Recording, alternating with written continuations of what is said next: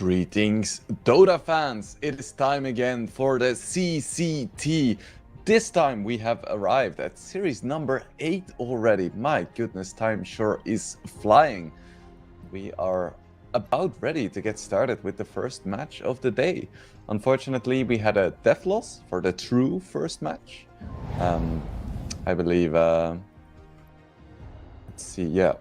Endgame got the win, so Winter Bear was like, nah. This ain't it today, but luckily we still have 3 amazing best of 3s ready for you guys. And I'm gonna be your host for Passion UA against Rabot9G. I'll have to figure out how to properly pronounce that, because I think they're also called Rabotiagi. But again, you can never be quite sure until you talk to the people that actually made the team. And I think that's quite unlikely for now. But let's first take a look at the standings as they are right now. So let's take a look. On top in Group B, we have Endgame with 6 points already. My goodness. They are certainly doing well right now. Then we have Ascura and Passion UA, who haven't played a single match just yet. We have Rabotiagi, who lost their match so far, and Winter Bear, of course, with the death loss.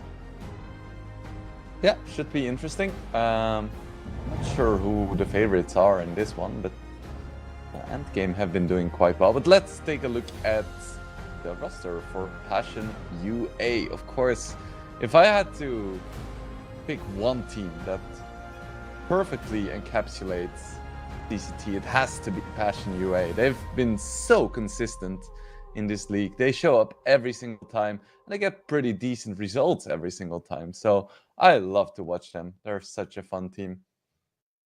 We have Crystallized, Niche, B-Body, Fernance, and Kraker. I believe, yeah, this is the same lineup that they've brought for a while now. Feels just like yesterday that they made a small roster change, but for the past at least 3 CCTs, I think they've had this roster. Of course, I love to see Fernance. He so consistently feeds, but then still has a lot of impact in the game. It's just lovely as a caster, because you already know what's gonna happen. Let's take a look at Rabotiagi as well. We have Snov 1, Mirelle, Spirit, Denten, and Azdecor R. I am not super familiar with any of these players. The only one with a Wikipedia page is their position 5, Azdecor R, who has a huge biography. Apparently, in February 2024, his main account received a V8AC ban, so that is interesting, but he continued to compete on a new account, including in Valve tournaments. So yeah, that's very interesting. I had no idea. The more you know. So we are into the draft. Let's see if the patch we had 4 or 5 days ago has had a major effect on the meta. I certainly hope to see it. We are at the start of the tournament where anything can happen. But it looks like what is happening is just Nature's Prophet getting banned. I think a bit of a trend. Tinker as well. Probably gonna see some bans on some other meta heroes as well. Maybe like a Jakiro, Tiny, PA. There we go. We'll see what they end up doing. As for Passion UA, they really like their Hoodwink. Hoodwink got a small buff, of course, so might start seeing some of that again. They like their Muerta, their Phoenix, their Tiny.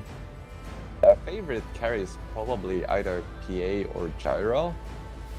PA has already been banned. They played a little bit of Bristle, so we'll see what they end up doing. There's not as many stats on Rabotiagi, unfortunately, because they haven't played as many tournaments and their players haven't been around as long. So we'll have to come up with that on the fly. So ban on Jakiro and Ringmaster as well for Rabot. Passion UA has 1 ban left. I wouldn't be able to tell you what that's gonna be. Maybe like a Magnus, Rishon Darkseer.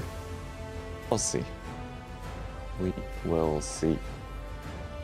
Was looking back at the patch, we had quite a few changes and some heroes, or I was certain that they were gonna get completely wrecked, actually still remained pretty good. So yeah, I'm ready to be surprised once again. Dota wouldn't be the same if not for all of the surprises. If it became predictable, it wouldn't be Dota anymore. I was so sure that we were gonna see a resurgence of TA with the buffs that she got, with the refraction cooldown and instances. So far, haven't seen too much of her. UA is certainly taking their time on this third ban. Usually you come into a series kind of having a flow chart where it's like, ooh, if they pick X, we're gonna pick Y. If they ban Y, we're gonna pick X, at least for the first phase, I think. But they end up banning Terrorblade and picking up Tiny. Tiny is one of those heroes where I was like, yeah, this hero is so dead. But I thought he was dead in the B patch already when they nerfed his armor, but he's still kicking. And it is one of Passion UA's favorites, of course. See how Rabot's gonna respond to this. What heroes are even good against Tiny?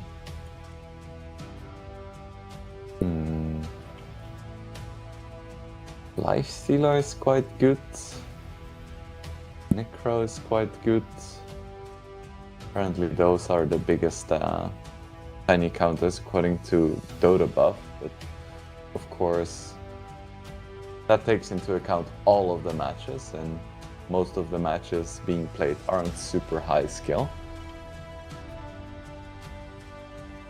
Rabot, they're gonna pick up a Slardar. Back in the day, this was guaranteed to be an offlane hero.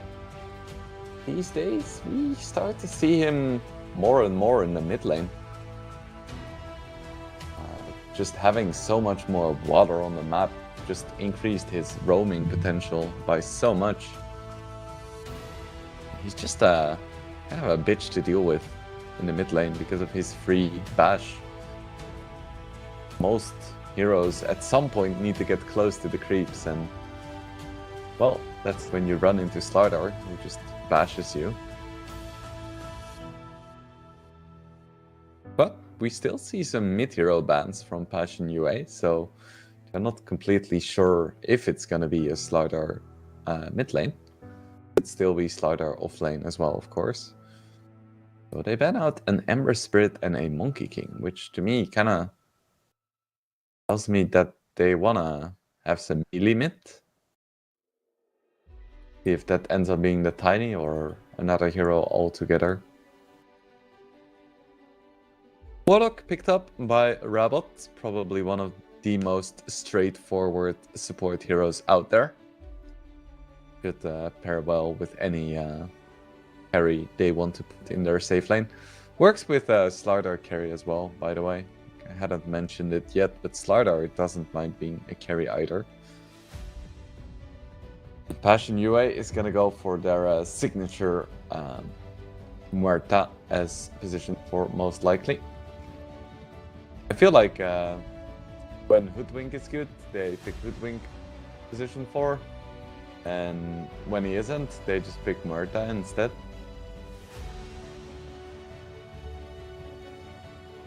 So that's gonna be probably the Fernand's hero.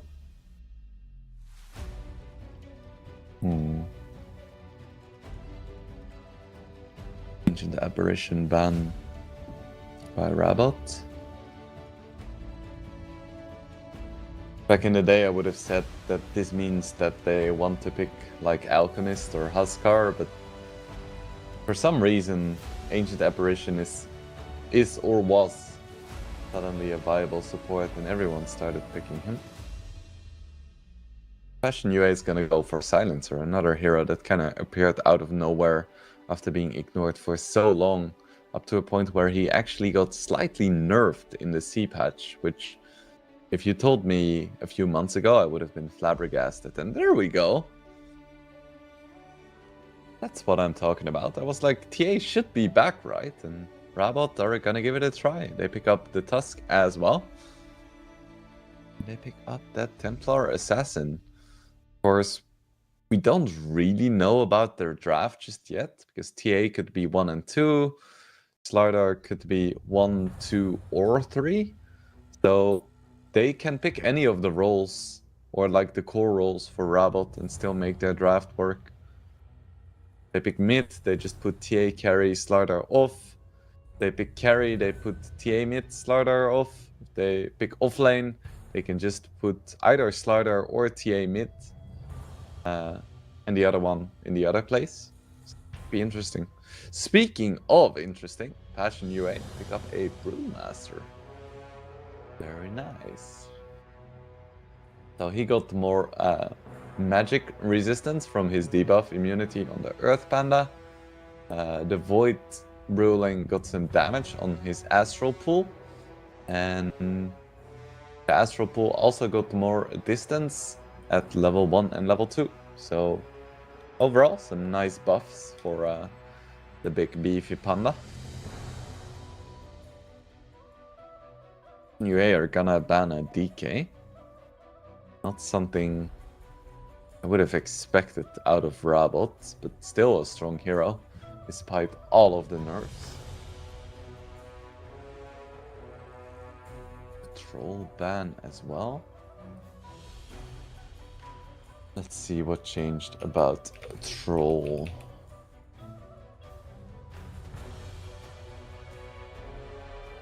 Nothing changed about Troll.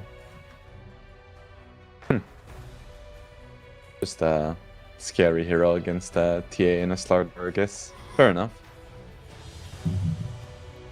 No big buffs. I still think the hero is kind of weak, but against these heroes, sure.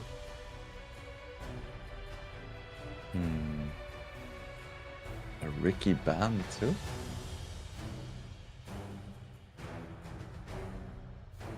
Another hero that was unchanged in the C patch. And Passion UA, they go for their signature Morphling. So they ban out the Doom, final hero that has clear regeneration reduction. Or yeah, so no AA, no Doom. Morphlings in the house, which means it's gonna be a mid-tiny, which definitely explains the Monkey and Ember Spirit bans. How is Rabot gonna respond to this? They have some reserve time left, so they can take their time here. 50 seconds left for now. What do you want to play against Tiny?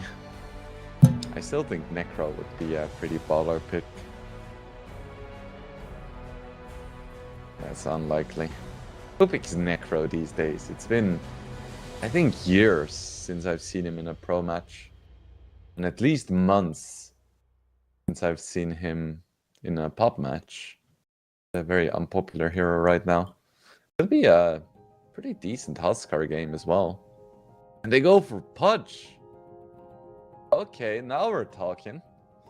Like, you know, first series of the day was a death loss, so let's make it interesting, I guess. Going for a TA, going for a Pudge, Slardar. We have a Brewmaster as well, we have a Morphling.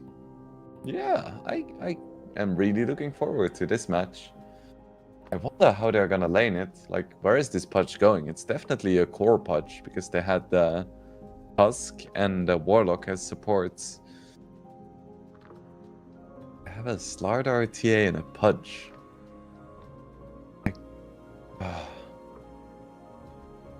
It's gonna be mid lane against Tiny, so I think all of those heroes should do well against Tiny in lane at least. Offlane is gonna be against Brewmaster. I'm not not really sure, but I don't think I want to play Slardar against Brewmaster. So Slardar should go off lane or mid lane. You know, I can theorize about this all I want, but ultimately, I think it's kind of a player thing as well. Like, if your carry is not a Pudge player, you're not gonna play carry Pudge. So we'll see where they end up going with their lanes, and then we'll make a mental note for the next games for future Pudge picks. See who the real Pudge player is. So should be getting into the game fairly soon. And of course, this is just like the second day of the tournament. We have at least a week more of matches coming up for you guys. So we have group stage until April 6th. So after today, there's gonna be 3 more days of 4 best of 3s. Then we move into the double elimination playoff bracket. Runs from April 7th up until April 11th. So 4 more days of group stage and then 4 more days of playoffs. Should be good. For battle. And we are into the game of the officially second series of the day between Rabot Yagi and Passion UA. So we have Mirella on the PA. And that's the mid. So it is gonna be mid TA. Looks like carry Pudge and offlane Slardar. Okay. Okay. That is interesting. Spoke about the regen reduction being all banned out, but technically Pudge has some regen reduction in his Aghanim's Rot. 30 seconds to battle. Seeing a bit of a clash as well. With late smokes coming out from both teams. Okay, he's gonna break for Tusk. Gonna find Fernandes, but Fernandes goes for a quick dead shot and he's in the clear.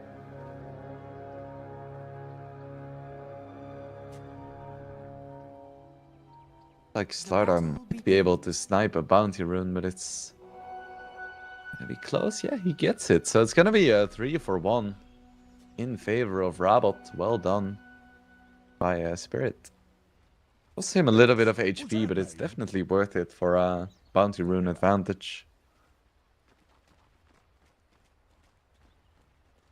Can be overstated how important that is, but it's still very nice.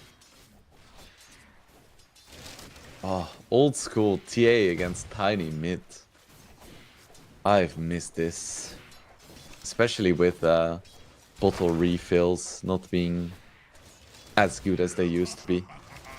The supports cannot just TP from base and refill your bottle. You're gonna have to do it yourself now. So there's more of an emphasis on outplaying the enemy mid, as opposed to just waiting for bailouts from your supports. Very lovely indeed.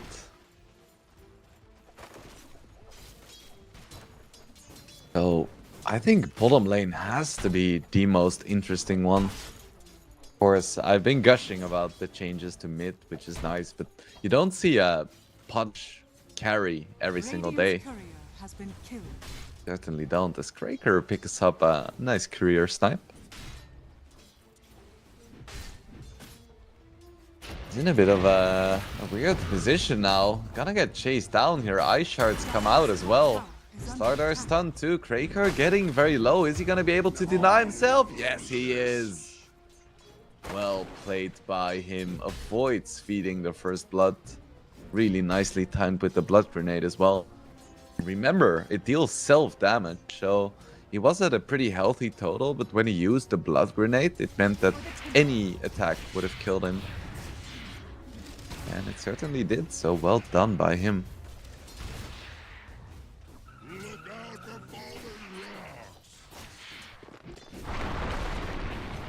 So far it looks like mid lane is roughly even. Small lead for the TA as expected. Both the carries are farming. Crystallize. Taking a bit of damage there, but it's gonna survive. Can be a little bit scary with level 1 morph, because you don't heal up that fast. So if 2 heroes are hitting you, you're probably not gonna out-heal it.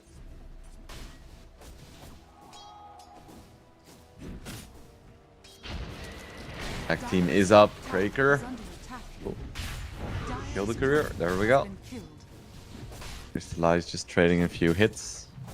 I think he would rather be hitting the neutral creeps under the tower, as indeed he moves. Misses a CS. Feels bad, man. Yeah, so far, decent start for Rabot. I believe Passion UA were the heavy favorites for this match, but they've been doing well so far. Only Slardar is struggling a little bit, but not that much compared to the Brewmaster.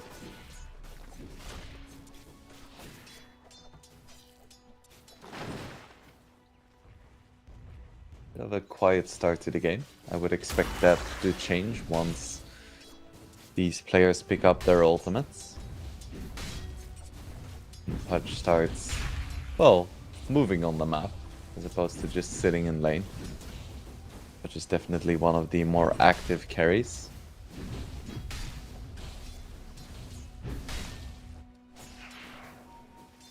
He's getting quite low here.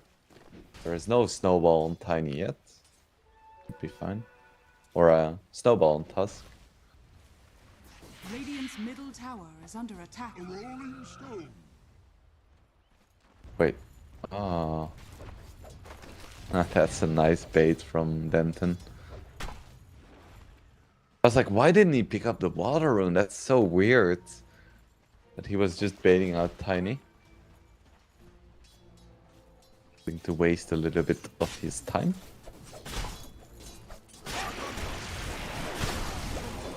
Pudge needs to be a little bit careful here. Ooh, and so does Kraker as he finally does go down. This time, no cheeky neutral deny. Tusk plus Slardar are just too damn strong. My deepest thanks. Looking really good for Rabot so far.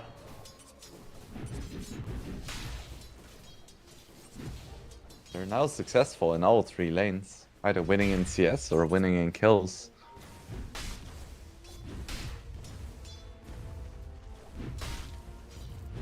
I see phase boots on Spirit soon. I don't think they skill super well on Slardar, but for chasing people down at the start of the game, it's gonna be quite nice.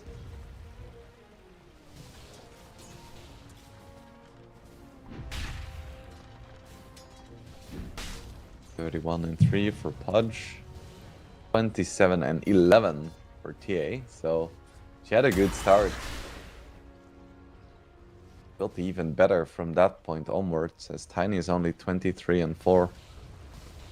That's like half a level of advantage at least. We'll see how that changes once Tiny does pick up the blink. Dire's middle tower is under attack.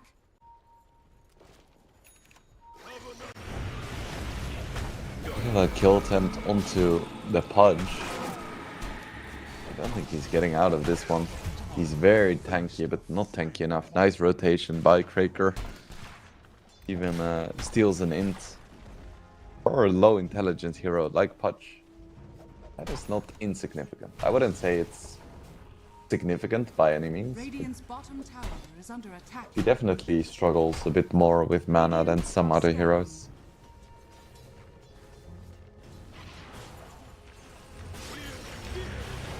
Gonna go again. Not really. Just faking out.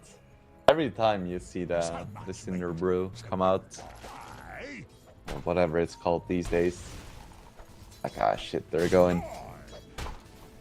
I've been traumatized by Brewmasters in the patch.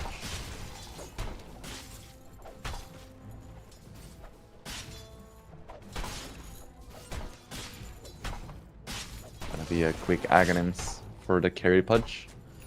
No surprises there. Choppers are looking sharp. Very good against Morphling and kind of necessary for staying relevant and farming.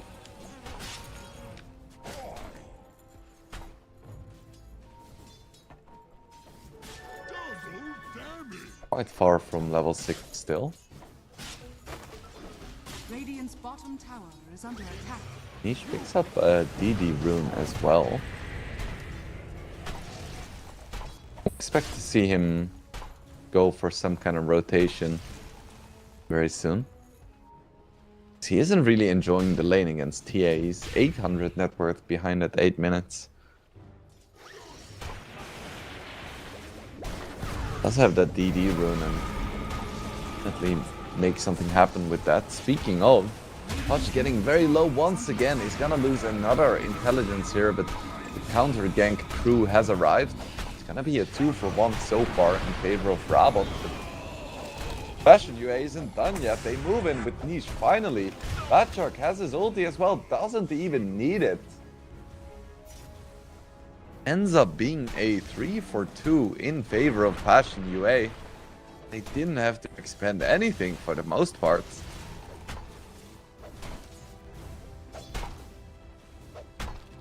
Brewmaster now with an earn charge as well. This is a very scary lane to come back to. Dire's middle tower is under attack. Gonna be a spirit vessel soon. Dire are scanning.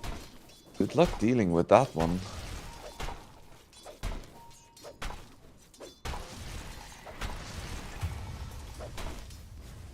Niche picks up another one. Bottom tower is under attack. Pudge carry has now died, I believe, 3 times.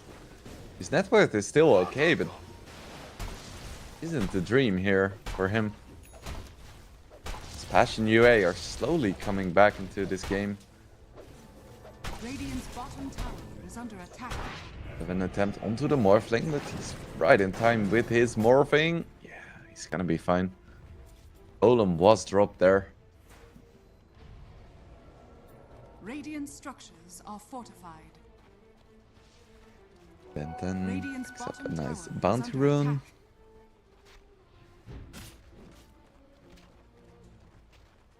Gonna make a stack as well. Not Dire's sure who top that is tower for, is but under attack. sometimes you just get the inclination to make stacks. Gotta respect it. Radiant's bottom tower is And under move attack. into mid lane.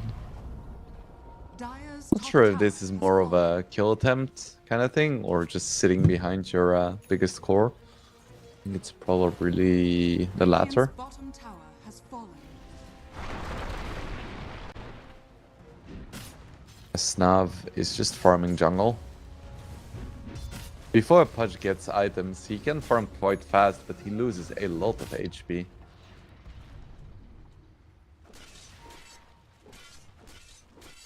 He's quite vulnerable to being ganked.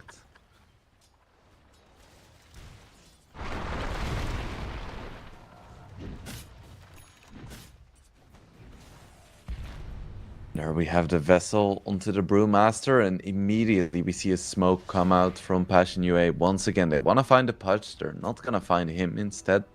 Probably going to be finding the Warlock here. Be a relatively easy kill. Smoke breaks.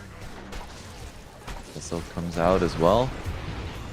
Are gonna pick that one up. Niche picks that up for himself. Tips coming out, keeping it spicy. Radiant's middle tower is under attack.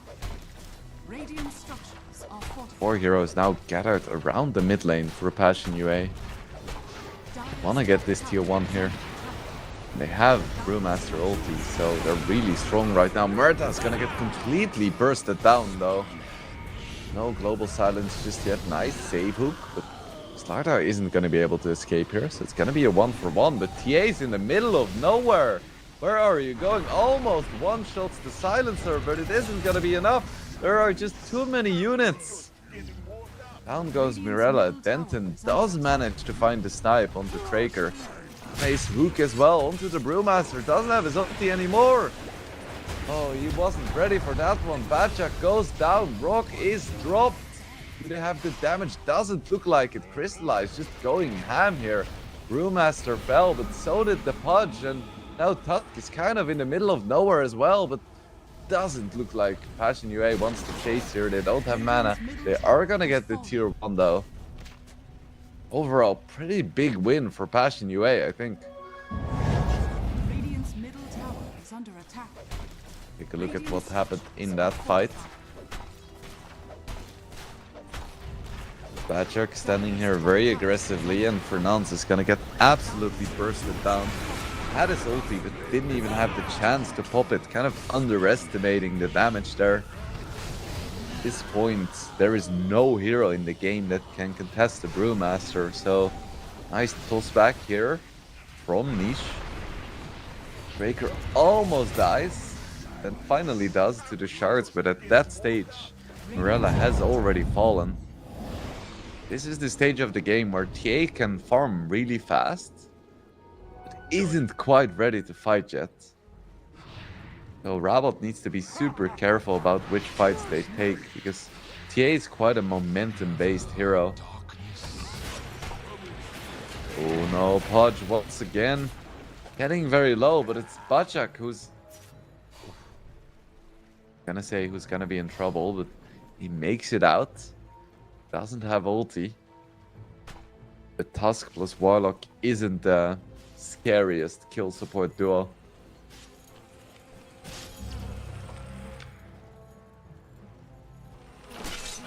First no. Just doing his best to try and farm.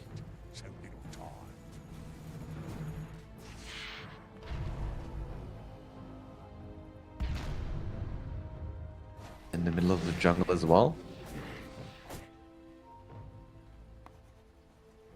All of Rabot just trying to get their items for now.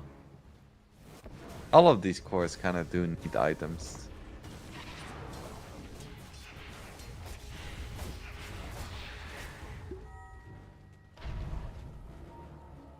And then you have Aztecor who's like working towards a Pavis. They're gonna go into the Pudge again. Big Dagger is up now from Niche, and yeah, kind of no escape for him. See a Dismember come out, immediate silence. And Global wasn't even needed, so that's gonna be another death for the carry Pudge. Chuck is actually going for a Radiance. Full greed mode on this brew.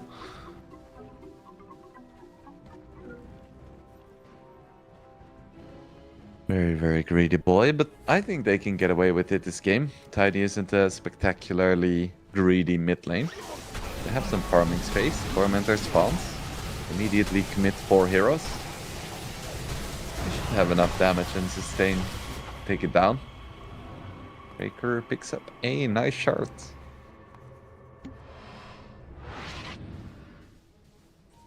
Ooh, TP top from the Brewmaster. He's at 2/3 HP. Needs to be a little bit careful, probably. It's not a lot of burst damage for Rabot, but they do have some. And with the TA blink, down goes Bachak. Wasn't expecting that one, that is for sure. Top tower is under attack. Nims is almost up for the Pudge, but it's very slow.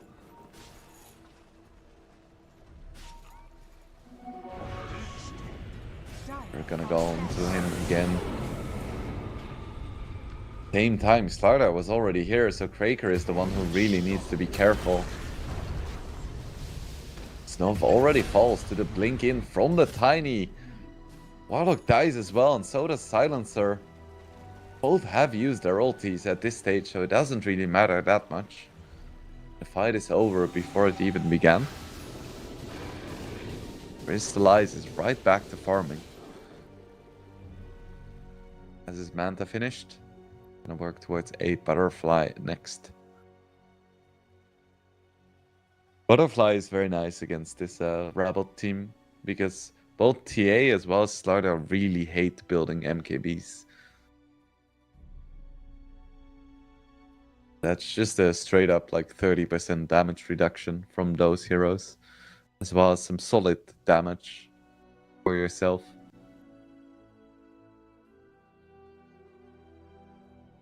Maybe a small pause as TA has some issues. Started off really well for Rabot, but then Passion UA just had some slightly more coordinated moves. They're now leading by a little bit, and I think in a situation where a Morphling and a TA have the same farm, Morphling is gonna be way stronger.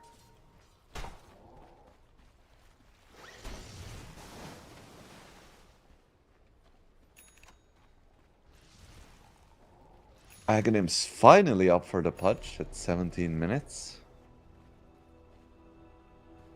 That's gonna accelerate his farm a little bit.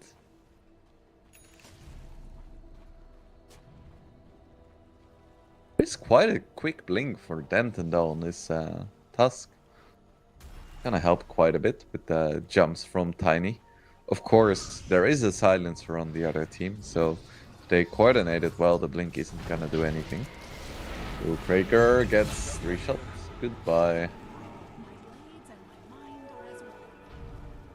No amplified damage needed. The guy just disappears.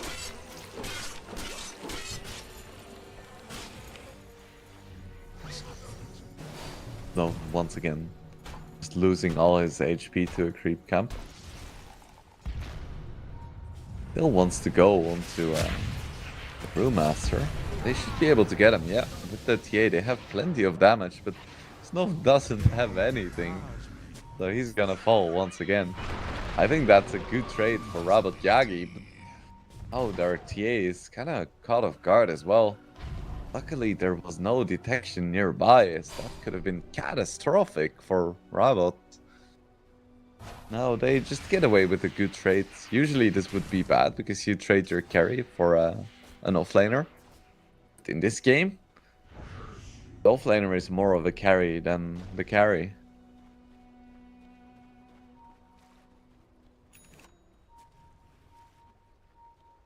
Quick BKB from Slardar. He's quite farmed. He picks up another one. Breaker falls. When I mentioned that Passion UA's lead is increasing, Rabble takes it right back.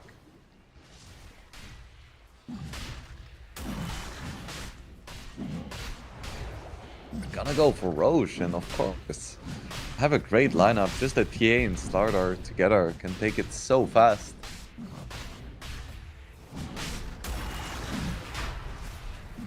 With the attack team as well, so much damage coming out, and it's gonna be a nice Aegis for the TA.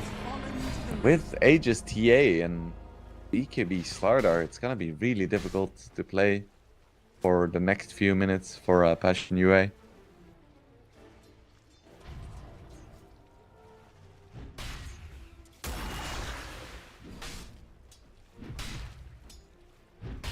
We're just chilling in the mid lane. At this stage, I think Rabble slowly wants to start choking Passion UA. You want to move your heroes forward, make sure Passion UA doesn't have the space on the map to farm on all 3 cores.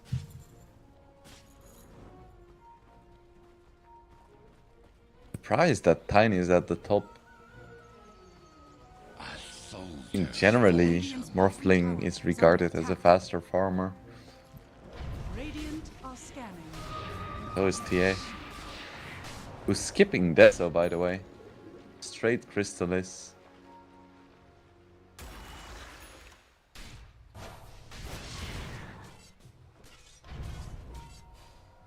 Atos for the Murta.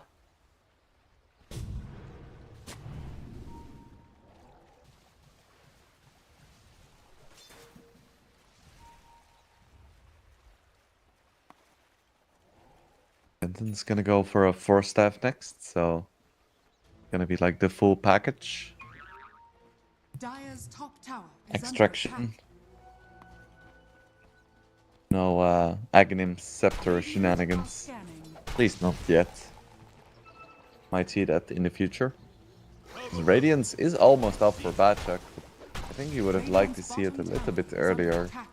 He had such a good start. Then he ended up dying a few times, and now it's gonna be quite late. Radiant's bottom tower is under attack. Still, it's It's gonna be a big item. He has a pipe queued up afterwards. Ooh, and Tusk gets absolutely exploded. I think I would have probably liked to see a Lotus Orb after Radiant structures are fortified. after the Radiance. Getting that extra armor and possible Radiant's Dispel bottom for tower is under attack. whichever one of your heroes gets jumped. Dire's courier has been killed. Pipe is fine Radiant's too, I bottom guess. tower has fallen.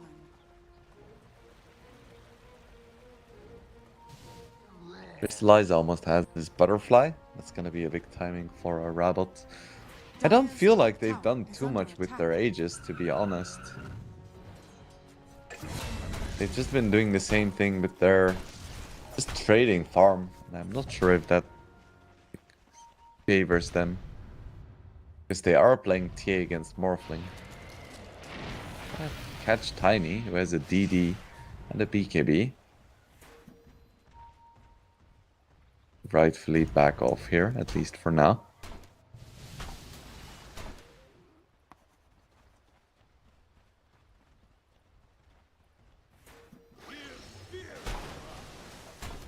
Tiny actually queues up a Mantis Towel. He's like, oh, I want to Dispel as well. I think I would have preferred AC, probably, for his team. But he might be banking on a Brewmaster getting that at some point. I think that point is going to be quite late though, so I would have preferred to see it earlier, like Spirit is doing. Just blink, BKB, AC. That's also the build you want for Tiny this game.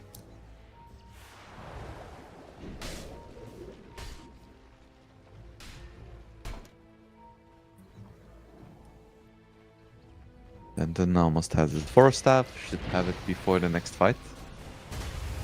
Ooh, and TA did go for a quick MKB. So I mentioned how she doesn't like building it, and it was going to be like a flat 30% damage reduction for Morphling, but they actually pick it up at the same time. Mirella, beautifully done. Batchuk, is he going to be able to get off his ulti? The answer is no. Global silence, too late. Down goes the Brewmaster. And now it's going to be Tiny in a lot of trouble as well. Fernand's also being taken down. Niche gets wrecked. Fernand's dies. It's going to be a 4 for 2. Mirella already with the triple kill. Oh my goodness, what a disaster of a fight for Passion UA.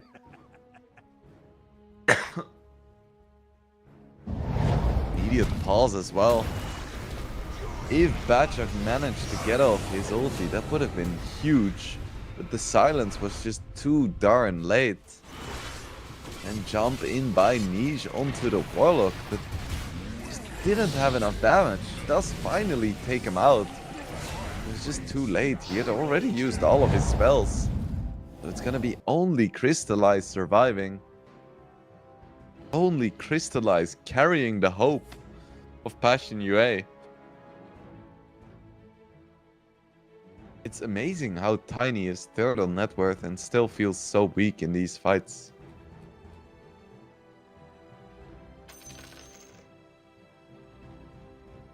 Pip comes out to the Pudge. Not sure why.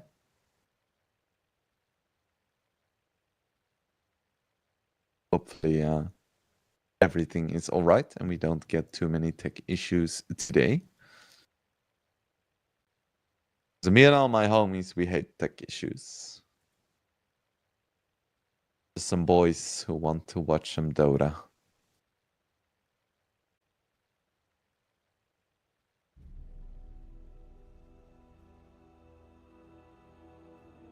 Still, I think Passion UA could still be in a good spot. Crystallize is still quite strong, despite his butterfly not being that effective.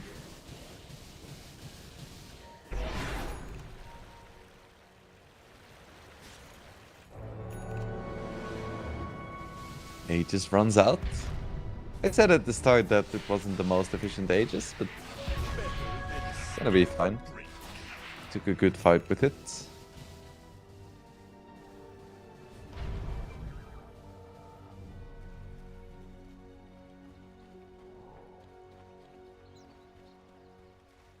Let's see.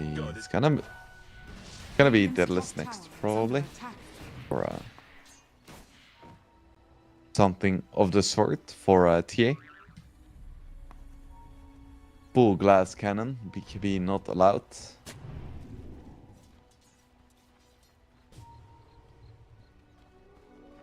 And then tries to get out some vision, tries to get the bounty. He's gonna be very successful in both. I've been quite impressed by the way he's playing this game.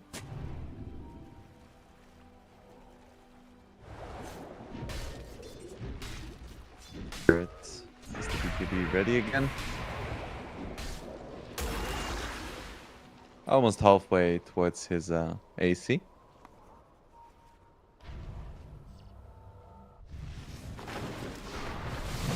Gonna be another Tormentor attempt for Passion UA. Kraker! Kraker! Oh no! Oh no! That toss in by Tiny. Oh, poor guy. This hasn't been his game so far. Poor Kraker. Still, Shard picked up for Muerta. That's worth killing your position 5 for, I would say. Then again, I am mostly a core player, so that is just my opinion.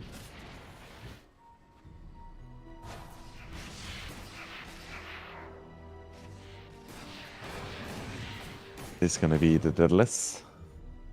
Eva's picked up by Pudge. See, this is why you get that Aghanims. So you can actually start farming decently well.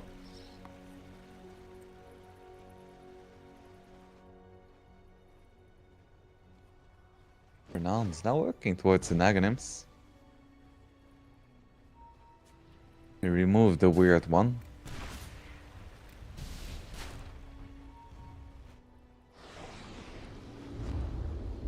Looks like Rabot are once again looking for something. If they can start off the fight by killing the Brewmaster, that is huge.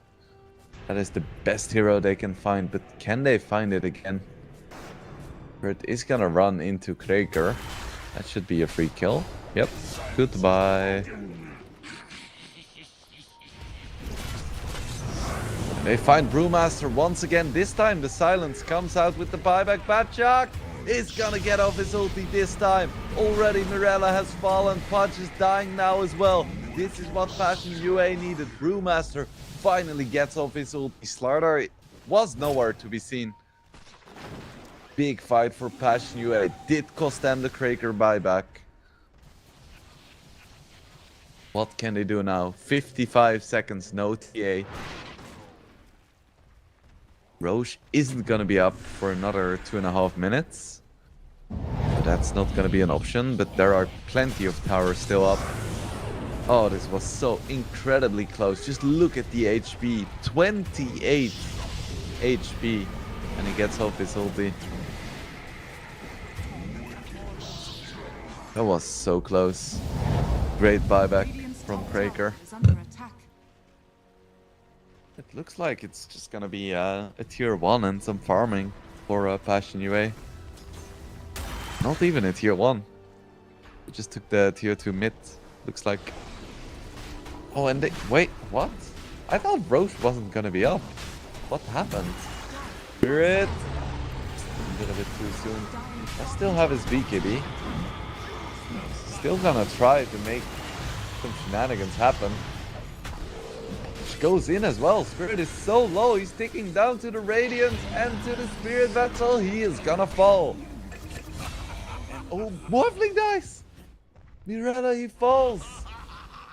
The rest of Rabot arrived just in time. Niche does manage to get the Aegis, but Crystallize falls.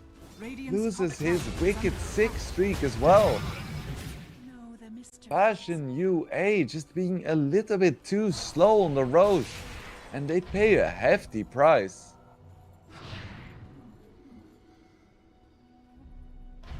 No Aegis for TA, at least. That Dire's was middle tower definitely is under not attack. what Passion UA were hoping for. Bit of a sloppy game by their standards so far. Usually they're pretty darn disciplined.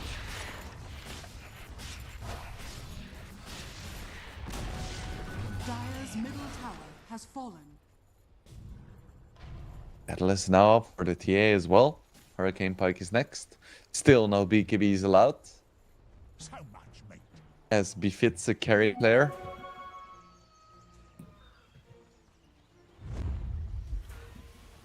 A soldier's fortune. Again picked up by Murta. So Fernand's gonna try to get some of that map control back. Keep in mind, there is no buyback on the silencer for the next fight, which means that if Rabot manages to jump silencer, there is gonna be no silence in the fight. And without silence, it can be hard for the Brewmaster to stay alive long enough to get that crucial ulti out.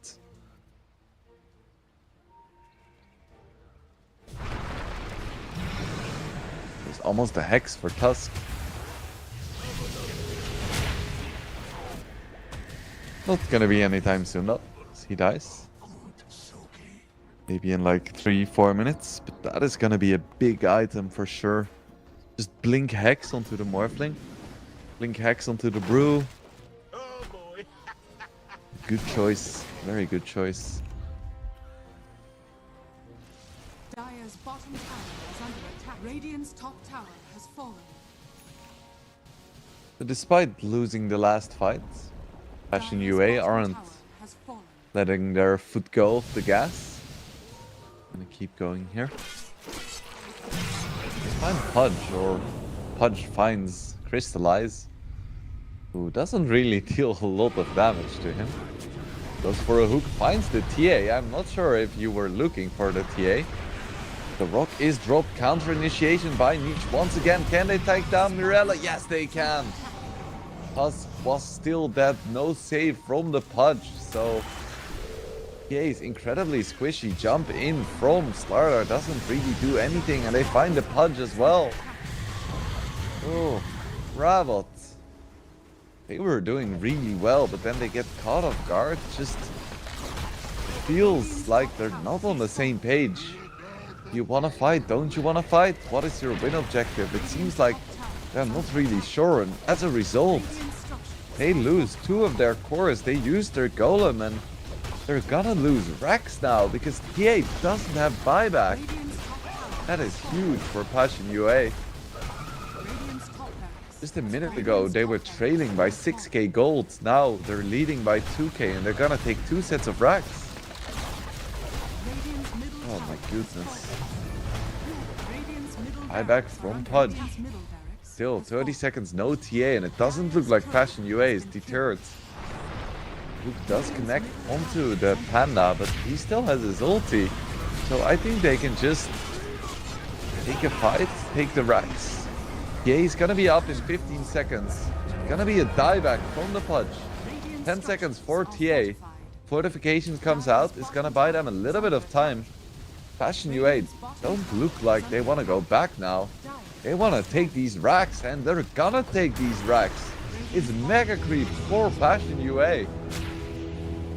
Can Rabot defend this? They're gonna try to take a fight right here. Niche pops his BKB, so does Spirit. Can they find anyone else? Doesn't look like it. Passion UA is gonna run away with this. Still chasing. Crystallize gonna TP out. That was a 15k gold swing in just over 2 minutes. 3 sets of racks as well. This is what I spoke about with the discipline for Passion UA. They can be trailing by 6k gold, but you give them an inch and they take a mile. You make one mistake, they immediately capitalize. And Rabot just wasn't ready.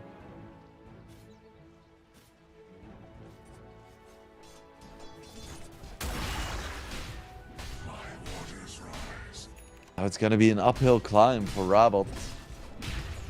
I haven't thrown in the towel just yet. They're gonna try to defend, but Oh, mega creeps. Don't have the best lineup for dealing with it either, as both of their supports don't really have good wave clear.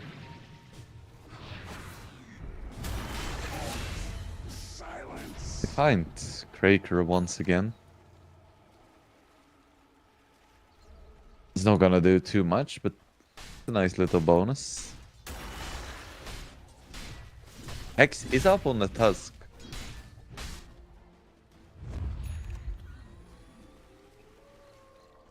If they manage to kill a few Passion UA heroes, let's still take this. Start onto Fernance. That'd be a nice freebie. We're gonna see a big fight here. Toss back onto the TA once again. She doesn't have a BKB, so she's very vulnerable. Rock is dropped, but this is a bad fight. Rabot disengages.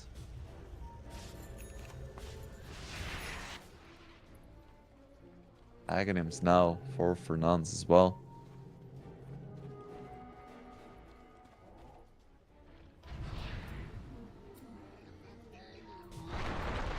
Spirit, be careful. Doesn't get clipped by the avalanche. At the same time, the waves are pushing in. Slowly taking down the buildings in base. Those protective barriers protecting the throne. Defense is being eroded away while they're on this little expedition. All Passion UA has to do is be patient, and they're not patient. Instead, they're gonna lose Crystallize. Very sloppy. No one on Rabot was showing except for the Warlock without ulti in base. You have to be a bit more careful.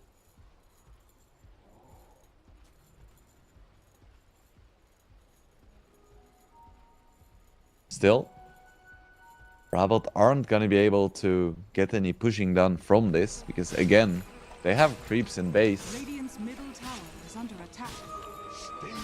It's a nice kill, but it's not a consequential kill.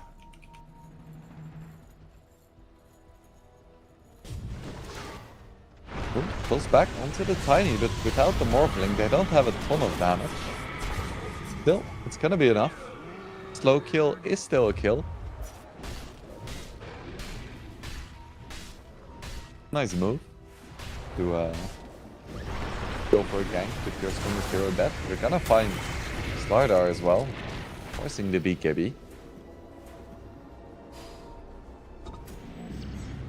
Once Morphling respawns, Roche is gonna be up. You should be able to take that no problem whatsoever. Blessings.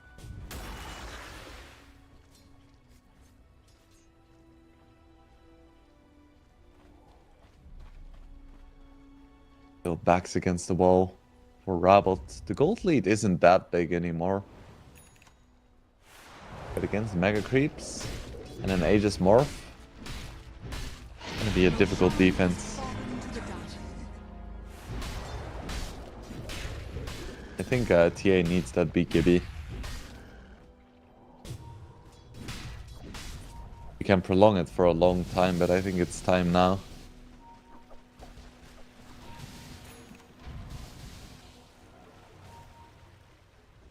This is a scary morph. How are they gonna approach this base assault? Oh, just instant primal split for vision and control. Oh, the jump in gets stopped by the Tiny, and they don't manage to kill anyone. There is no BKB on the Slardar. He immediately gets taken down, and so does the Tusk. And Tusk doesn't have buyback. He's a few hundred gold short. Buyback onto the Slardar is going to be able to find the jump onto Batchuk, but there is another split. Batchuk gets it off once again. Crystallized man fighting. GG is called as Spirit dies back. It's gonna be a 1-0 lead in favor of Passion UA after what can only be described as a sloppy game, perhaps. Very good for Rabot at the start. They had some really nice fights, and Passion UA made some uncharacteristic mistakes, but ultimately Rabot just made one mistake that was slightly just too much. Passion UA capitalized, and Rabot never managed to catch back up. So that's just how Dota works sometimes. Regardless, this is just the first game of a best of 3. So the players are gonna take a little break. I'm gonna take a little break, and we'll be back in roughly 10 minutes for game number 2. Stick around.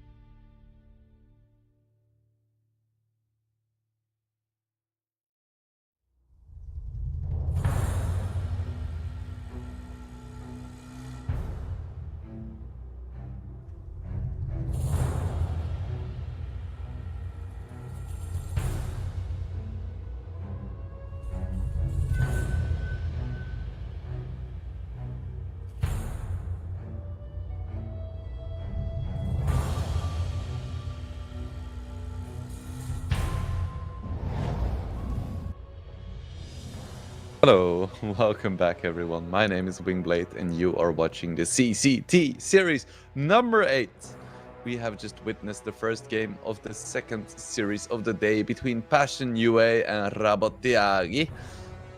For some time it looked like Rabot might be able to take it. They had a good start, they had a good mid, but then they kind of fucked up at the end, and Passion UA, they don't let you fuck up twice, so they took Megas, they took the entire map, and from that moment onwards, the game was kind of over. So let's see if Rabot has it in them to take Passion UA all the way to a 3-game series. We are into the draft, so let's see what these teams have in store for us.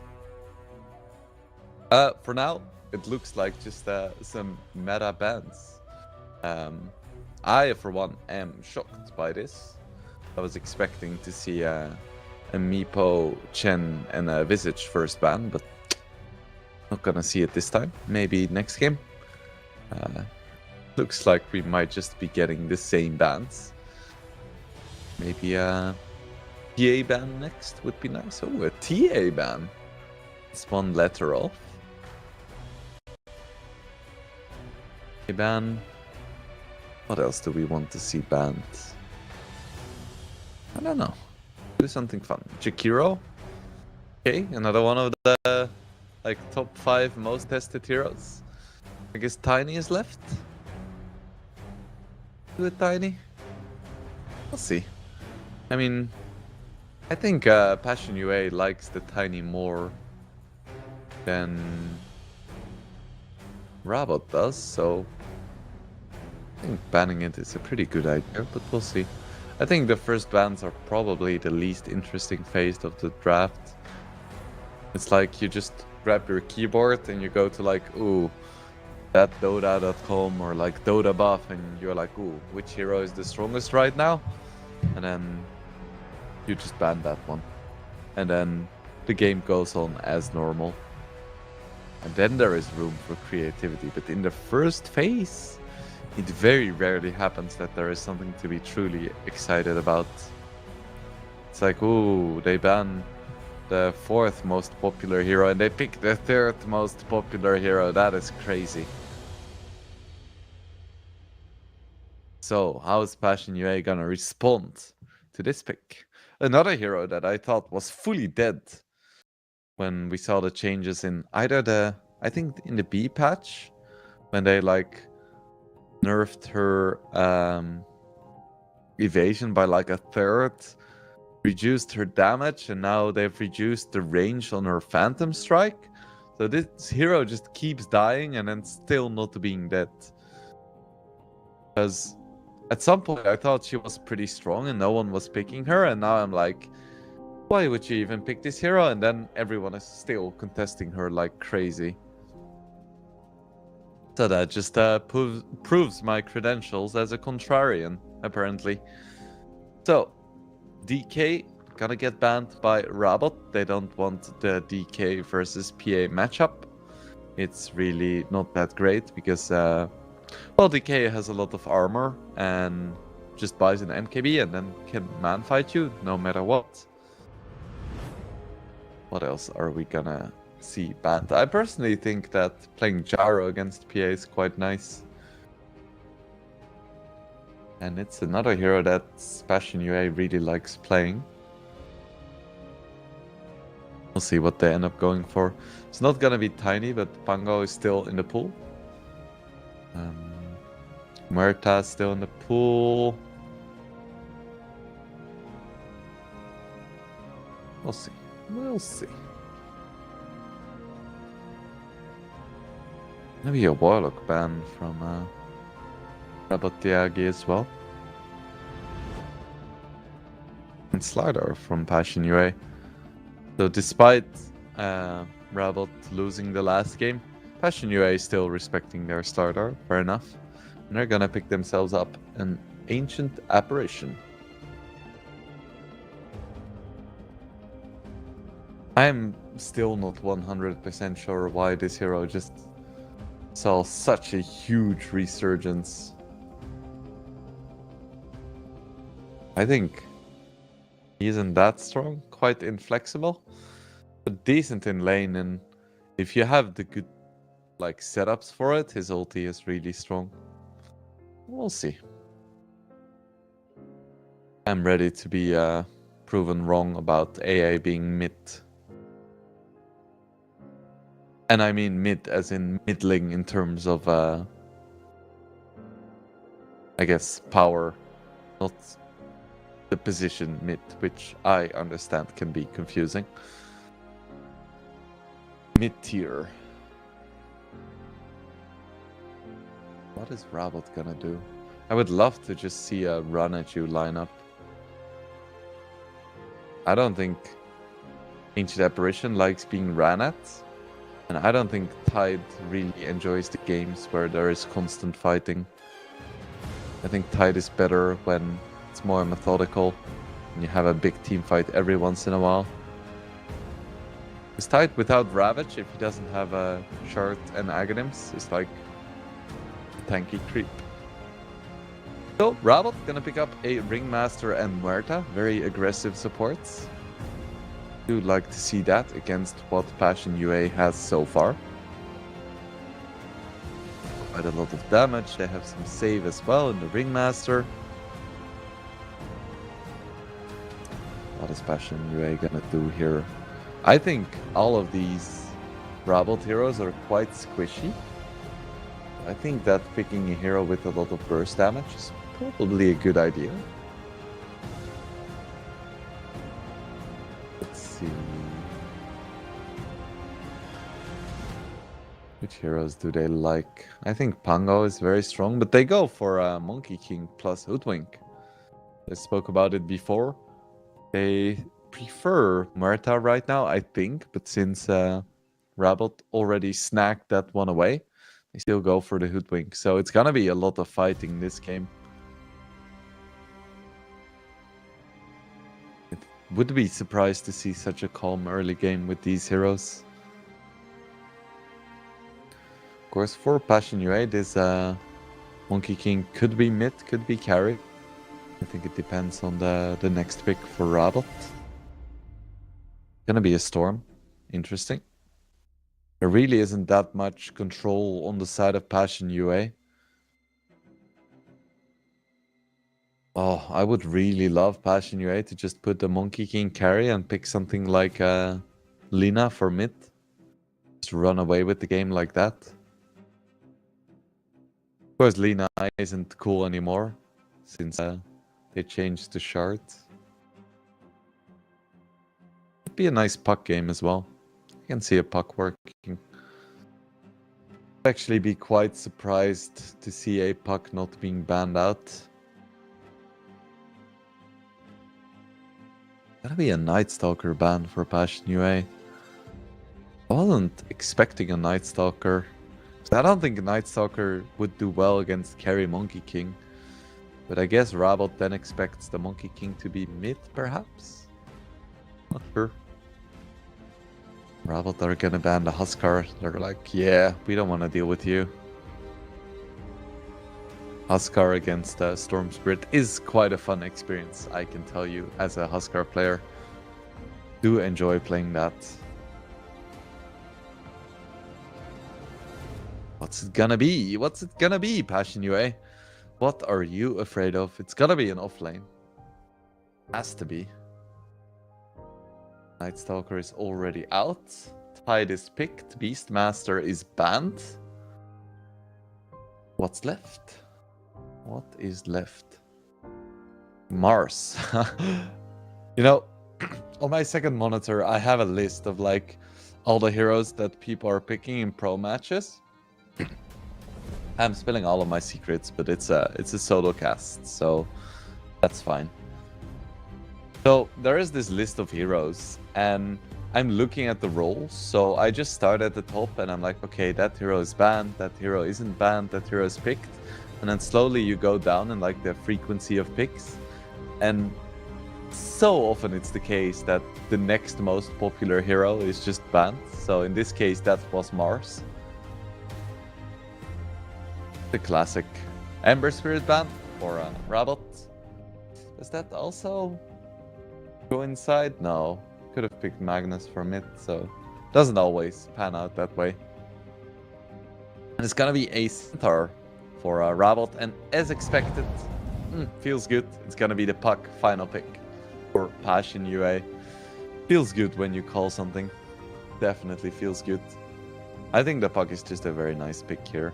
I'm surprised that Rabot didn't see it coming. I think Puck is way scarier than Ember would have been, because it provides so much control. Like, someone stampedes, it doesn't matter if you're coiled, and coil is such a nice setup for Ice Blast as well.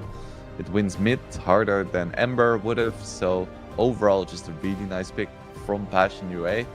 And I have no co-caster to ask me, but I'm still gonna say I think Passion UA takes this game. I much prefer their draft, despite me liking what Rabot Yagi is doing with their supports.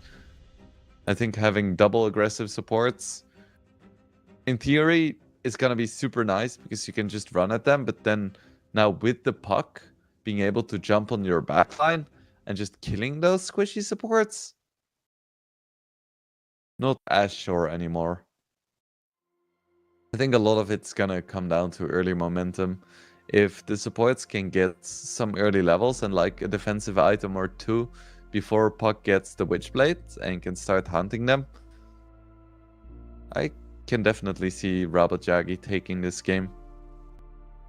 Because heroes like Tide and Ancient Apparition, they don't really enjoy like skirmishing styles of gameplay. So if Rabot Yagi manages to like get a good start and keep up the aggression, I can see Passion UA kind of crumbling. But that style is quite difficult to play against a team that is as organized and as disciplined as Passion UA. So we'll see. We are into the game. It's the second game of the second series of the day. We'll see if Rabot Yagi has it in them to take Passion UA to a decisive game number 3. And otherwise, we're just gonna chill for a little bit and wait for the third and fourth best of 3 of the day. For now, let's just focus on this one. Passion UA went for an early smoke, which signals that they probably don't really want a clash at the runes. Rabot Yagi, I don't think they've smoked yet, so they could try to go for some kind of fight, and they definitely have the lineup for it. Centaur PA, Ringmaster, Murta, pretty strong heroes. Monkey King level 1, kinda meh. Fuck. Ancient Apparition. Still, they might be able to find Ringmaster here. They're not gonna commit. Niche takes the bounty rune though, so this time it's 3 bounty runes against 1 for Passion UA. Last game it was flipped.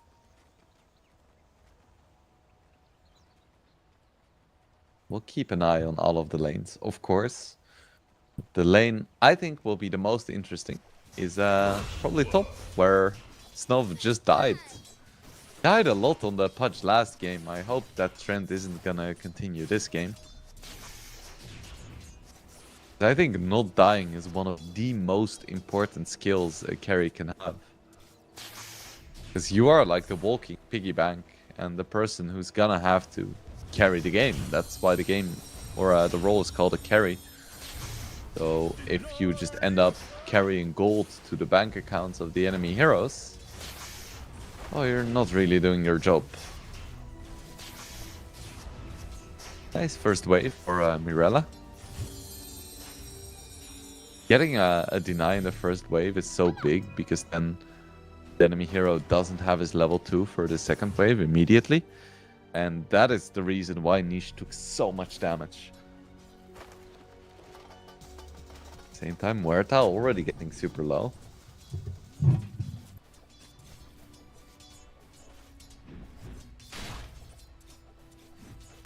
Patrick, the very tiny little man. Some creeps. Guy tends to have a pretty decent time against PA. Still, I fully expect PA to still be able to farm just fine.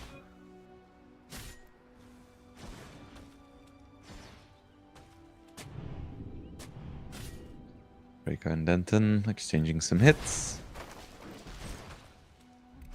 Nothing crazy there, just support gameplay. Is he gonna get the D ward? Yes, he is.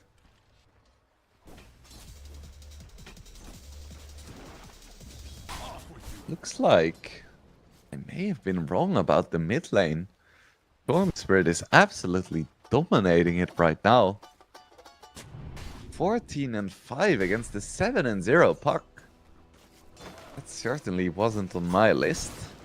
My bingo card. Snob jumps in. Deals some damage to Fernand's. Pitiful amount, really. Yeah, 16-5 against 7-0. That shouldn't be happening. We'll see if Puck can recover somewhat in the later stages of this lane. Otherwise, it's what could be referred to as a Peppa Hand situation. Mirella is getting a little bit low, needs to be careful. Has a single tango left. Whereas supports cannot TP mid to refill his bottle, so he's gonna have to wait for the water runes. And at this stage, if I were Puck, I would be screaming at my supports, please help me secure one of them and deny the other from Storm. So I think that's the way back into this lane for Niche. Oh, misses the flag bearer as well. Rough, rough, rough. Radiant structures are fortified. Speaking of surprises, the Centaur is out CSing the Monkey Dire's King middle in this tower lane. is under attack. On the subject of things that shouldn't be happening but are.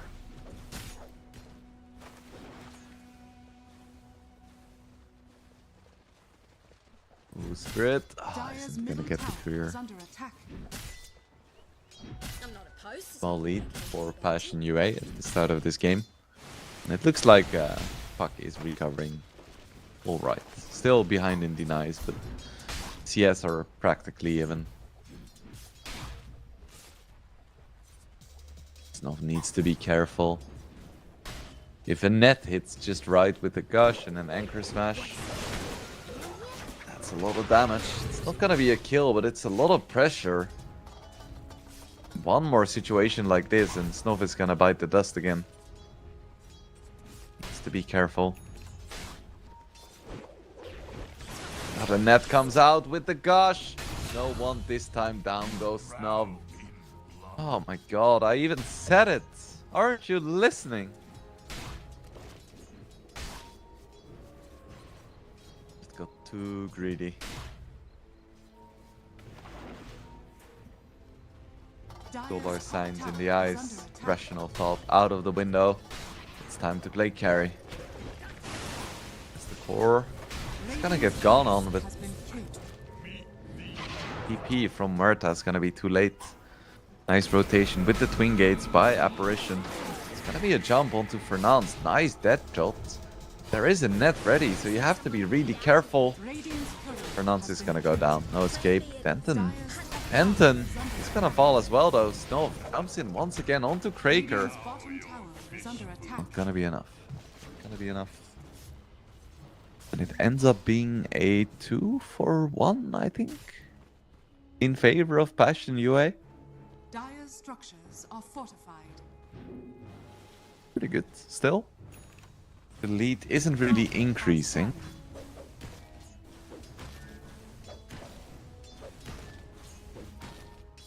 I think we're gonna see true aggression once Puck and Storm Spirit have hit level 6. For now it's just a Puck who somehow managed to get level 6 before Storm.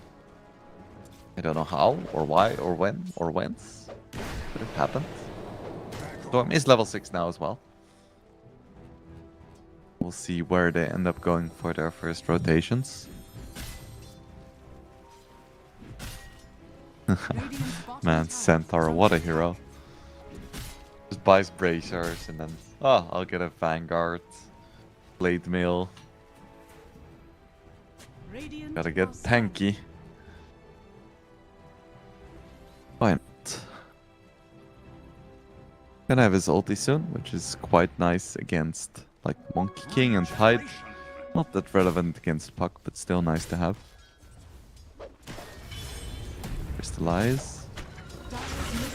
It's gonna get gone on a little bit with the Storm Jump as well. No response could be in time. Dire's top tower is under attack. Radiant's bottom Same tower time. is under attack. Snov is perfectly fine, so it's exactly what you want to be doing. Oh, I jinxed him, didn't I? Dire's middle tower I is under jinxed attack. him. I'm sorry, Snov. Radiant's bottom tower is under attack. It's gonna be a gush fairly soon. Creep wave is coming up. Snov jumps away. He's gonna survive. I was about to say, whenever your team is ganking the enemy carry, you want to play defensively as a carry to make sure that you don't become like the trade. Dire's middle tower is under attack. He almost died there, but ends up surviving, so I guess it's fine.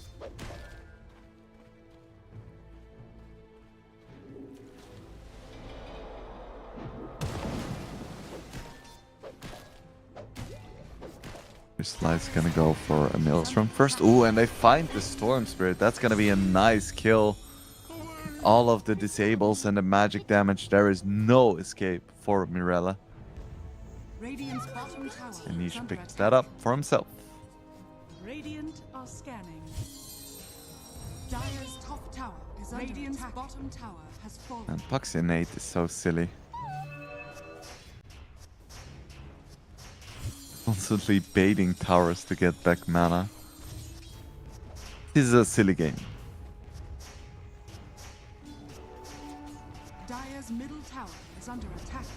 Dire's top tower has fallen.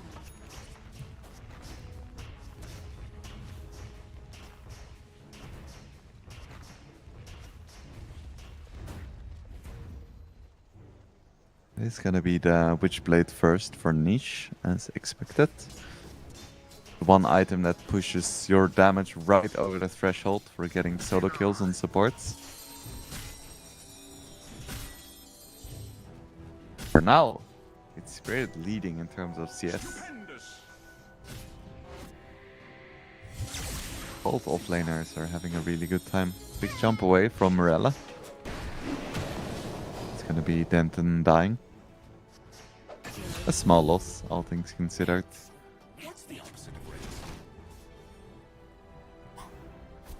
We're gonna get the Ancient Apparition and Hoodwink ulti soon. That's gonna be a big timing. Those ultis are a lot more important than the ultis for Ringmaster and Muerta. We're gonna see another big spike from Passion Ray coming soon.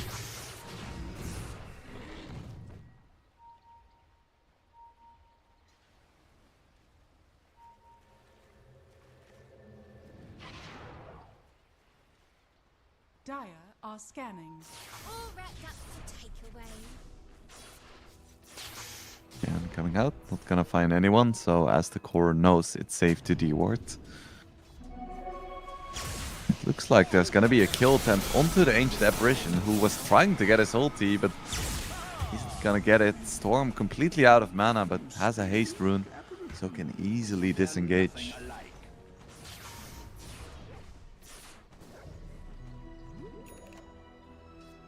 Radiant's middle tower is under attack.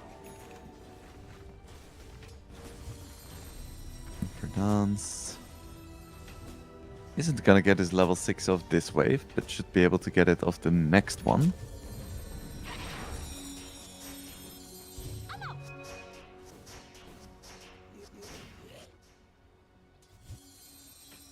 Rawny mana. Very nice.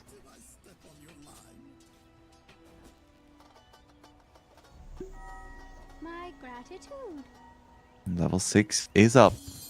On the Ancient Apparition at least. Radiant's bottom tower is under attack. First it's gonna be stack clearing time though.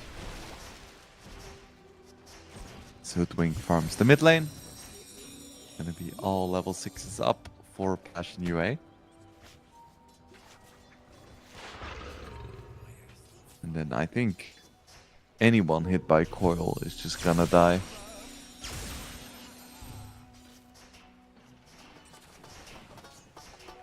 Excellent.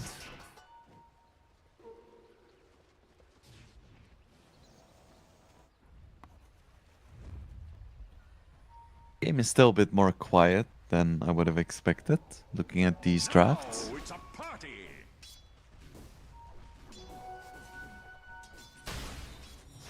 Looks like Passion UA is enjoying this stillness just a little bit more. They have all of their cores just safely farming in a lane. Find Snov as well. Just the two supports is gonna be plenty to take down Snov. Radiant's middle tower is under Stampede attack. was even popped, but there was too much damage from the Dire's Passion top UA tower is supports. under attack. Didn't even go together with Niche. They just knew they had the damage. Snov goes down. Dire No Battle are Fury scanning. for you, sir.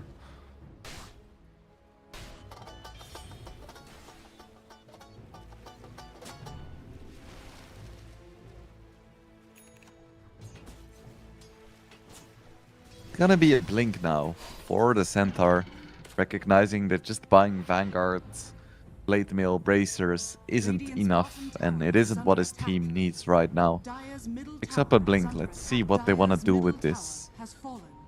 The Tide isn't gonna be a isn't gonna be an easy target to take down. Even the puck is relatively tanky at this stage. I think the best option would be the Apparition or the Hoodwink. Potentially the Monkey King if you can get a good jump with follow-up.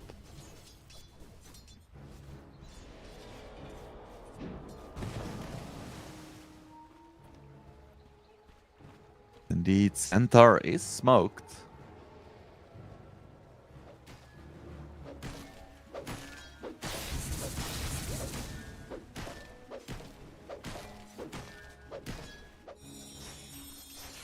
See what they find. Ancient Apparition is an easy target. That's what they're gonna go for.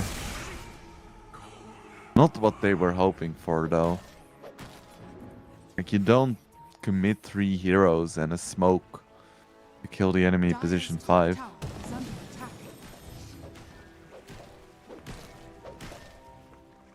Battle Fury is up. Invisibility.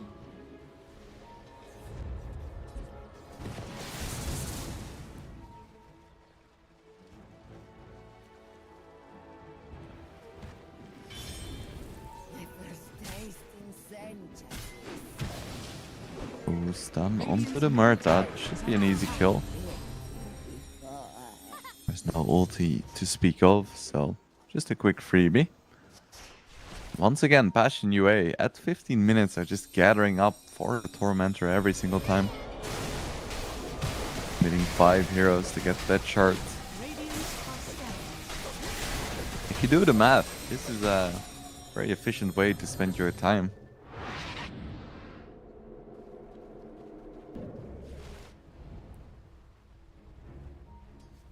Now with the Blink Dagger as well. So both of the offlaners going for a quick explosive build. We've seen Tides just go for like pipe and shards, but no. This is Blink Blade Mail. Right in the middle of the action for Batchuk.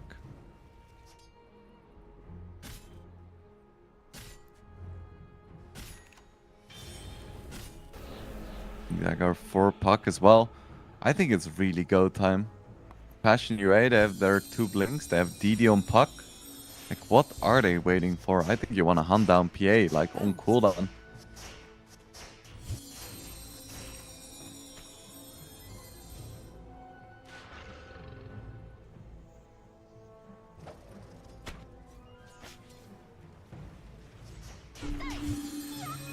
Doesn't look like it's the case for now. At the same time, Monkey King needs to be a little bit careful as well, so he's gonna move towards the top of the map, recognizing that his team is very far away.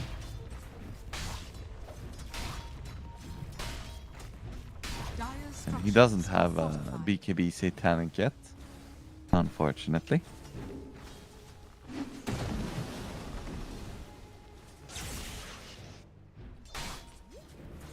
Radiant's bottom tower is under attack. Patrick still going for shard. Has a lot more cooldown than it used to, but still very good.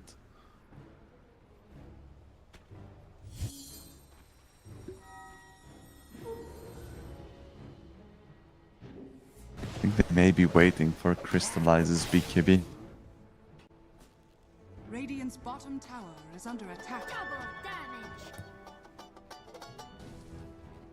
BD is activated on niche, but no one for Rabbit Yagi is even close. They're just gonna slowly start pressuring this tier 2. It's like, where are the Dire's heroes? top tower is under Guess attack. we'll try to hit some buildings then. Radiant's middle tower is under attack. Radiant structures are fortified. Dire's top tower is under attack. Ulti shooting towards mid lane. Stampede comes out as well. Ulti, I believe, missed. Everyone is going to survive. No big commitments aside from Stampede. Ravage still up. Coil still up. Ice Blast is cooling down, but it's not that long of a cooldown anyway.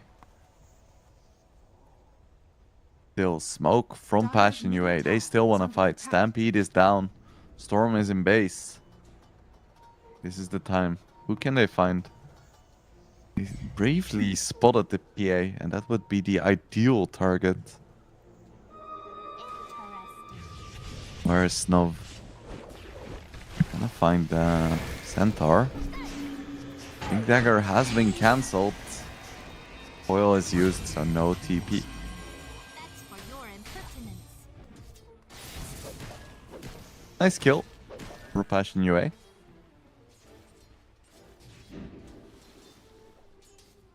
Crystallize. Oh, Crystallize. Don't do it, man. Radiant's middle tower is under attack. Dire's bottom Oh, it's tower so is scary. under attack. It's so scary. At least his team is close now. Radiant are scanning. There is always a possible counter initiation with Ravage, and they're gonna find Ringmaster for free. Nice dominating spree for Batchuk. Crystallize inching closer to his BKB. By no means incredibly farmed, but definitely farmed enough, I would say. It's kind of a low farm game. No big outliers. Dire's top tower has fallen. Yules for Puck. Very defensive option.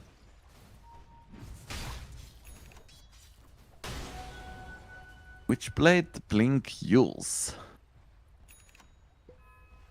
Speaking of defensive options, EA has picked herself up a BKB as well. So both carries are gonna have that up their sleeves. Would expect to see a fight soon, but then again, I've been saying that for like the entire game and we've had 15 kills, so maybe it can wait a little longer.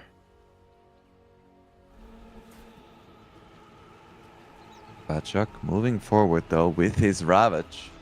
Has his Blink ready. You don't want to overcommit too far. Kenton is just gonna TP it. I am shocked. Shocked and appalled.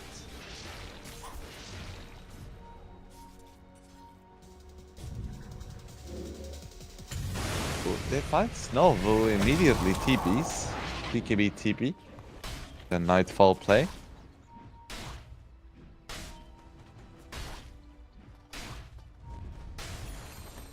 Another smoke comes out from Passion UA. They know there is no BKB on the PA now. Knowing Rabot, they're just gonna try to avoid the fight again. Dire are scanning. They're gonna find at least the Storm Spirit. That's a good kill. Doesn't have his BKB just yet. They find Ringmaster as well. isn't gonna escape from this one either, despite his cool tricks. Down he goes. Dire's middle tower is under attack. So that's now 3 kills for Passion UA, very evenly split out. And as of this moment, I'm just not really sure what Rabot Yagi wants to do to win. Radiant's top tower is under attack. Like, they're stalling. They're getting farm on their PA and they're achieving that, but what then? Do they just want the PA to like solo carry this top game? tower has been denied. Behold!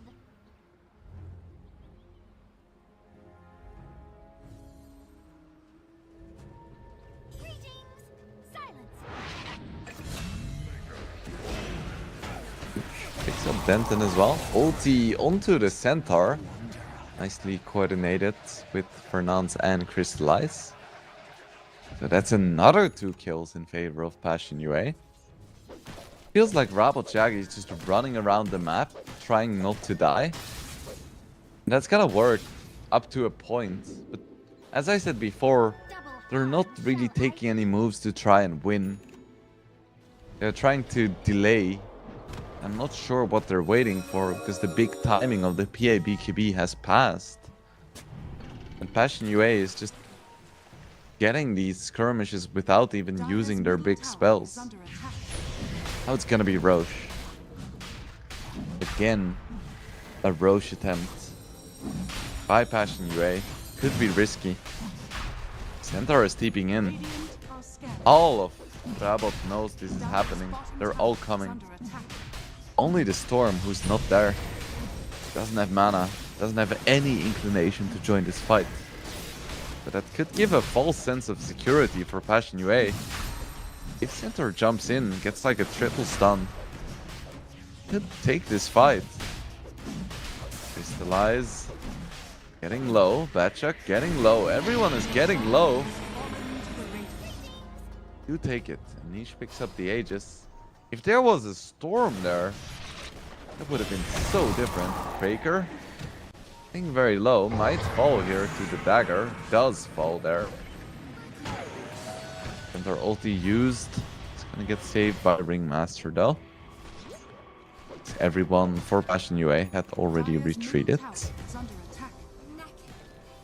And Snowy picks up another nice exit frag into Fernance.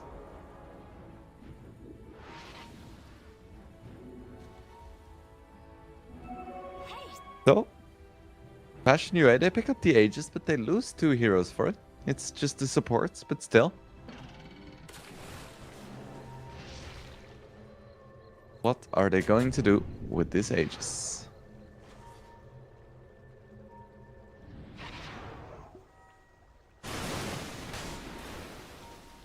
It's like they're trying to push the tier 1 and the tier 2. Muerta's looking to creep skip.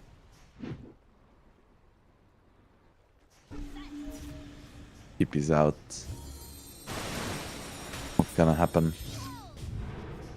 Should be at least the tier 1. Probably the tier 2 as well. And once again, Passion UA is gonna go for the Tormentor.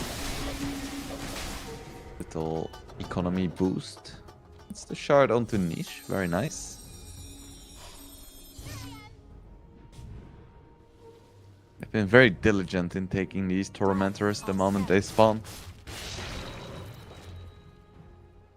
Dire's bottom tower is under attack. Radiant are scanning.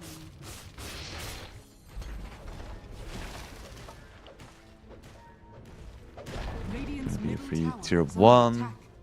Should be able to take the tier 2 as well. Don't look that interested in it. Radiant's top tower is under Just attack. Monkey King kind of chipping Dire's away. bottom tower is under At the attack. same time, Rabot Dire's structures hitting the are tier 2 fortified. top. And I don't think that Passion UA really wants to go for a trade necessarily. Ice Blast comes out. High TP's in as well. Structures are fortified. It's gonna get completely bursted. BKBs were popped, doesn't even pop Ravage. That is a little bit awkward. Snow does get really low, doesn't have a BKB anymore. Jumps away. he gonna survive here? Looks like he is. Awkward engagement from Passion UA. Should be able to pick up Denton at least. But they lost 2 for that, and Rabot stopped the push as well, so... Yeah, I'm not sure what that TP from Tide was. Because if you TP there, you should assume that the enemy has vision on the cliff. He kind of didn't think about that, or didn't think it would be a big deal, so all of Rabot just pop their BKBs and jump him. Awkward, to say the least. Lies, gonna pop his ulti. It's a lot of damage. Just pushes right through the blade mill. Crystallize still has his BKB. Has to be very, very careful. Snov is close, but they pick up the center. He still has his BKB up. There is a Ravage as well. He's gonna pop it for the Storm, and they pick him up immediately. There we go. There is the Ravage. Not sure if the BKB was still down for Storm, or if Bacek was just too fast. That is what Passion UA were waiting for. Take down Storm, take down Ringmaster off of the back of a really nice pick off on the Centaur. 8k gold lead now. Tier 2 is gonna fall mid. That's gonna be the end of it though. I don't think they can take Rax here. Dire's middle tower is under Yeah, attack. back to farming you go.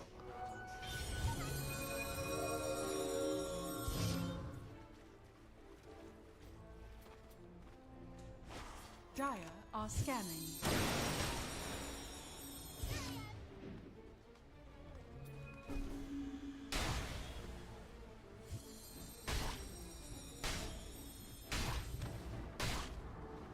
Tide has his Aghanims finished, now going for a Shivas. With this build, he farms incredibly fast. Gush into Anchor Smash, kills almost every single camp.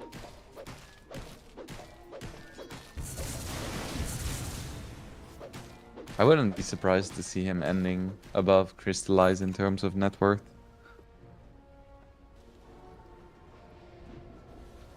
A prize. Behold.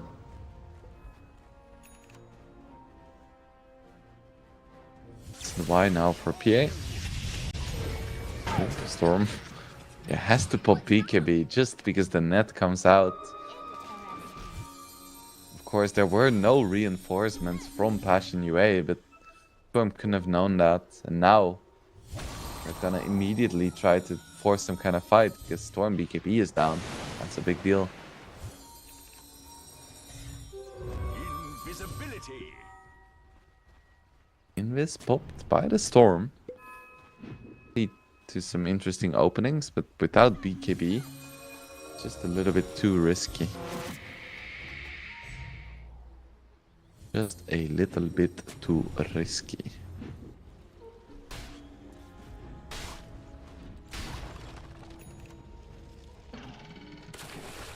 Like, isn't quite level 18 yet, but ideally get his level 3 ulti before he has to use it. They're still aggressively looking for fights here. Jumps in. Doesn't pop the Ravage yet. Once again, just gets bursted completely. That's the power of the PA shard. So really awkward fight for Passion UA. Once again, trying to focus down the center. Are gonna be successful. So it's gonna be a 1-for-1 so far. Fernand's escaping with a sliver of HP. Find a nice Murta kill on the backline as well. Yeah, it is gonna be a kill. Lies, need to be a little bit careful, doesn't have a BKB anymore. But Storm is out of mana. Gonna be a 2-for-1 in favor of Passion UA. And it's very nice, especially because the Tide, I wanna say, didn't have to use his Ravage.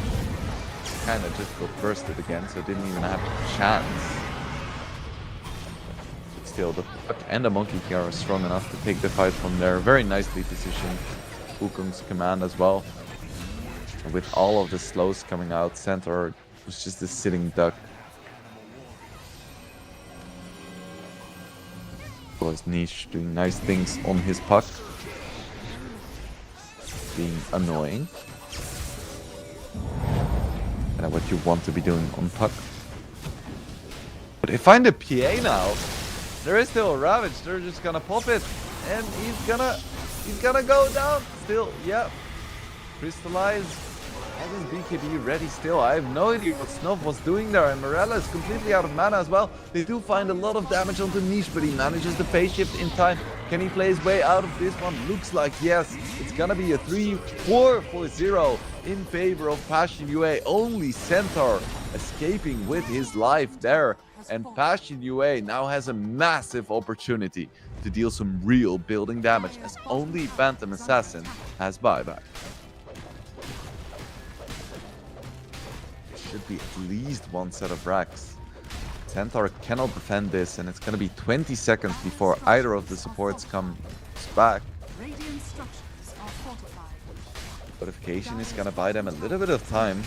They could try to go for some play with the PA buyback, like jump in with Centaur, supports TP in, PA buys back, but it's all so risky, and even then, you're not gonna have time, so it's a single set of racks for free in favor of Passion UA.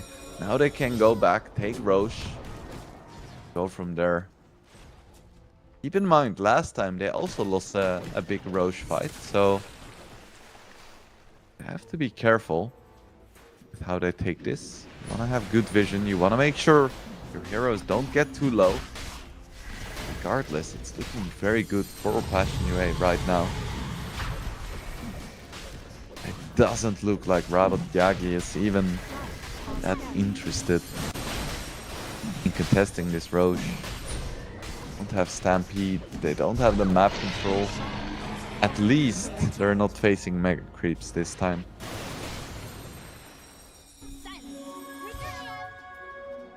Gold for me.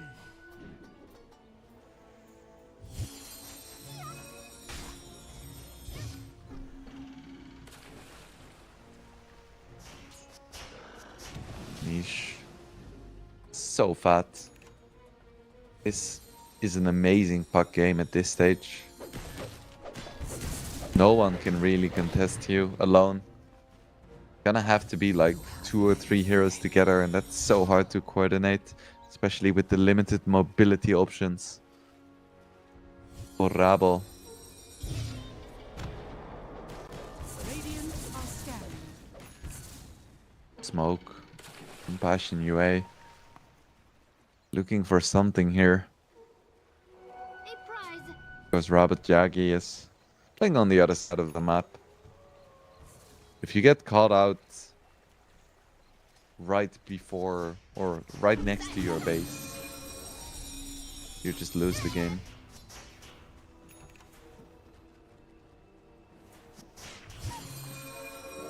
Mjolnir now for puck, why not?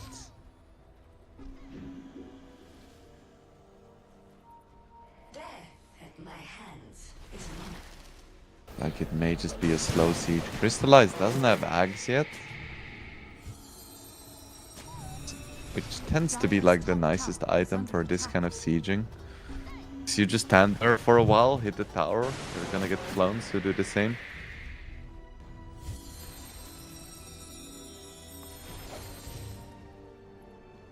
Should be able to do some damage, but it's not ideal. Top tower is under Monkey King isn't a super great sieging hero. At least not with this build. Of course, Roshan's banner is gonna help with that quite a bit, as it is now actually a decent item. Not just free gold for the enemy team. Actually helps with sieging now. Catapults should be able to take this range tracks. under attack. No problem whatsoever.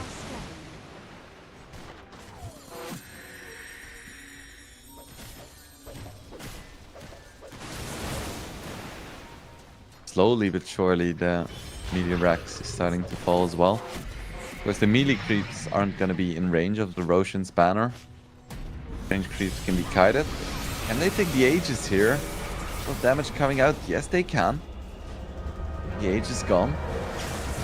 Only BKB popped for Storm. Big jump onto the Monkey King by the PA. Both BKBs pop. King is gonna live through it, and now BKB is down. Ravage hits just the PA inside the casket. Puck is gonna fall as well, though. That's a big kill. Well committed by both teams. Rax is finally gonna fall. All things considered, that was quite a good fight for Rabbit Jaggy, though. They lose the Rax, but they get a pretty good trade, taking down the Aegis and the Puck. Dire are scanning. Maybe it's not enough. Maybe it's not a good trade. Maybe it's just a trade that keeps them in the game somehow. Big jump by Snob onto Crystallize here. Pretty short, he manages to jump away. Niche jumps in aggressively, gets silenced. What did he die to? Yeah, just a stun, another stun. A few tower shots. Overplaying his hand there.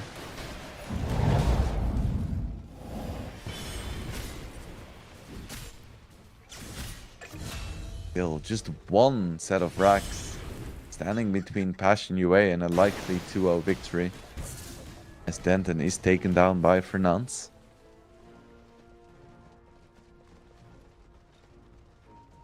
As Passion UA is unrelenting in their map pressure, even with the puck dead, you're gonna stick close to this tower base. You're not allowed to get back into the game. So you don't get to leave your base, except for in the bottom lane.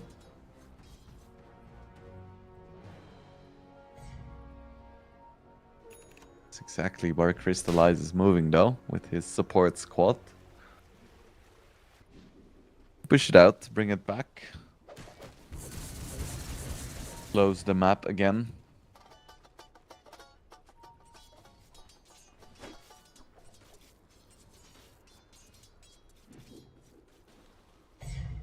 Wouldn't be surprised if Passion UA waited for the next Roche. If they can't find a nice pick-off, that is. Oh, Crystallize got pinged out so hard. He's gonna get jumped as well. Still has his BKB though. Didn't even pop it. Mirella has to be careful here. Eyes. Trying to go for his ulti. He's getting so low now. He's gonna get it off. That is very awkward. Steps back into the circle. But his supports have already fallen, so he's kind of alone. Still a jump in by the Puck and the Tide. They have enough damage. They take down the PA. It's a 2v5 and they're making it work. Niche gets a double kill, gets a triple kill. Do not discount Niche on his Puck. The DD rune doing incredible work there. They take the 2v5. And it actually works. That is insane. He does have a buyback. I guess there isn't much of a reason to buy back. They just took that fight. It looked cool. It's not like Tide and Puck are gonna be able to do some insane pushing now, I think. As Niche is just farming the jungle.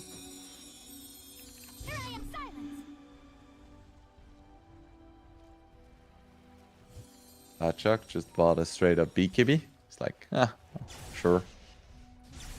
I keep dying to the fan of knives, so let's buy a BKB. Reasonable deduction. Niche gets another one. This time on the Storm. Hello. Storm, what were you doing there? As the core goes down as well. Storm doesn't have buyback. Master does, but that is a bit anticlimactic, I would say. Losing mega creeps like this. PA does have buyback, but it's so awkward. 10 seconds left. Isn't gonna do it. It's gonna be straight up megas once again. Very awkward.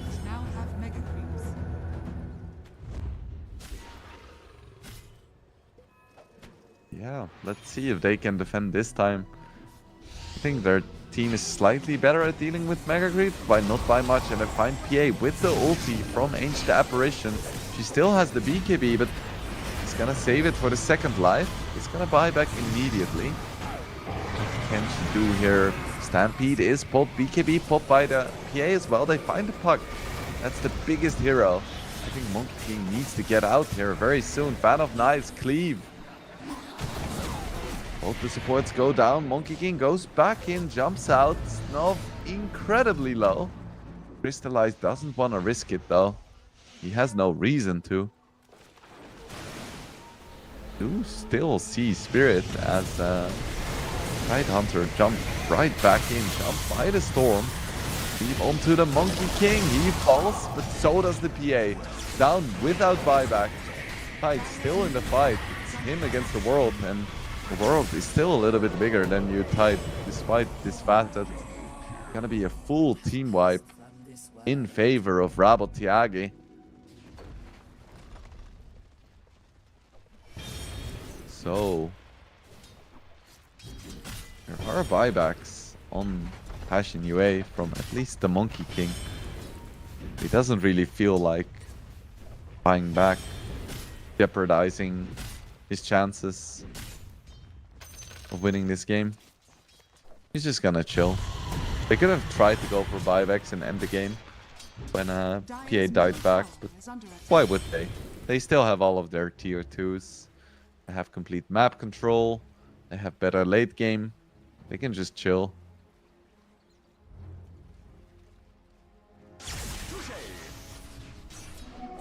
Oh, if Mirella had Aghanim's, at least they could try to do something. Like some big wombo combo that wins them the game. In the current situation, not so sure. They need a miracle. Here I am. Over here now.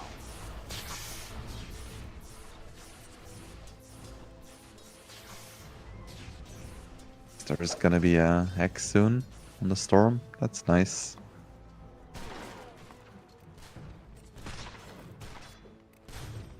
We're gonna have to find some big initiations though to win the fights. They have one BKB each. Very scary.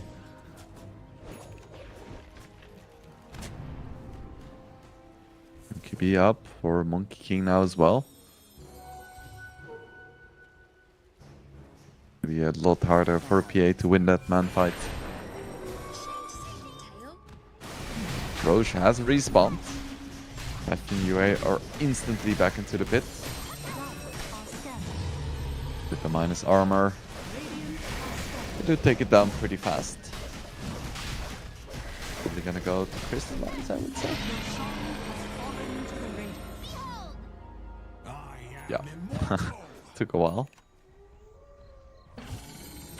Buck picks up a BKB as well. Doesn't have buyback, but doesn't really need the buyback because of the tier 2s.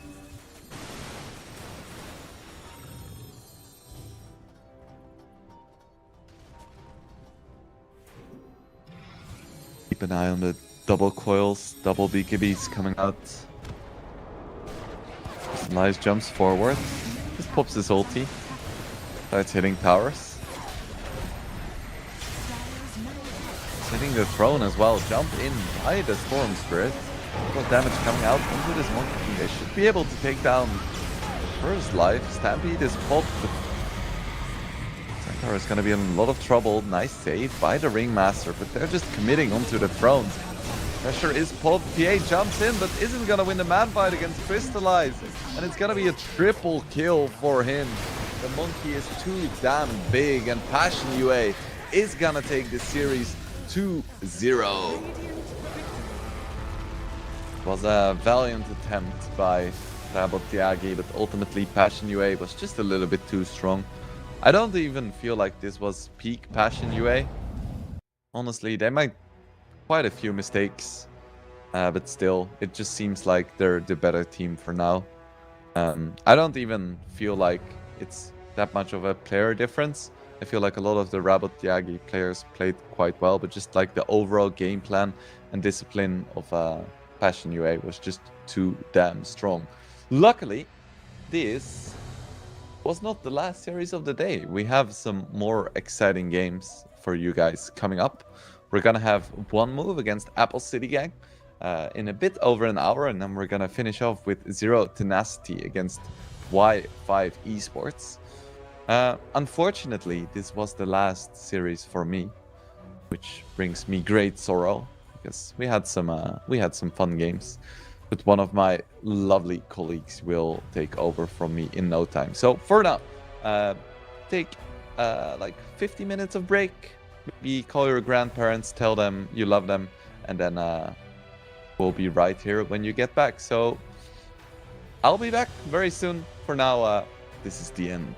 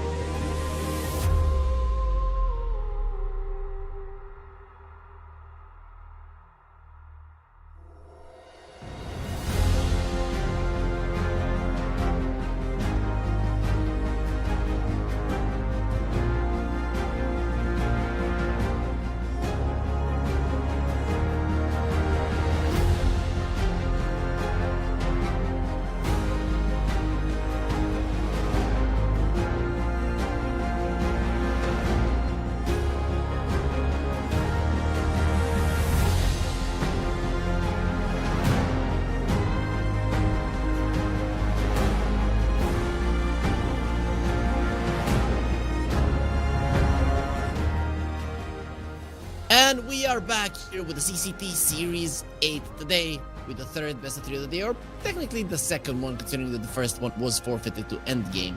So we've got one move versus Apple City Gang, and this should be an interesting one for sure. Why? Last time when they faced off in the CCT, it was Apple City Gang that took the victory, but 2-1. And, you know, considering that today there was one forfeit, there was 1-2-0, we probably are hoping that we might get to see a full 3-game series. Will we? Well, that's something that is left yet to see. But let's get acquainted with the groups, with the teams, with everything that's happening here. Of course, this is Group A. One move yet to play a single game. Apple City Gang, however, they did lose their first series to Y5, actually. So Apple City Gang from the previous CCT, where they were dominating the group, we'll see if they can find their groove and get themselves back into it. Production, are we gonna see Group B as well, considering that it's not being played? I mean, why not? Sure. Yeah, this is why you have to have good communication with your colleagues, guys. See, very easy to get into the groove. And game, of course, at the top. Passion UA right below them, but of course, Passion UA did play 2 matches as Sakura, yet to play a single one. But that is going to be changing tomorrow. Today they're not going to be playing one. But overall, let's get acquainted with the teams that are playing right now. And this is going to be the roster of the Apple City Gang. Yo Y, Dual Rays, Mangekyo, QB5, Flacco. Now these guys are relatively known. When getting into the scene, nobody knew who they were. They're like, who the hell are these kids? Now they have made a name for themselves. Not yet getting to the big leagues, but at least some of them, I hope, will be making it big in the future. The other team is gonna be One Move. One Move recently they did play the Fisher Universe episode 4, so these guys did qualify there. Of course, that was with Triple S, but Chodex did play in the tournament, as we don't know where Triple S has gone to. Nesphere Difference, Guild Gear, and Vierk. This is a pretty solid lineup, not gonna lie. I really like this lineup. I feel like it has a lot of potential. I also like the enthusiasm when they qualified for Vision Universe. I did have an interview with Difference, and he was so freakishly happy that it made me happy that he qualified. Chodex, of course, guy from my country, Guild Gear. This guy was in my country for a long time boot camping with Hellraisers. I don't know if he's still here, but I know him personally as well. Nice guy, one of the best English-speaking, Russian-speaking players. Let's put it that way. But he really speaks English fluently, and very nice way. He could cast Dota in English. Either way, though, let's focus on what these teams have for us during the draft. See how well this new One Move lineup does. I feel like this lineup has a potential to qualify even to some of the big leagues that we mentioned, but we'll see. Chodex is the only Serbian player that I've never played with or against, really. He was kind of he's younger out of my time. I think he's 22 or 23. A relatively young lineup anyways, but nowadays you don't really know. Suddenly there's kids of 15 years old, and then who are 15 years old, and then suddenly there's teams of 22, 23 that we still look at kinda young. Sphere is 24. Difference is 18. Okay, awesome. That is awesome. Now I'm even more happy for him. Chodex 23, Guild Gear 26. Okay, so now he's the veteran. Interesting. And If I Fall is 23 as well. So Guild Gear definitely going to be bringing in all of that experience that he has carried throughout this career. He hasn't been playing recently. I want to see what he has been doing.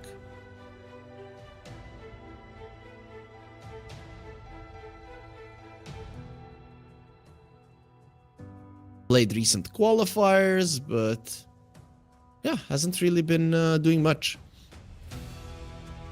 At least not successfully. Let's put it that way. 2024 was very slow for him. But now he's back. We'll see if he can get into the former form when he was back on Hellraisers. This guy was cooking. That one move will be picking up a TA. That hero is starting to get banned out and picked up in the first phase quite a lot. So this game will be no exception. Once again, it does happen. Jakiro not in the pool. That would have been a decent one. Tinker is not in the pool. Yeah, I was about to say is in the pool, but as always, the first ban out of them all. AA is in the pool. That is the one that people have been going for from time to time. If they want to, I'm not sure if I'd want to play it versus the TA. Yeah, sure, you go through the refraction charges, but generally, the TA lineups tend to go forward quite a lot. But they'll pick it either way. I mean, it is one of the big three supports, not counting the Tinker, the Silencer, the Jakiro, and the AA that people go for a lot of the times. Tinker is banned, of course. Tinium is going to come out as well. That hero has been making it to the pretty much top of the pick priority. A lot of the games he gets banned out in the first phase or picked even, which is it's kind of fun to see the cycles of this hero. He really doesn't have to be touched. People just have to get a little bit better at using him or a little bit worse at playing against him, depending on which happens faster. Dragonite removed. High armor hero. TA generally doesn't like playing versus those. Terrorblade was already taken out. So not a lot of carries left that the TA generally doesn't like playing against. Like an Ursa, Sven. Maybe a way to go to protect yourself and your team, of course, with the Warcry. But Apple City Gang, what will they get rid of? They only have one ban this phase, so and I have to make it count. I don't know if you have to make it count for 1 minute of your reserve time. Get rid of the monkey, pick up a tusk. So a little bit of a cold theme here for Apple City. One squishy support, one tanky support. You can't really exploit them a lot. I guess you can wait for your 18 pick to pick up something like a Slardar if you see it's a viable pickup in this one. Tusk might have been a deny pick because it can lane well with the TA. Get to see a Wind Ranger. You know, Muertas, Ringmasters, Wind Rangers, those are the main ones. Hoodwink comes out from time to time. Not too often, but some teams do want to play it. I'm going through the heroes thinking, what would you want to lane with Templar Assassin if it is your position 1, because it could be a position 2. Not impossible. Nesphere though is a killer TA. Marcy is one that you could look towards. You want to? That extra damage from the Marcy bodyguards. Kinda insane. If you do want a melee hero. Of course, Crystal Maiden, Silencer.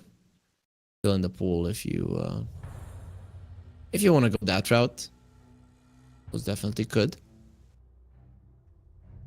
Warlock as well doesn't seem too great here. I'd rather get a reliable lockdown. I guess Shackle is pretty reliable, but still.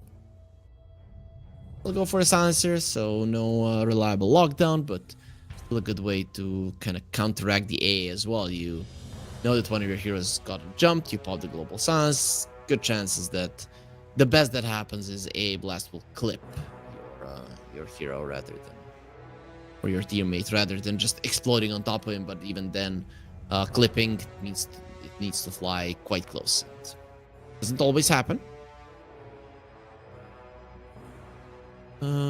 Enigma is in the pool, right? And I see Silencer TA can be sometimes annoying versus units, but in the mid lane, in a safe lane, it's a bit different. They're gonna go for an Ember.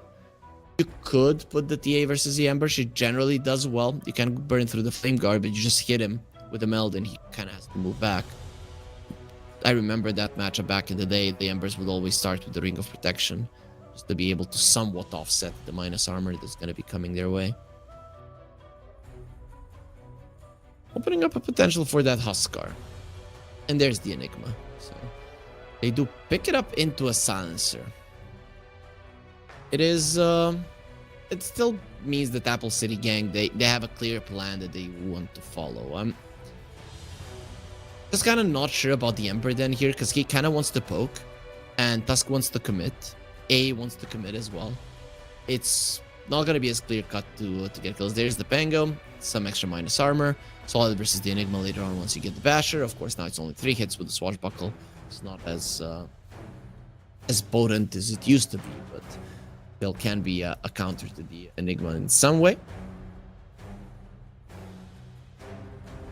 A lot of great teamfight on one move, and minus armor as well. I think what they're trying to do is just play tempo. This could be mid lane, could be off lane, we don't know.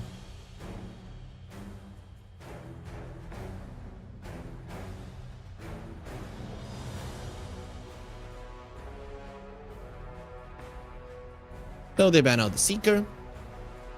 Seeker actually would have been amazing for Apple City, even though it's really not in the meta at the moment. It really would make sense. Another one, I still think Sven is a good way to go. You're a little bit lacking on the in the stun department, and Sven lanes well with an AA. He protects everybody from the physical damage of the other side. Makes sense. Not a lot of things that can kite him till the 5th pick of one move is remaining, but we'll see.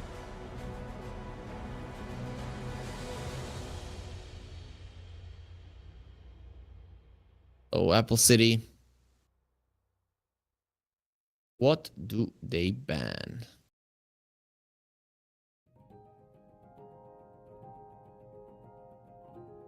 It's hard to make that decision. I guess I'd ban the Storm and the well, they're gonna be banning offlaners. I'd ban the Storm Spirit. A possibility of this Pango going off, being a carry TA, and they just sending a Storm who's gonna do well versus the Ember, and really you don't have anything other than your ultis to control him. Chains can sometimes be problematic, but the follow-up really isn't there. Of course, there's Global Silence to cover for you. Pretty much AA would become food. The main initiator. Huskar is the other one, if you really want to protect the Ember Spirit. Never know.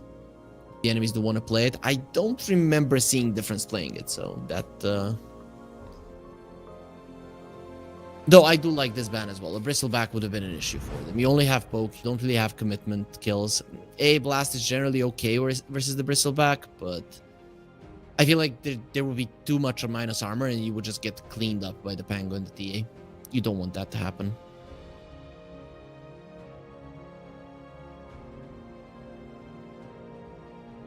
So last ban here, carry needed.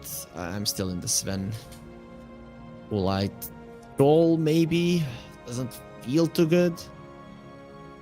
Lark not really.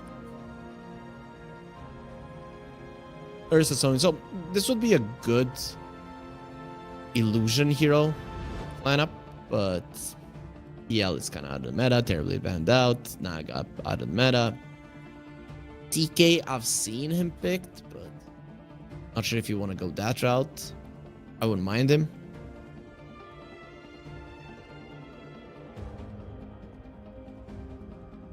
That offlane Marcy? Could be an offlane Marcy. We'll see. If Chodex wants to play that one. I still think Sven. Like there's no other way. In my mind. Not a lot of melee heroes on the other side, but it just makes sense. Isn't another great carry left? Maybe a Lifestealer, you know, Radiance builder wouldn't be too bad here.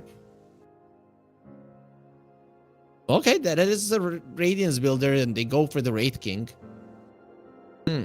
Interesting. Not something that we see too often. Yo White definitely does play this hero, and it's nice versus the Global Silence generally. I'm I'm still torn about it just because I haven't seen it in quite some time. But it does help you. You know, TA pushes lanes relatively fast. Now you have a hero of your own that's going to be doing it without much commitment really needed. I like it. I feel like it's good. You do want a hero with the stun. You do want a hero that lanes well with the AA. You've got that. A hero that helps with killing people. Got that as well.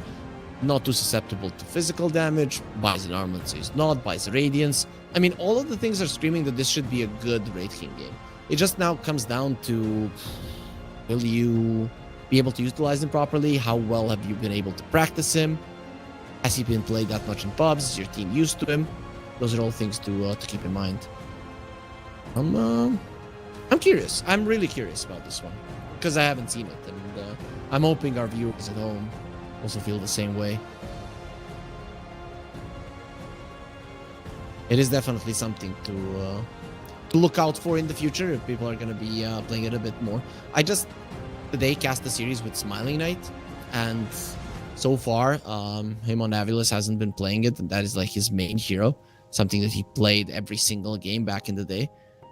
So I'm always thinking if he's not playing it, then it doesn't feel too good. But you never know. Maybe he got sick of the hero and the hero is actually pretty good. He did go for the Bone Guard on UI, so we are going to be seeing a ton of skeletons. I want to see the changes to the Wraith King, the recent ones. So in the C patch, cooldown from his Wraithfire Blast got decreased by 3 seconds on the first level. So that's a nice one. The mana cost of Reincarnation was increased. Okay.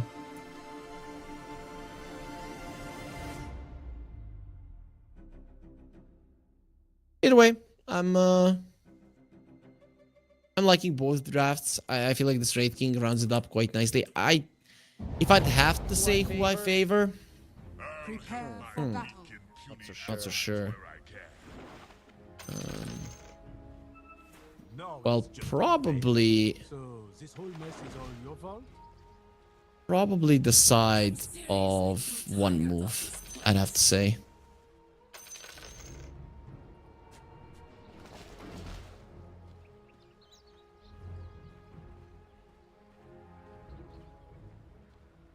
Let's see if that's gonna be the case here in this game. But this Wraith King is an enigma to me. Either way, the game will start. There's not gonna be any fights early on. 30 seconds So to battle. let's find out. Maybe they will decide to fight each other.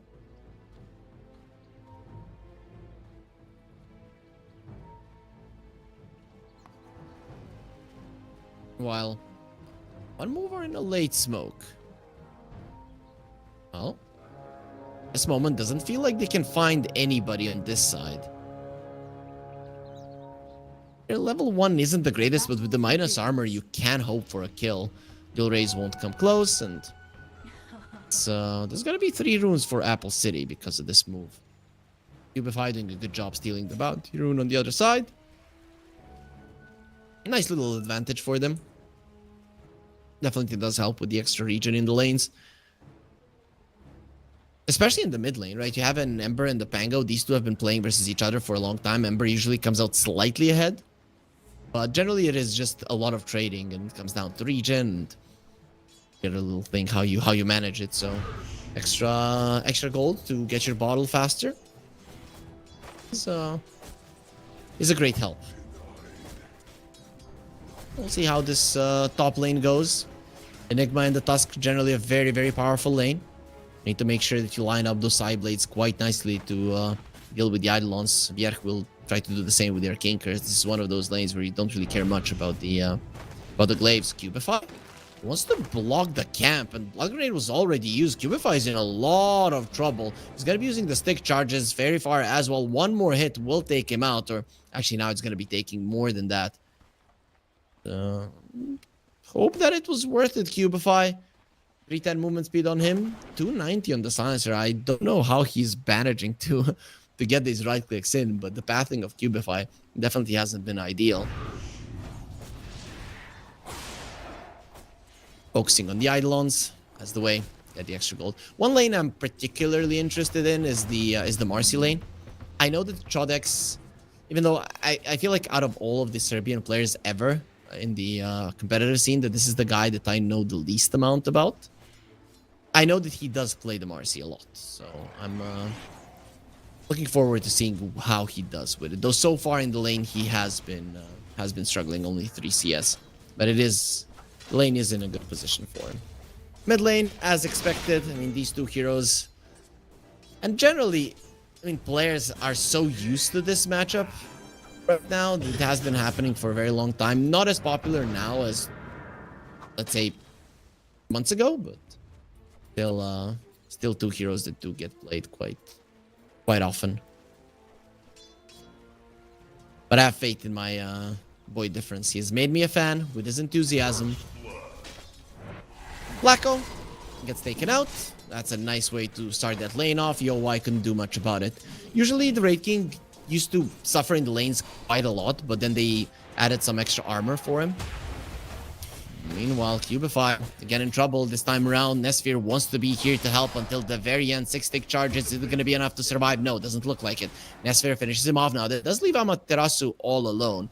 But these Eidolons are going to be splitting up fairly soon unless Nesphere takes them out. But that's going to be a 2-0 start for one move. However, Apple City Gang still farming a bit better as Jodex and Grip need to get away. Rebound out. Grip will be staying all alone there to die.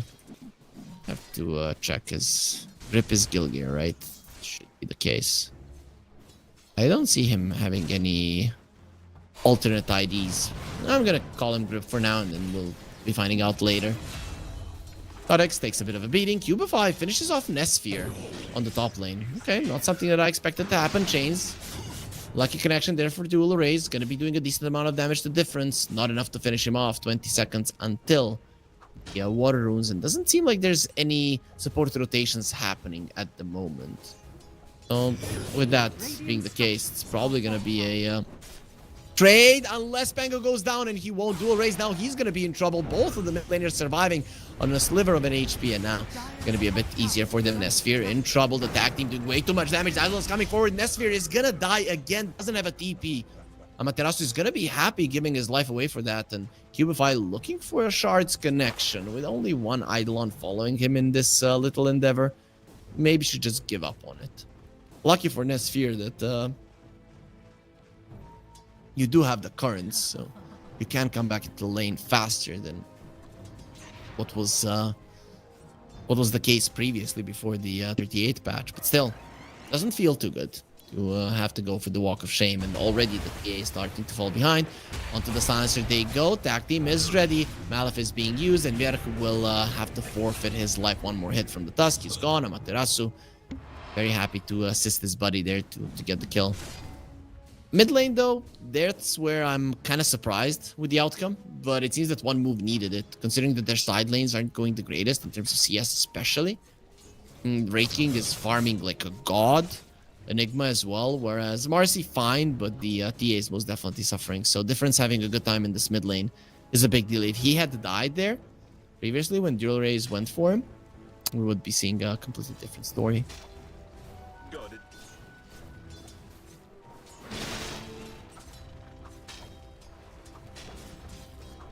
A 1k gold lead though. Really solid start for Apple City Gang, as we mentioned last time when these two teams faced off versus each other. Apple City did come out as the victors. Drums already done on the Enigma. I mean, you have a Tusk Enigma and drums done. That's gonna be a level 4 Tusk now with 2 points in tag team. Whoever comes close is gonna be in a lot of trouble. Lucky for them, the Enigma doesn't have the black hole just yet, but that's gonna be changing soon. Here, he wants to help his tower. I don't think he can. This one is gonna be taking a beating. Nobody rotating, might even die. They have a glyph, but that's about it. The Pango will be rotating though. Difference with an Arcane Rune, uses the Rolling Thunder. Now trying to go for the Enigma. Gets the connection. Nesphere though still dies. Tag team plus the Eidolons. He's dead, and they get level 6 out of that. The black hole being used. Cold feet as well. He cannot escape. Difference is in so much trouble. Amaterasu gets himself a double, and this is a complete disaster for one move at the start of this first game. Things are slowly getting out of hand. The tower will fall as well. They really did put a lot of emphasis into defending that tower, but no such luck. And Enigma being a force to be reckoned with. You're going to be dealing with this splitting image from the Enigma, so even more Eidolons than the skeletons from the Raid King. Oh boy, one move. 7 minutes in trouble. You have a TA, so generally you should be farming. You should be the ones opening the map, stacking Ancients, farming them. Gonna be a bit tougher to do it with a start like this. Enigma is gonna be overtaking the whole top part of the map. Difference, they're looking towards him. Here comes the snowball. He has the Rolling Thunder available. I don't think that's gonna be allowed. Once the cold feet do connect, Difference will be dead as well. Vier comes over, rotates. He's gonna be doing some damage to Lou Race from the other side.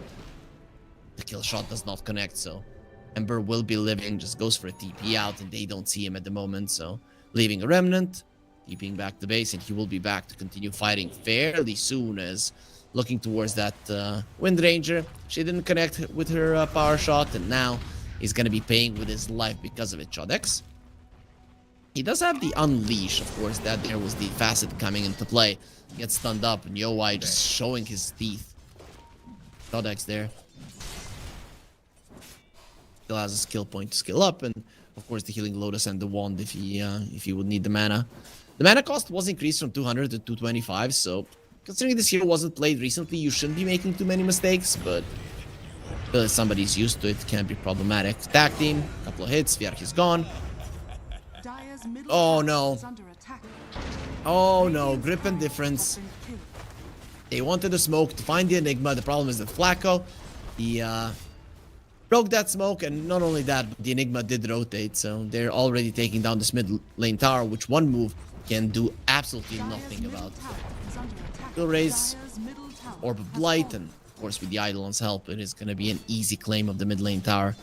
This Ember can now play so aggressively until the Silencer is level 6. You have nothing to punish his aggressive positioning in the mid lane, so he's just going to do it, giving so much info to his team. They are deeping the Tusk bottom. Raid and the Tusk can most definitely kill a Marcy. Raise. Illusion Rune. We'll make sure that the doesn't do any damage to him. Will they dive Chodex on the bottom lane? Well, Tusk doesn't seem too eager to do it just yet, but he is level 6. Now onto the Raid King they go. Can skill up his ulti, but he might need some help. Tusk in trouble. Rolling Thunder will be ending. He did skill up his ulti there. Cubify running the other way. They're probably going to be looking towards the Raid King. That's a much bigger target. Here comes the Ember. Raid King still with his Raid. He's going to be doing a lot of damage. He does go down, but at the cost of 2 other heroes. Won't have his reincarnation, but you lost 3. So in the end, definitely not worth it from one move. They needed to make a play. They did. Didn't work out. And while this is happening, the Enigma is just continuing to farm some space for the TA. I wouldn't say it's enough. Still, continue to make plays, continue to run forward, and you might just force a mistake out of your opponents at some point.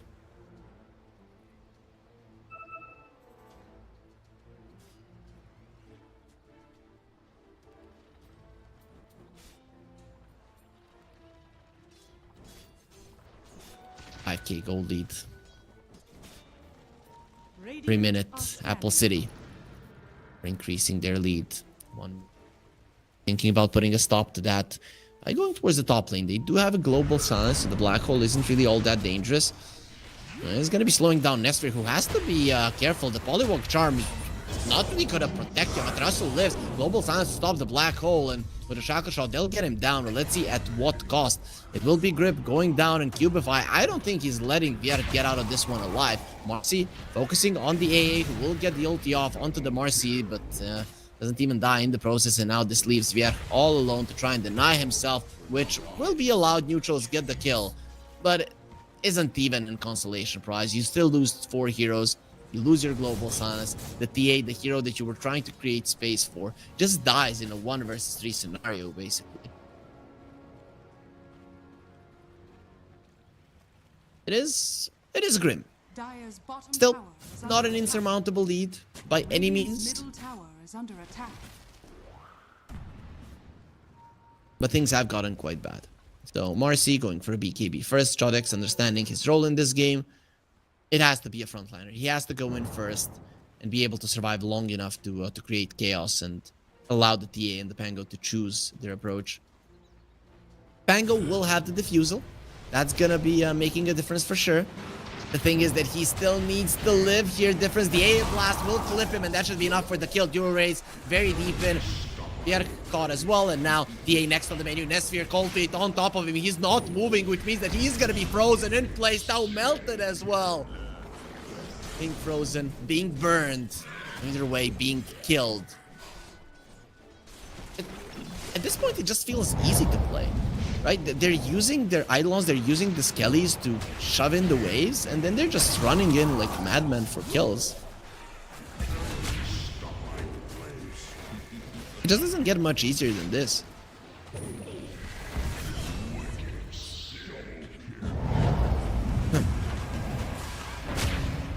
Marcy uses the Unleash onto Amaterasu. They go. The shards are amazing. That Rolling Thunder will still connect quite a lot, and Codex will survive in the end. So this is, I think, the first clean engagement that one move has had. Despite beautiful shard usage. At least he does save the Enigma, but not save his own life. Ember is already on the hunt with an Invis rune at that as well. He would like to find that Marcy because she's low, but no such luck just yet. Why he didn't go for the armlet, he went for a blade mail, and Radiance will be next on the menu. That is going to be an armor item either way. We'll see a smoke. Two heroes, definitely the kill squad of Apple City, moving towards the bottom lane. I think they're looking towards the shrine. Dire are scanning. Apple City, they want even wiser than they are right now. This would be a great grab for them. Scan was used, so one move are aware. Being aware doesn't mean that they can do anything about it. They're still going to be losing their Wisdom Shrine, which is a bummer, but lucky for them, they don't lose anything more. It's not like they had the power to fight it. Scanning.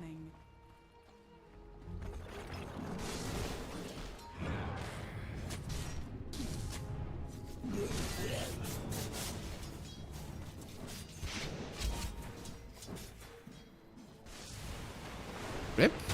Bound. Dire's bottom Good uppercut punch. Tries to get over the shards. Problem that there's gonna be a Slaughter Fist with a tag team on top of it, which takes away pretty much almost half of your HP. One move has somehow slowed down the bleeding, Radiant's or at least middle stopped the tower bleeding is under actually. attack. Let's see, you still need to start killing some of these cores. Going onto an Enigma onto the top lane. You want him dead. Amaterasu, he is surviving, has a Healing Lotus as well to help himself. He might just use the Black Hole here to force out the Global Silence, and he won't. Chodex barely survives. Nobody there to really punish him, and he will live in the end. Still need to be careful not to die to the units. There will be a Tormentor now ready, but I'm surprised that they're allowing the Enigma to die that way, that easily. And not protecting him with any kind of vision, because he's there alone, and if you're allowing him to die over and over again, those deaths could be a catalyst for one move to come back into the game. You don't want that.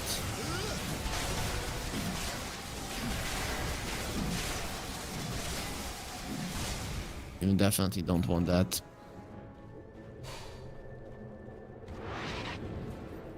Charge for Flacco, perfect one. The Tusk Shard, not bad, especially with the Pango in the game, to just annoy him a little bit more if he gets trapped inside of them, but while using the Rolling Thunder. But E-Shard on the AA is just S tier. Every way. Nice steal from Vierg, taking away the enemy Shrine of Wisdom. Apple City completely forgetting about it, thinking that nobody's gonna be crazy enough to go for it. And once again, they're leaving the Enigma alone. I feel like he's gonna die once again. He is being surrounded by 3 heroes. There's no Unleash on the Marcy, but now it's up.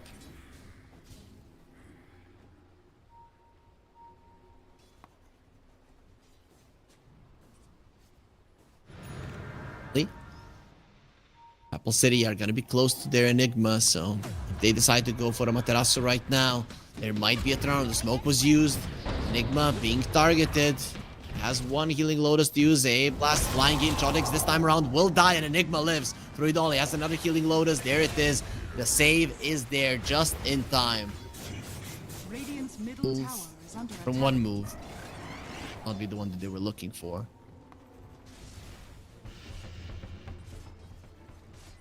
This does hurt you a lot. Global Silence was saved, and it's pretty much being saved for the Black Hole, but Dire's top tower is under attack. Radiant are scared. finally Apple City were able to respond to that. The TA is still farming. Has a Deso, has the Dragon Lance, no Shard, no Blink. Wants a Pike. I guess you know that you're not going to be the one chasing your opponents right now, so plan A is gone. You have to focus on plan B, stay alive, do as much damage as possible. For that, the Pike is the way to go. Every coin helps.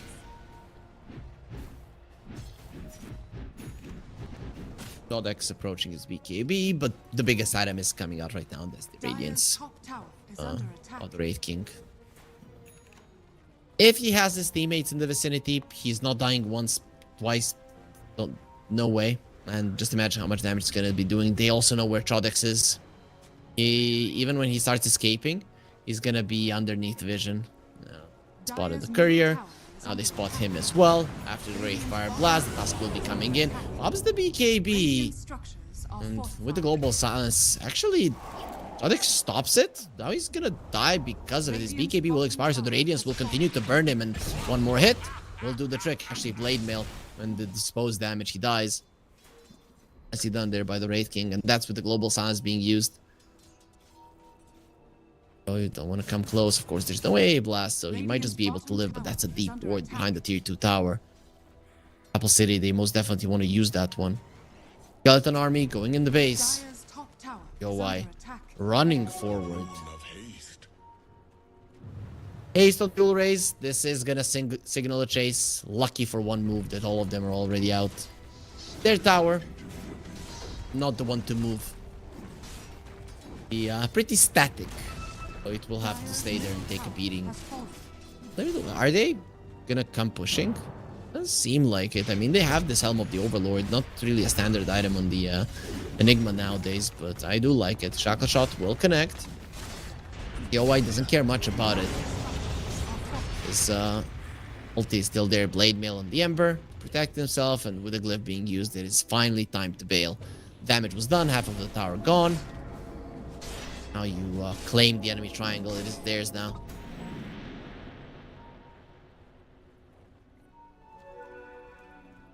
They're just running around searching for kills right now. I feel like Apple City, it might be too early and it's too big of an investment, but you get a gem now and it's kind of over for one move. They're not going to be able to play. They will still hold on to that idea, hold on to their gold and not buy a gem just yet. But I'm struggling to see what the other side is supposed to do. They do have a blink on the Pango now. And will smoke up. This is one of those smokes that can change the game. Global Silence is available. Waiting for that one as well. They missed the initiation.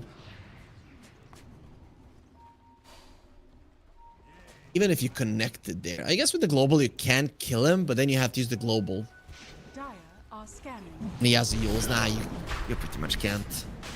So with the tag team, that's gonna be a Roche taken. Windranger is coming over, and his smoke does get broken by an A. The rest of Apple City, they thought for a second that it was the entirety of one move that were here.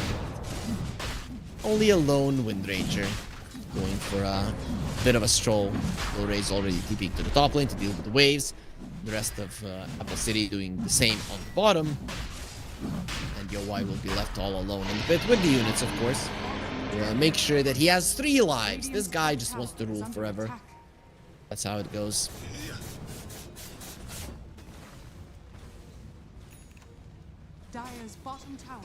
You know, as Artis' father says, no king rules forever. Well, tough luck, my friend. There is one. This guy needs no air. Dire's bottom tower is under attack. Dire's bottom tower You'll be fine. has fallen. We'll be finding Grip. He does have a snowball still to continue the chase, but that was just beautiful movements from Grip. Does allow him to live at least a bit longer. Sleight of Fist misses, with that the chains as well. Grip going downstream. Ray Fire Blast will connect. That is a lot of movement speed on the Wind Ranger. Atos on the right target, but, Is under attack. well, at some point, you have to die. Mortal Strike to end them.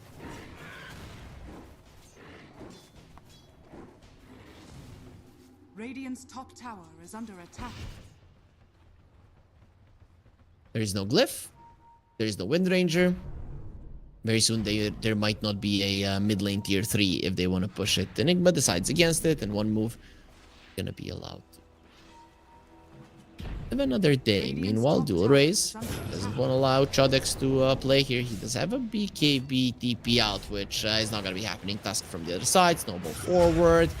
Uppercut punch. Bye-bye, Chodex.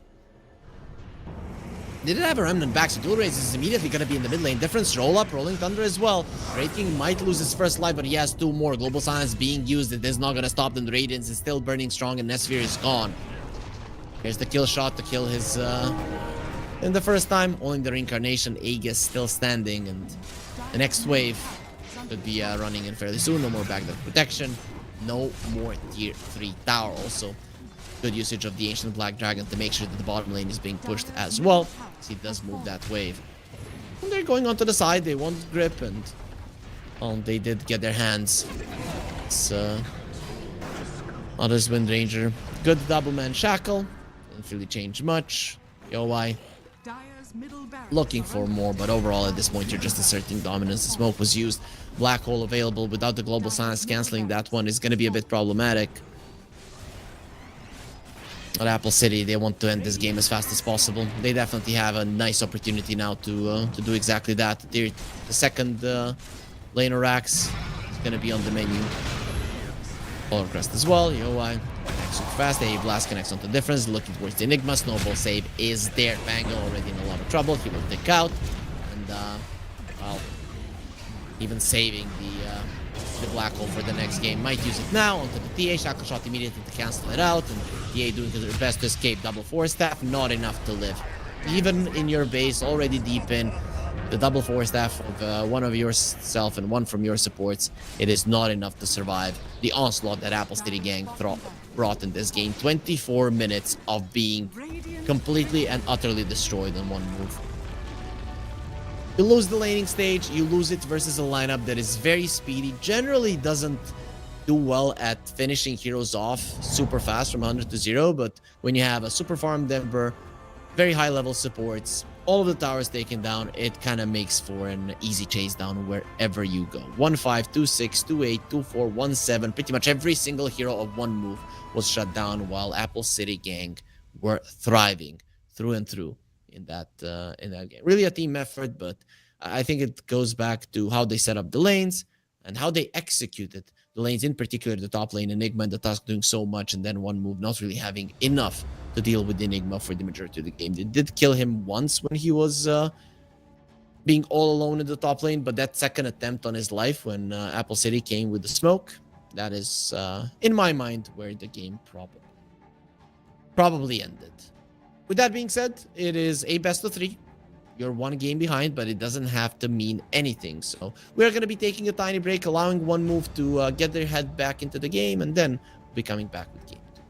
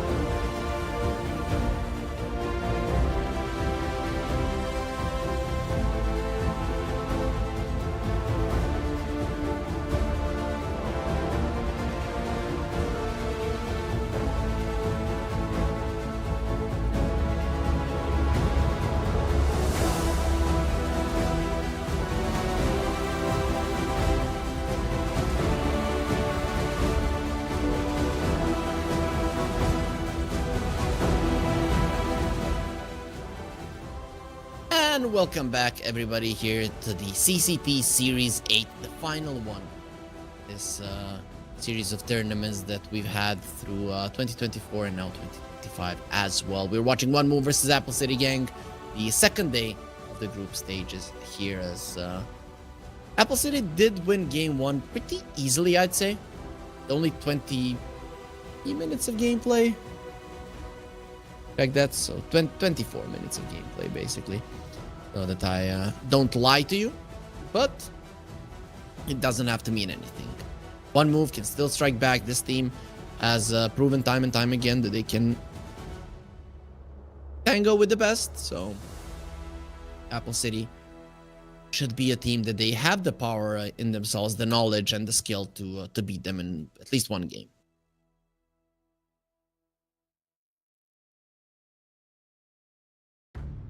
Bans looking quite similar to the previous one. This time around, Apple City on their first pick, and One Move. They are gonna be going for their second one. DA getting picked up this time around by Apple City, so this hero definitely highly contested. AA was the response for Apple City last time. Let's see if One Move want to be doing the same. I mean, you can. They'll go gyro. I know Gilgir back in the day used to play a position 4 gyro. Nesfir is also a big gyro player. I don't know if you are set on putting it in the core role. Usually some flexibility is warranted in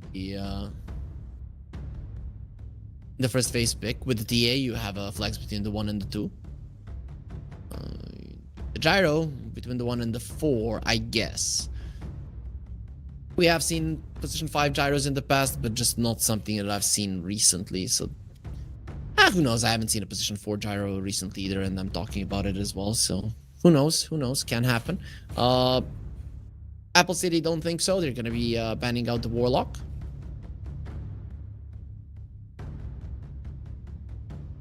And the Brewmaster. I guess getting rid of those Radiance heroes, really.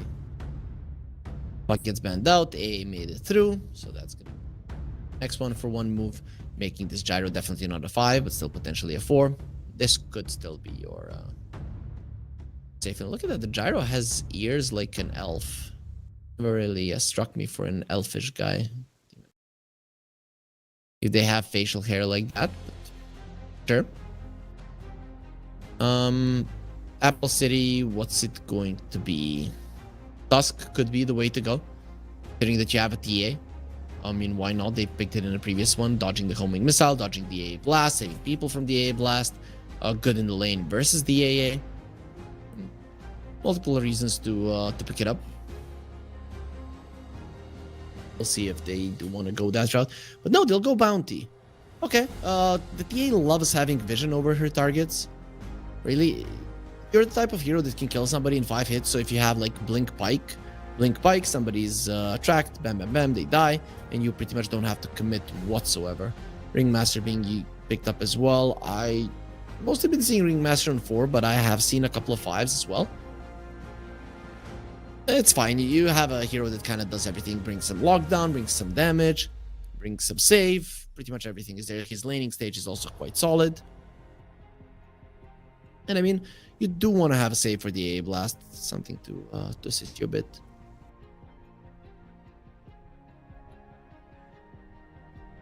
You know, see these two supports. The Tiny is still in the pool.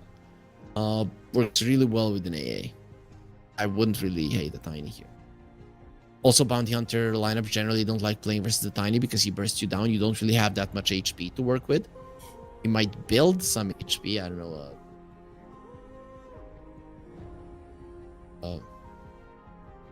Great Vessel or something, but drums.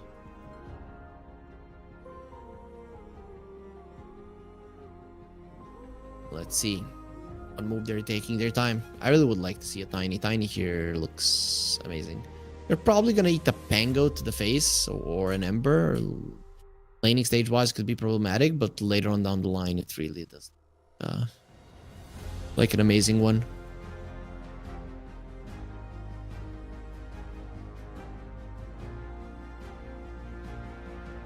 They could go.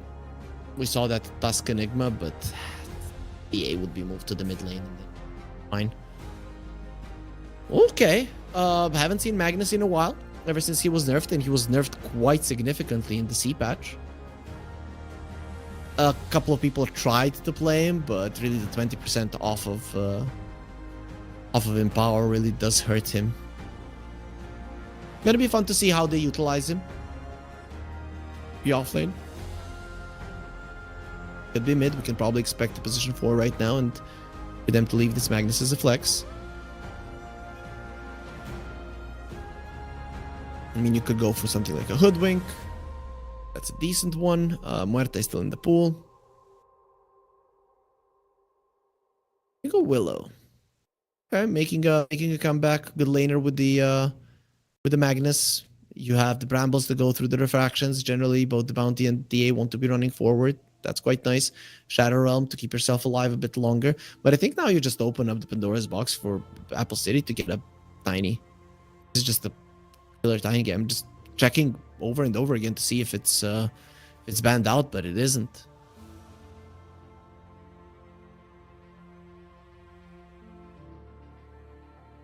The only problem is you don't really have great follow-up on Apple City, but you could get an offlaner that's going to help you in that regard. And I'd love it here. Look at that. Gyro likes to posture aggressively, gets tossed back in trouble. AA hates being bursted down. With the Bounty Hunter, you're going to have vision. The Dark Willow could also get bursted down quite easily. But Apple City go Lycan, and I'm not gonna lie, I'm not the biggest fan, because both the Gyro and the Magnus do well versus this. You have the Shadow Realm from the Dark Willow. This is not a free Lycan game, not by any means. AA is the only hero that kind of hates playing versus you. I'm surprised. Right, and even if you want right now, you can get something like a Kunkka in the mid lane just to make sure that nobody really cares about the Lycan whatsoever. Very surprising pick. I guess they want these Zooey type heroes in their offlane.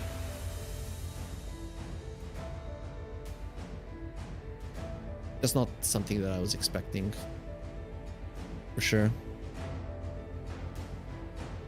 Oscar banned out. Might be wanted to pick an Ember and the Tiny being banned out. I mean, there's no way they would have banned out the Lycan, I think. I'm very much surprised that they just didn't pick an Ember or a Tiny here. Apple City do have the first pick in the last phase. The 23 is theirs. Storm isn't half bad, I think. Ban the Puck, pick the Storm. Puck is already banned. You don't have to ban anything, not gonna lie.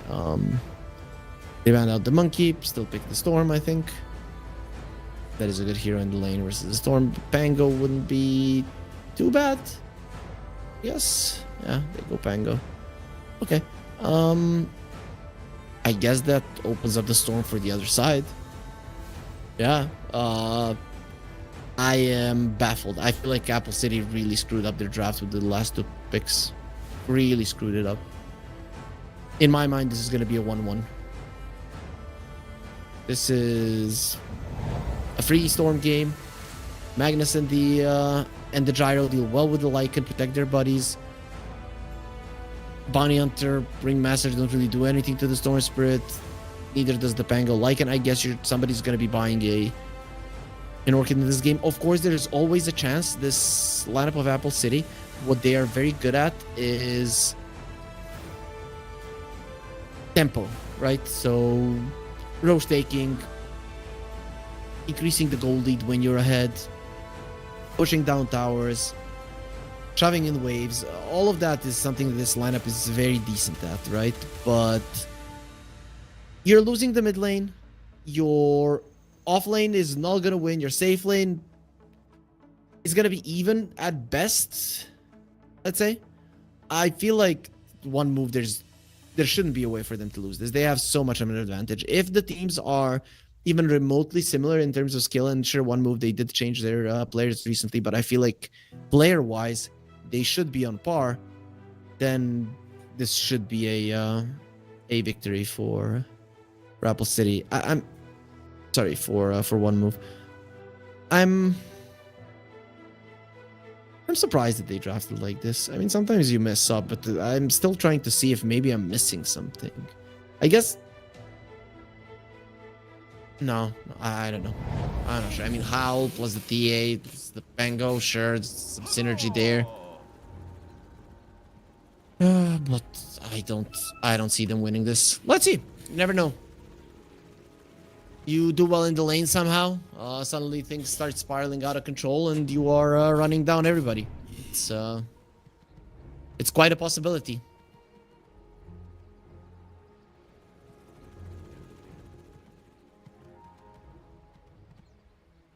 One move. We're still in that smoke that's going to be expiring fairly soon. Apple City now going for a late one themselves. The Wolves and the Bounty, they should be able to know where their opponents are at. But a 5 versus 5 isn't really something that favors them. They need to be waiting for an opportunity to destroy somebody with a Melt Strike. They are waiting for Cubify there on the Ward and the Sentry. However, Cubify is not going to be crazy enough to go there.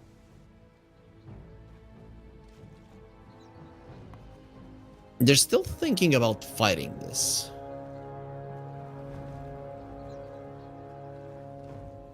Only if they get like a really good shield crash. Cubify. Gonna try to steal the bounty. We'll be able to do it. Well, you know, I don't think that bounty was worth it. As now this bounty will be giving his life away. A full rocket barrage. One more hit is needed. And Nesphere gets himself the first blood. Despite all of the advantages I talked about in the draft, they also get a first blood on their Gyro. A very snowbally type hero. Yep. I can't wait to see how the mid lane goes. I mean, generally the Storm should crush that matchup, but I feel like that is where Apple City, if mistakes are going to be made laning stage-wise, could get something that's going to help them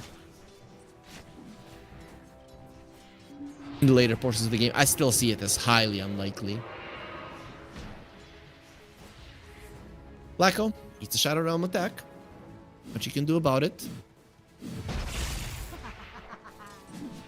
Shodex misses on the range tree, but then again, so does Yowai.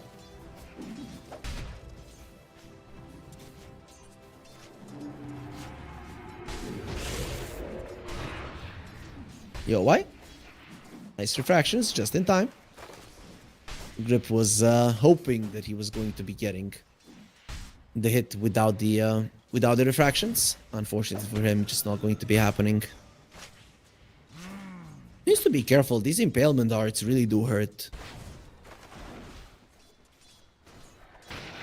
Bottom lane, AA and the Gyro, not the biggest synergy between the two, but they're quite decent together. We'll see if the Gyro invests any points in the homing missile. For now, that's not going to be happening, but you never know.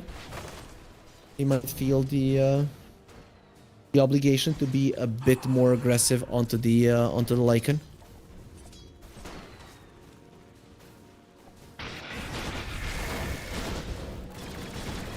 Terasu.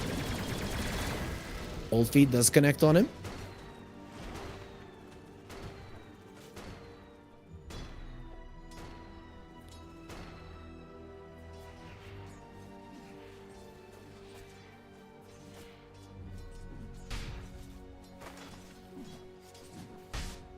So far, other than that first blood on the bounty, no kills.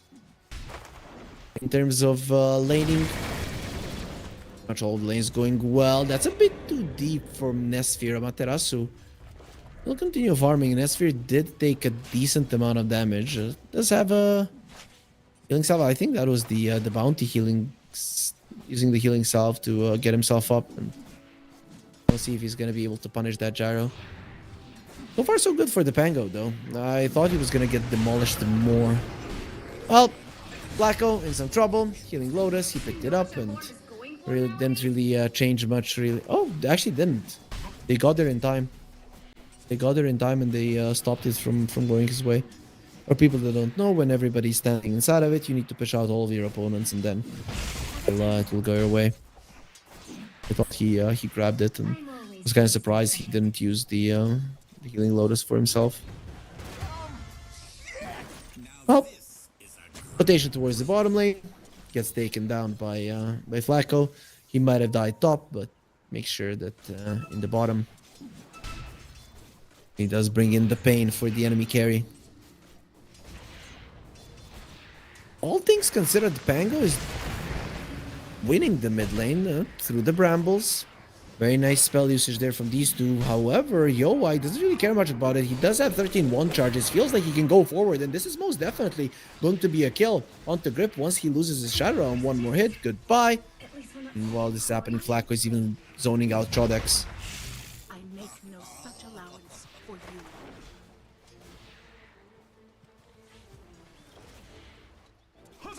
Amaterasu in some trouble on the bottom lane. Both feet connects. He goes down. Bottom tower is under attack. Surprise is there. Chodex in trouble once more on the top lane. Flacco in a little bit more.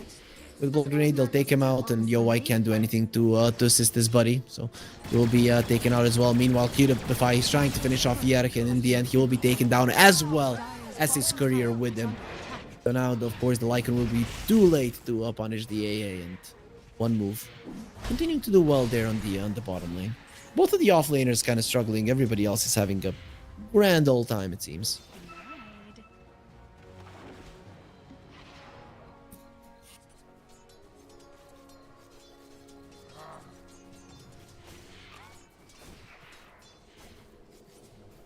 So what is gonna be some next moves here from the team? I really have to check the net worth so I see how the Storm Pango is dead even. Can't believe it. It seems that they want to go bottom again. Flacco with his rotations is really making Netsphere's life a living hell. That's gonna be twice that he dies. I mean, he has been getting a lot of kills. He got the first blood. He's of course gonna be topping the network chart because of all of that, but I guess that's why it's that much more important for Apple City to slow him down. And of course, these supports from the bottom lane are now going to be rotating to mid to make sure that the first power rune goes their way. Yowai onto Chodex he goes. Sideways, he doesn't need him. It's going to be the creeps that get him. No refraction charges, and well, Shadow Realm attack doesn't even fly over to Yowai. That is a 1 versus 2 kill. They probably feel like this TA is getting too much, and now with that death on Chodex, they make Yowai's life even easier. With the traps, I don't know how you threaten him any longer. You just have to clean out that lane. They do put out the sentry, but he's just gonna be placing the traps a little bit closer to the tower in the lane. Then you surround yourself with traps and you cannot die. First power rune did get denied, so neither of the mid laners will be getting it. TP towards top. They will be bringing in difference. And now, even with the traps, I don't think he's going to be living. Double refractions, though. Standing his ground versus Shot is going to get skewered close to the tower. Nice fear from Flacco. And Storm losing a huge chunk of his mana. Here comes Dual Raise. See if Difference can get himself away. Nice bottling up there to get out just before the Rolling Thunder connects. So it is going to be a 1-for-1 here. The top lane, Flacco, going to get crowned by the Cursed Crown there and ultimately die while Dual Raise is positioning aggressively so that Cubify steals the Shrine of Wisdom. Okay, they punish them for their insolence. Difference doesn't have too much mana to work with, but he has some of it. Blood Grenade. Yerk really wants to commit. Difference uses the rest of his mana to go forward. Shield Crash. Dual Raise. Going to be getting the extra shield there as we're looking at Chodex, and there's a fight happening on the other side. They will bring down the Pango. The thing is, can the Bounty Hunter bring down the two supports? Yowai comes over. He doesn't need the Bounty Hunter to do it for him. It is going to be the TA, and he wants a triple. They will be blocking in Vierk just to allow this guy to get a triple kill. One miss onto the high ground. The second one will not happen. That is a huge victory for Apple City, and we talked about the snowball potential of this lineup. With the lanes going as well as they did for them, this is a problem. This is a huge problem for one move. They should have gone better out of the lanes, especially the mid lane, where pretty much both of the mid laners are at the same point of strength. Oh, Grip dead again. And that is the highest net worth support.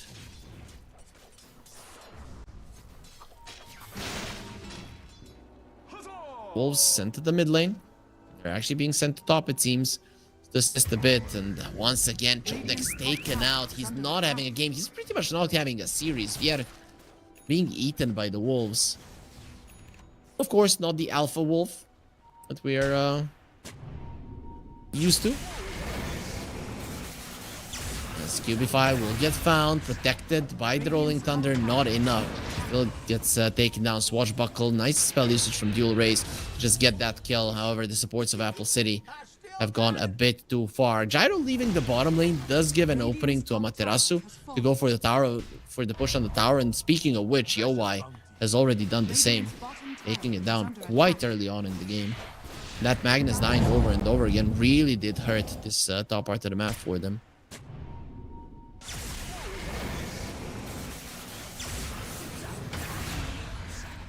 Radiant's top tower is under attack.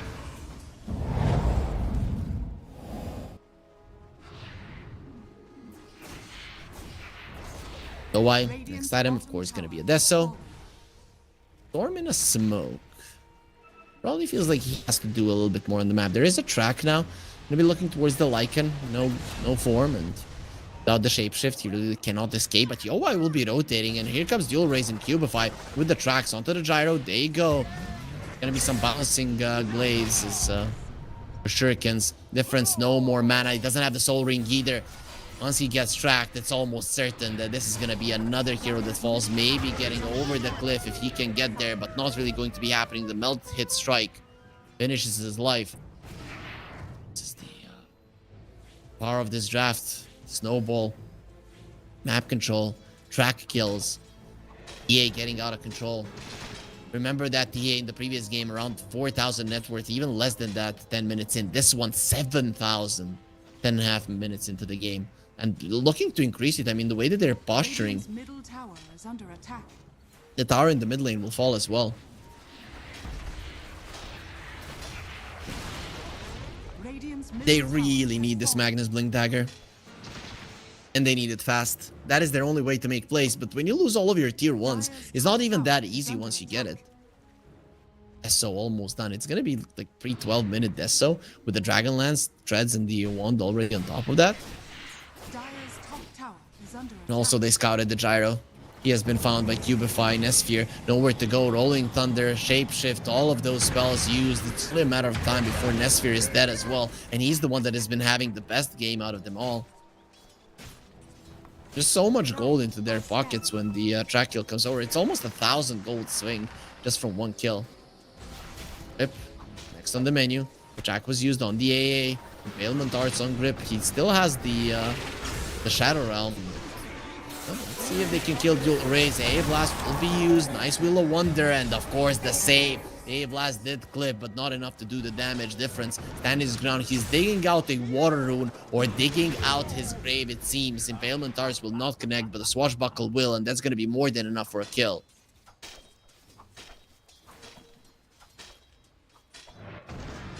It's maybe even looking too easy for Apple City. You know, at some point you are questioning, is this maybe a bit too easy, guys? Like, what's going on? Are they baiting us into something? Doesn't look that way. Panga is also going for a Mage Slayer. One move, a lot of their damage is magical. Pretty much all of it in the early stages of the game. Imagine how much he's going to be taken away, and already with this kind of a deficit, you aren't in a too good of a spot. Magnus barely survives there. Chodex will have the Blink Dagger. Basically, he can sell the one of the Iron Branches that he has. Have it. Might have to do, but either way. Get the Blink Dagger and hope for the best. Those RPs, the only way that you can get pickoffs at this point. A Blast available, but we saw how the Escape Act pretty much makes it impossible to kill somebody. RP, pull them back, and then it's going to be a bit easier.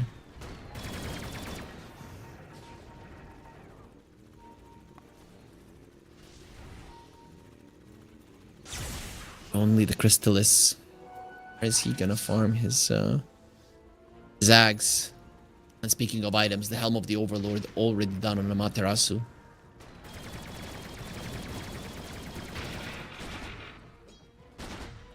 Okay, Chodex. Radiant's top tower is under attack. All eyes on you. The new hope of Serbian Dota. Currently, the Are scanning.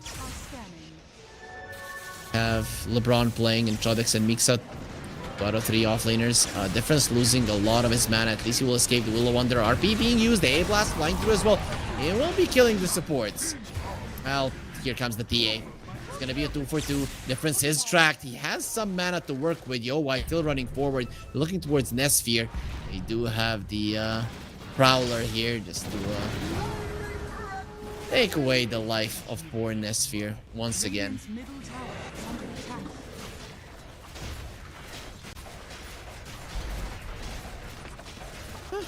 It is Radiant's middle tower there's already a tier 2 falling. That was the Dire's Blink bottom Dagger tower RP is under attack. reveal. And well, didn't go as planned.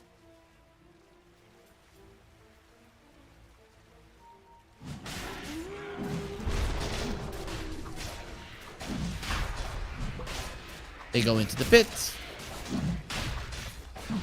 Shouldn't take them too long. Radiant are scanning. PA Deso, lucky shot from the Pango. Only level 1, but it's still 7 armor taken away. So Roach is taken out. Yowai with an Aegis. The Blink Dagger now purchased as well. Next up, probably going to be a Shard. Imagine when you're this far ahead, just how disruptive that Shard is going to be. Cubify does die, finally a clean kill for them. Materasu is not going to be there fast enough to do anything about it, so that's quite nice. Difference will finish his Kaya. Dire are scanning. Things are really looking grim. Especially because this lineup of theirs really should have done good in the laning phase. If it was some crappy laning lineup, then sure, but Gyro versus the Lycan, Magnus, Dark Willow, generally a strong lane, and Storm versus a Pango. So those lanes should have gone your way. You should be at least even at this point. 12k gold ahead. The OI finds Shodex, kills him. Difference needs to get away. He has a solid amount of mana to work with. Lycan Wolves, scouting things out. Owl being used, and they are going for a Materasu who will be saved there, and he still has the A blast on him. Colfi does connect with the Bedlam. They should be able to take him out. Difference doing his best to zip away, and the Materasu still alive. The Frostbitten won't be finishing him off. Uses the sticks. Now Grip needs to run away from here right now. They almost had him. If the Lycan dies there, it's kind of okay, but this way it just turns into another disaster.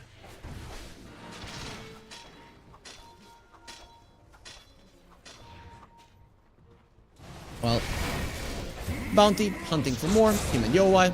Another one. RP gonna be used, but he will skewer them back. Beautiful usage there.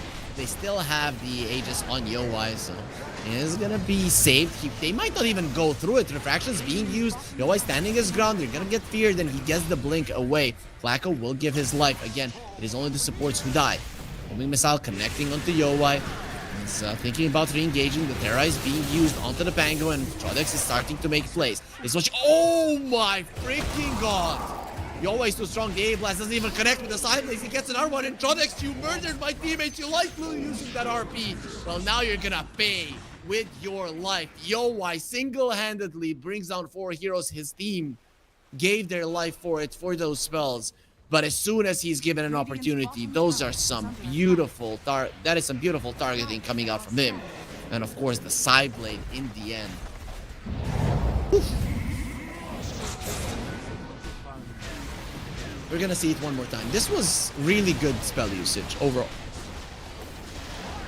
And look at the escape act, saving his Aegis, turns around, starts fighting. The way that he killed the Storm, I think he took away like 60% of his HP there. I really want to look at this again. Did he have the lucky shot on him, the Storm? I want to see that. Oh. Yeah. Goodbye. Goodbye, Storm Spirit. Brigand's Blade, Deso. He already has the 12 extra damage on the Deso. And they're going for him again. One bash. Does have the mana to zip away. Somehow does survive in the end. Look really tough for him. Skewer back, of course. Doesn't break through the refraction, so he can blink away and deals with the homing missile. Lucky for one move, they're still alive. They don't have the RP, but we'll have it in 4 seconds. That is something to look forward to. Age is still up for another minute. They got so close to dealing with it earlier. Fortunately, it just didn't happen. Radiant's top tower is under attack.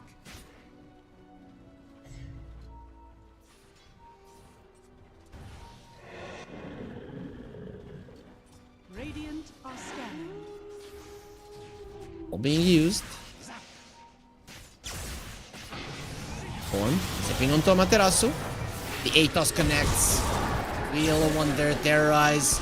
They want to protect the Amaterasu, and he will be able to escape.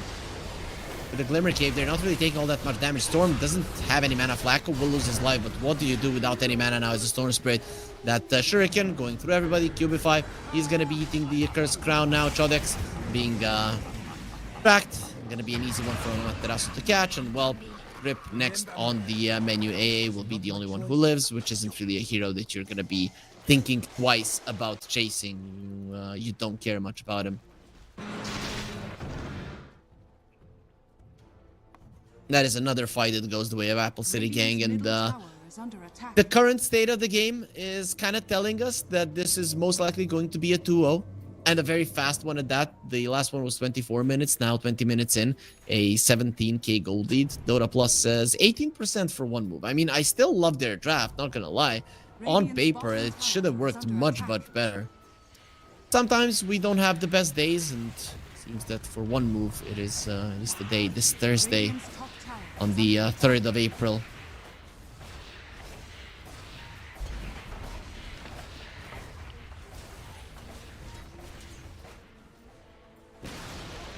Radiant's top tower has fallen. Last outer tower gone. Now you just wait for the next Roche, and then you go high ground. Which items they want to go for. The TA will be getting a Crystallis, then into the BKB he goes. Maybe gets the Revenant's Brooch. AC on the Lycan. Another way to reduce armor. So how much minus armor is there? 5 from the AC. Gonna be 10 from the Howl once he gets another level. So 15 from the Lycan. Deso, minus 6, 21. Minus 8, 29 from the Meld. And then minus 11 at the moment. It's 40, but it's 13, so 42 from the Lucky Shot. Yeah, good luck surviving through that one. Minus 40 armor. That's how much they're going to be bringing to a target fight. And the biggest armor hero that you have is probably the Gyro. Well, let's see. TA, want him dead. Should be able to get it. And no, they won't. The escape act is there. Yo, White turns around with the silence. Wheel of Wonder. They're going to be looking at it, but they should be looking at this TA because he's the one killing. They might finally bring her down at the cost of 4 of their lives. Make it 5. Grip will be next on the menu. Amaterasu maybe just move. Nope. He's going to kill him first, then be crowned the king of this team fight. Was this? Yeah, this was kind of a 3 versus 5 thing. And they wiped them, barely losing their TA. It was kind of close to her surviving as well. At least, you know, she's not going to be here to push, but the Lycan is pretty good at huffing and puffing and taking your house down as well.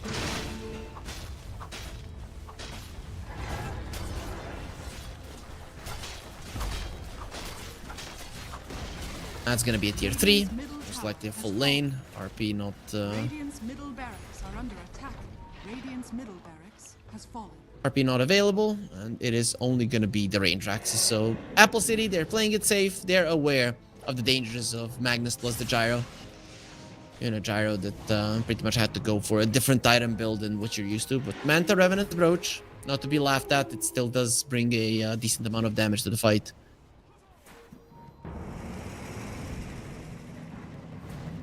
Full raise. Nice dodge there with the skewer. He's still gonna be caught on Magnus, so unfortunately nowhere to go and hide.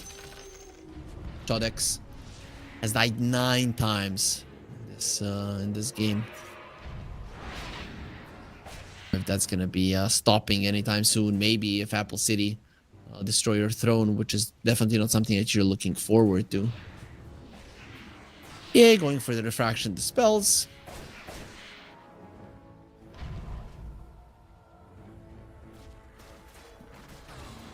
Quite nice, especially versus the Dark Willow. You don't really want to be inside of the brambles. Cold feet also quite annoying. They're not even waiting for Roche, just going forward. Cubify with the force stab, gets himself away. TA jumps forward, make sure that the cold feet don't do anything. The Crest Crown connects. He's in a defensive enough position to be fine. RP, maybe not. Jodek's coming forward. He used the RP, but instantly he got countered on, so he couldn't skewer back anybody. Almost even dies to the Impalement Arts. So now you don't have the RP, you don't have your AA, you pretty much don't have any tools to fight. And one move are staying in this game just for the hell of it, but at this moment it's really impossible to do anything. Jumped in onto the TA, he just goes for a different target, almost brings down grip, not going to be happening just yet. TA in a little bit of trouble, will be taken out, so this BKB from the storm making a difference. The A-Blast will connect, Crest Crown fairly soon will be there on Amaterasu, and they even stun the bounty. However, Ray is going to be joining in on the fight with the Rolling Thunder, and they always have that one core that is left to do the damage. Shield crash forward, gets that shield, and Cubify get the track onto Nesphere. Let's see, another round of spells on the Pango. Might just take out this Gyro if he wants to. Race decides not to do it. So triple kill on the Gyro, finally. A way for them to win the fight. A little bit of overextension on the other side, but those do happen. Yeah, one move still in the game, somehow. There's going to be a BKB on the Gyro. Potential to fight the next Roche. I mean, you kind of have to probably go for it. And the RP will be available in 40. So you might just be able to TA up in 20. You are going to have a nice window to get to the Roche. And have all of your spells up. Amazing what you found, man. Precious bounty. So many bounty runes. Was that 5, 6? I even forgot about those. That's how much they haven't been going to their side of the map.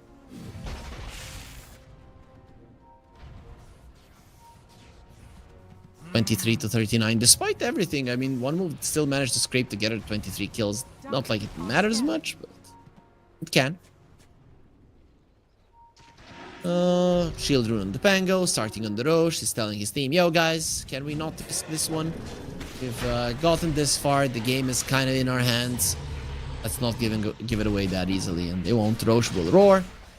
The A blast is coming in. Roche does fall. Aegis and the banner in their pockets. And while this was happening, one move didn't even get to shove out the waves properly. So immediately they're gonna be upon you. Even the bottom wave is shoving in quite heavily. Storm zipping in to the Ringmaster. They go. No escape back this time around. Vierk will die just the same. Doesn't have his blast just yet. 28 seconds, it will be coming back. Rolling Thunder forward. Difference has to pop the BKB. If that attack from the TA had connected, he would have been in a lot of trouble. Shadow Realm TP out. The Dark Willow does survive. Ultis are still there. RP mainly. BKB on the Storm, but a 9-second BKB on the Gyro to work with. Speaking of BKBs, the TA has hers as well. Of course, currently in the backpack. Waiting for the Aegis to be taken down. Very weird positioning for a banner, though. Reminds me of the old banner, the way it worked and how people used it. This is quite a weird usage. Definitely not something that you are looking to do.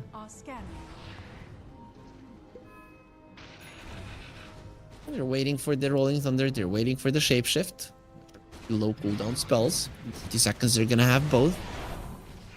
First the Rolling Thunder, then the Shapeshift, of course.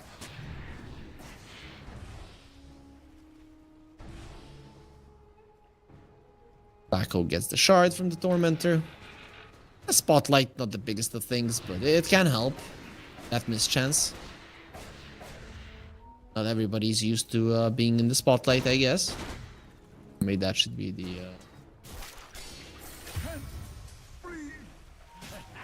the line of the spell. But Storm taken out. Cubify finishes him off. He does have a buyback. I mean, he probably will have to use it. There is a glyph available. You can buy 7 seconds for yourself. Generally, you don't want to do it. You're gonna increase this already insane Goldie to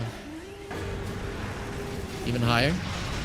Spotlight used, Rolling Thunder forward. They're looking towards the gyro. Will of Wonder being used as well. Nesphere, he wants to escape. No, he wants to fight. He knows he has to. RP is still available, and he's trying to find an opening on Chodex, and he just can't. Okay, now they're all together, but he's not close enough. Still searching for an angle there. The Magnus. Search it until the next game. It seems his RPs has been really good in this one. Smoking the backlines, only showing YoY. He's pushing power. Very strong. Storm going in. Gotta be silenced up. Atos as well. RP pulled them into it, but nobody to follow on the damage. The A blast, even if it does connect, only the TA will fall. That's only her first life. So what now? Well, now you just watch your Raxus die in the spotlight for everybody to see. They even have this ancient croaker, so the congregation of the deep is available. Sorry, tendrils of the deep. I thought it an ancient croaker, it's just a croaker. Nope. That Dark Willow, it's the buyback. Gyro will be coming back into the game. Apple City, if they want to, they can wait. No shapeshift, no rolling thunder. But rolling, okay, they're gonna have them in a second. Secure back, get the silenced up a little bit too late. The tendrils of the D being used as well. Curse Crown in the back lines, of course, there's gonna be a save. And now what do? The dual base is going through everybody. Still no BKB on the gyro, and he might never even get the chance to use it. The Atos does connect the A blast, keep them at bay. Nesphere will get back to the base, live to fight another day. Just Ghost Scepter in time to dodge the melt hit strike that probably would have taken his life, especially if it was a crit. So no shapeshift, no rolling thunder.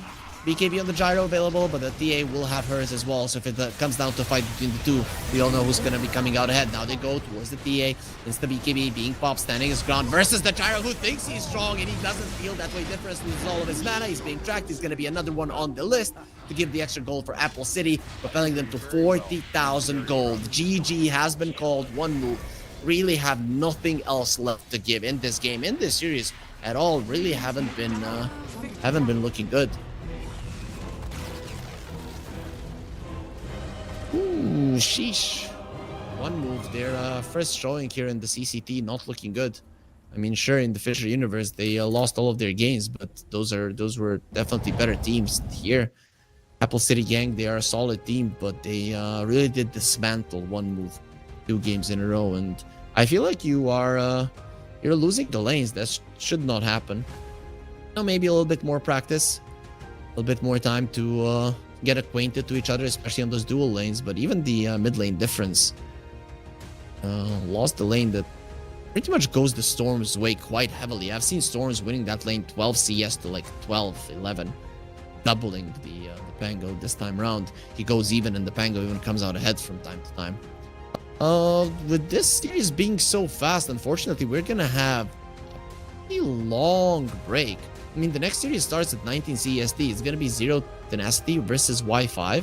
So that should be an interesting series. I kind of hope that that we see a good one, because Y5, they did beat Apple City, they did beat Quantum 2-1, so they're definitely not to be underestimated. Of course, Zero Tenacity, one of the better teams here in the CCT as well, or maybe I like to think so. But overall, that series hopefully does go all the way, but before it, we're gonna have to wait for a long time. As I mentioned, it's gonna start at 7 p.m. CEST. That is in an hour and 25 minutes. So I guess I'm gonna be on screen in an hour 20, and that is when you guys should be here to continue following the CCT Series 8. But until then, I wish you all a nice rest, and see you in pretty much 18.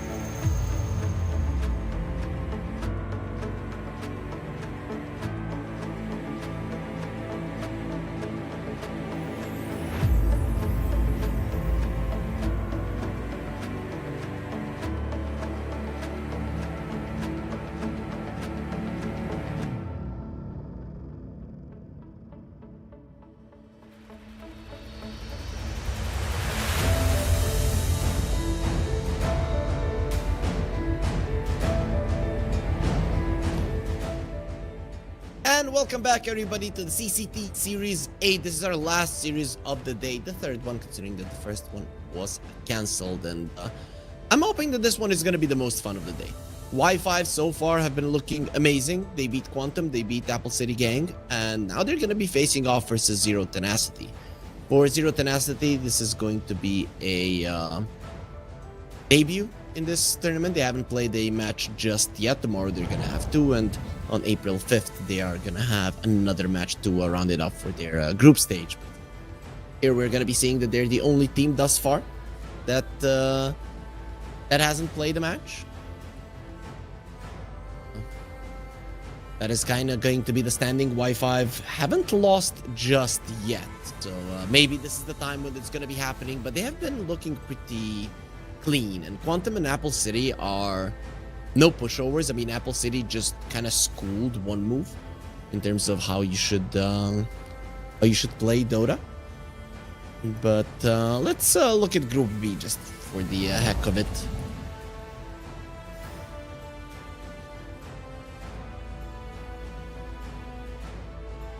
And it's gonna be endgame at the top. Of course, they already played two of their games. Winter Bear, today they did forfeit their game to endgame, I guess, so they played one.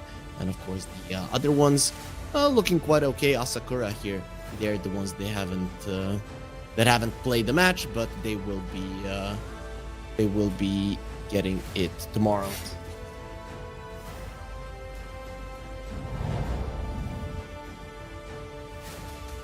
And of course, we're going to be looking at the rosters as well. Zero Tenacity, Retsu, Stoikov, Nefret, Pablo, and of course, my dear friend, LeBron.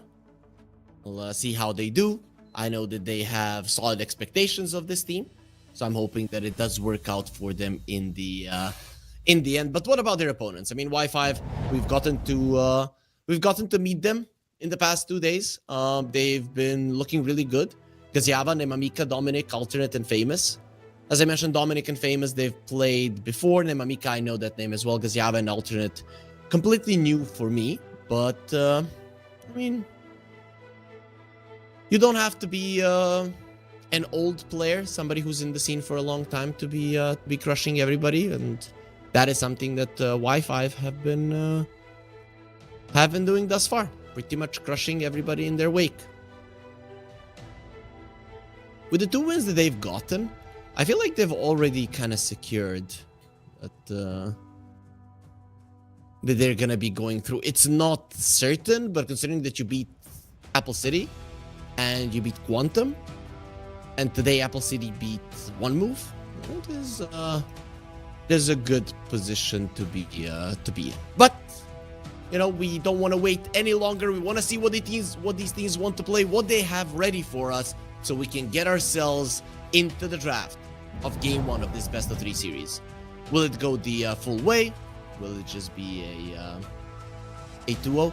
We do not know. And that is the nice thing that we're going to be finding out in a very fun way the next couple of hours. 2, 3, 4. Doesn't matter how long we're here. It just matters that we are having fun. It's a game. Have fun. So, bans being quite standard. I'm interested in this Magnus ban. Let me check if Y5 on how many they've played thus far. I did cast their game yesterday, in which they didn't play a single one, and they didn't play a single one versus Apple City either. So, very interested ban for me. We did see one Magnus in the previous series kind of fall flat.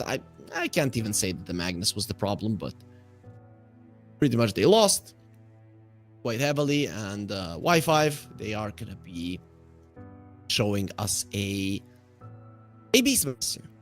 So it is going to be a Beastmaster for Y5. Zero Tenacity. What will they get? With the PA being in the pool, that is kind of what people have been going when they see a Beast. Sure, Beast can be moved to other lanes, but to be honest, PA is just a good hero overall. You can get away with picking it first pick without an apparent reason, but they will be going for a Gyro. Zero Tenacity, they want that one over the PA. I guess Retsu more known for his Gyro than the PA, but we'll see how it works. I mean, this Beastmaster, he could be a position 1, a position 2. It is a possibility. Not something out of the ordinary for sure. However, thus far in the tournament, in this one in particular, I don't recall a single one not being in the... And I've cast more than 50% of the games thus far. Of course, my colleagues are going to be overtaking in the days to come, but you get the idea. It's not super popular on other positions.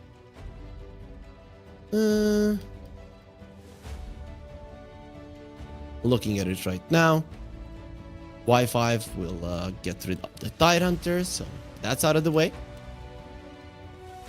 And Zero Tenacity, what will they want to get rid of? Well, we're gonna be finding out soon. Might be Muerta, might be a Ringmaster if they don't want to pick it up themselves. Though they do have Pablo. Pablo is always known for playing these annoying heroes, right? He can definitely play a Muerta. I can assume that he can play a Ringmaster as well. They'll ban out the Morphling. Good counter to the Gyro. Don't want to be dealing with that. Usually here we see Ringmaster, we see Muerta. You saw Dark Willow, though I don't think that we're going to be seeing it in this game. Warlock is in the pool. Actually, AA. No, it's not. I'm sorry. So no A, no Tinker, no Jakiro. I guess with a Gyro, I'd like a bit of a more aggressive hero, like a Crystal Maiden. And yeah, they do go for it. Okay. Nice way to stick it to the Beastmaster. Now, you do need something strong to lane with him, so... I guess that Ringmaster is still in the... Still has a chance to be picked up. Ringmaster Muerta. Those are the things I want to see with Beast. Really does make sense to secure his lane. We have seen some Hoodwink. I'm not particularly a fan of it, but... With the Beastmaster. But, sure. If you want to go that route, why not? They are gonna take their time. Let's see. Y5. What's it going to be?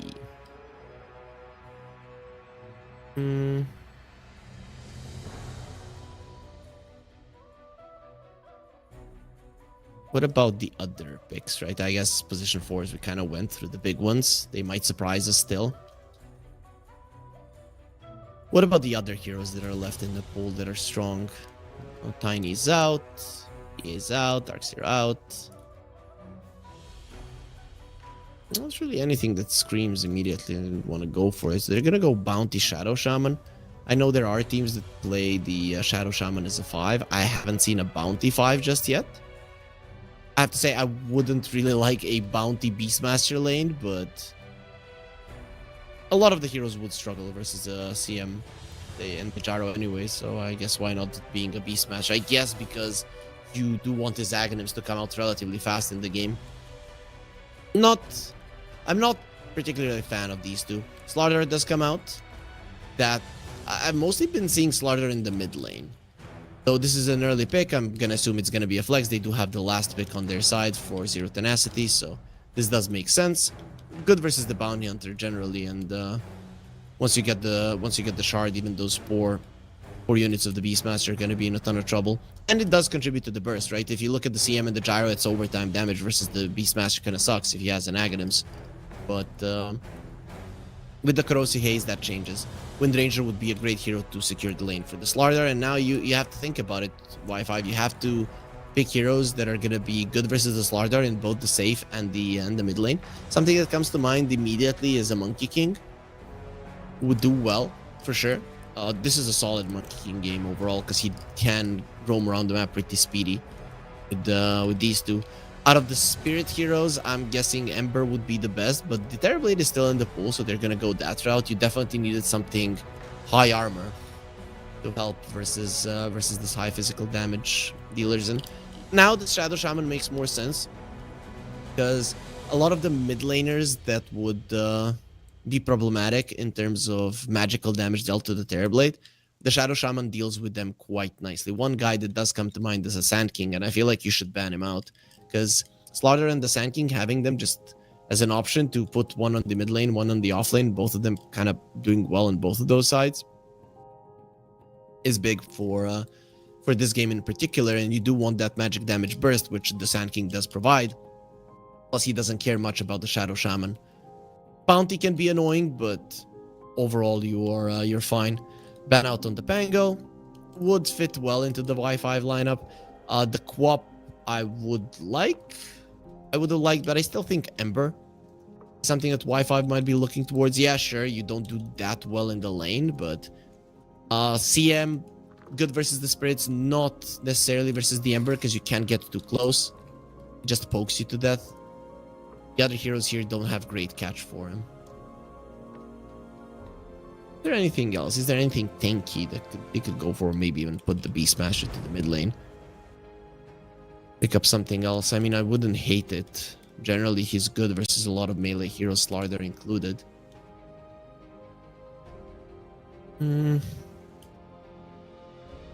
I still feel like they're gonna get a mid laner. Y5. Ember. Storm is fine, but the Crystal Maiden can sometimes be a problem for you. Puck is good. Puck is actually really, really good for Y5. The other problem is Slaughter will destroy you in lane. But the last pick would have to be oriented towards it. So maybe ban out that Sand King that I mentioned, pick the puck. Or ban out the Monkey King and pick a puck. They could still go Monkey King on Y5. That is also an option. And then beat puck in the mid lane, Slaughter, Sand King, whatnot. You are gonna be fine. It still looks like a good Monkey game. So there are options, really. I feel like both of the teams have gotten themselves solid drafts that are not gonna be demolished by a cheese pick or something. Unless, let's say, you pick up that Ember right now and eat a Huskar to the face. I actually can't believe that hero made it the way. So they will get themselves a Razor.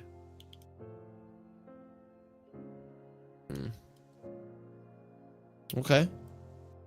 So now Slaughter mid lane probably doesn't feel as appealing. Generally versus the Razor, you want some magic damage burst. Generally, just to make sure that he's not having the easiest of times. I mean,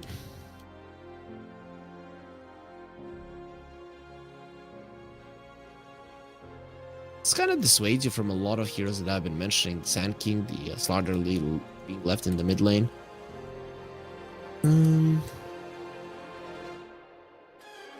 I'm looking through the heroes and I can't really find a perfect one.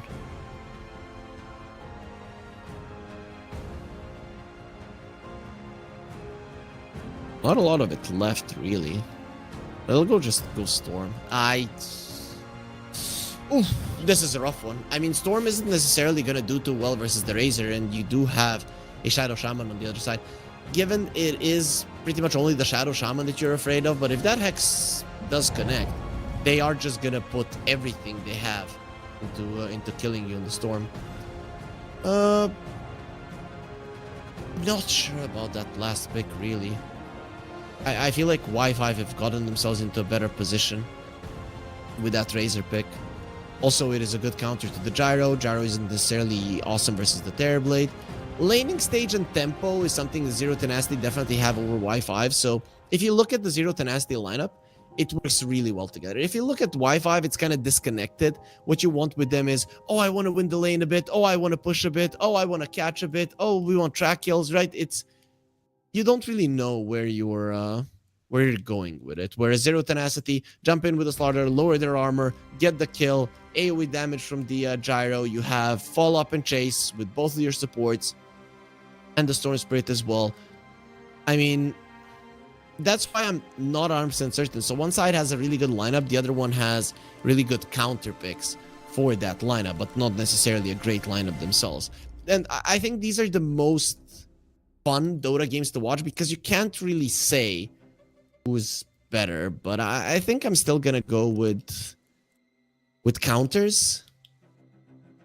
Or am I? Let's just judge how the lanes are gonna go. No, I think I'm staying with 0-10 actually. Because I'm looking at them and their lanes might just go really, really well. I mean, when I look at Slaughter Wind Ranger, that's really strong. Their side lanes are amazing. And then mid lane Razor can win versus the Storm Spirit, but he doesn't have to win by a lot. LeBron. Yep, LeBron. Close to being the GOAT in the NBA, but there is a Serb there that is making a really good case for himself. But I guess then LeBron said, okay, let's at least, another Serb, let's at least make him the GOAT of Dota. 30 seconds to battle. One of the older players in the scene. Kind of surprised the boy LeBron still didn't decide to go maybe coach a team, but I can understand it. In Serbia, generally, players are older than what is the case. I mean, I started playing Dota seriously when I was like 23, right? And that is where some people are ending their careers. So LeBron a bit older than me, a bit more older than me actually, but fine. In terms of bounties, that's gonna be a 2 for 2, it seems. Yep. No surprises there. I can't wait to see how this mid lane goes. Stoikov. Macedonian Wonder. Maybe went for his Invoker, but doesn't feel like the best hero nowadays.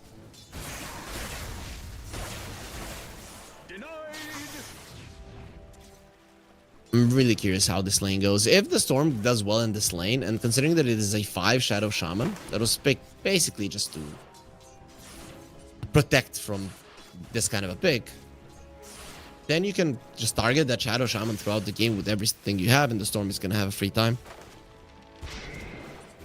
No famous. Posturing aggressively in this lane. This is actually winning these trades. Of course, you have to be careful. Once the Slardar gets a couple of levels, can get close to you. I'm guessing level 4 Slardar is the most dangerous time for you, but generally you're a slow hero, so... Effort. Threatening with the Crush is not going to be using it just yet, and Famous just continues with those chicken fingers to annoy these two. Starting off with the Ether Shock, he has done so much damage to both of them. So far, so good here for Y5. What about the bottom lane, right? 2 melee heroes versus 2 ranged. Gyro CM, very aggressive duo. Guess the Bounty Hunter is gonna have to... He's gonna have to do some shenanigans there. Pull the waves and such, make the lane weird. Frostbite, if they get the connection, maybe they can kill Dominic, and there's the Frostbite. Let's think about going forward. Doesn't even need to get underneath the tower, and this is what we were talking about. These two, a lot of aggressive potential, especially once the CM hits level 2, and there it is. Now this will propel the Gyro to level 3. That is when he himself has the power spike with the level 2 Rocket Barrage. I think looking up here for the 0-10 safe lane. Meanwhile, Meta popped. Pablo a little bit off the mark a couple of times, trying to secure the range creep with the power shot. Unfortunately, the kill shot doesn't work on creeps, only on heroes. But now when the meta is down, it's probably gonna give them a bit of an opportunity to go forward. Famous. They missed the power shot. Pablo really not on point with those. They are gonna be putting some damage onto him. Pablo, of course, with the Windrunner. Doesn't care much about the Terrorblade running him down. Now the Crush with the Blood Grenade. They want Famous. He turns around with the Shackle and gets some of his HP back with a couple of bashes. That's going to be a that Shadow Shaman. They're going to wait for the Foul Play to expire and then take him out. So now they are going to be striking on the top lane as well. And the Storm Spirit is winning his mid lane. Okay, yep. That means 3 lanes so far. Looking good for 0-10 Nasty, especially that bottom lane. I mean, that is where things are looking quite grim, where the Beastmaster is being doubled. Luckily for him, with those lane pulls and stuff, the Bounty will be getting the creeps into a good position for him. And Razor should, now between level 4 and 6, be able to take over the Storm.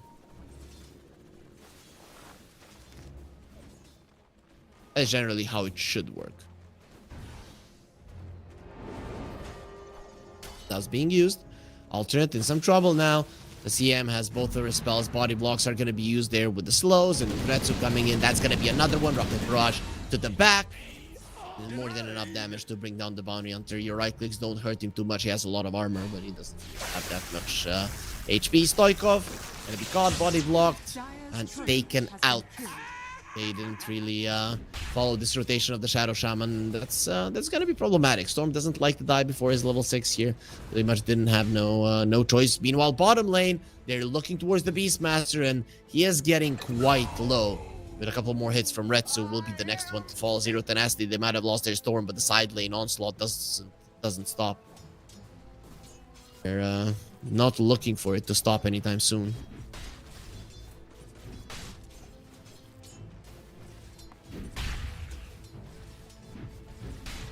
It's a 1k gold lead for Zero Tenacity. A decent position to be in.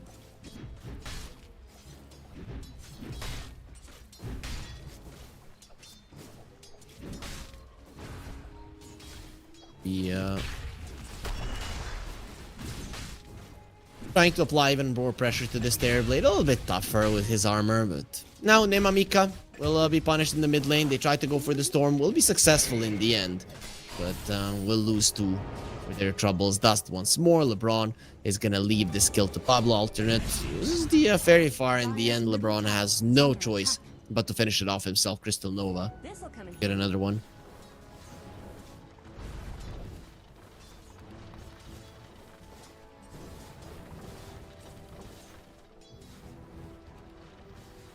Other Metamorphosis used on the top lane. Terrorblade needs to start thinking about being a bit careful, mindful of the rotations of the Crystal Maiden. The CM is level 4, so 2 points in Frostbite. That might actually be enough magical damage with the help of the Slardar to take him out. But for now, doesn't seem to be happening. Storm is approaching his level 6. Stoikov should have it after the Siege Creep dies. Yep, just there.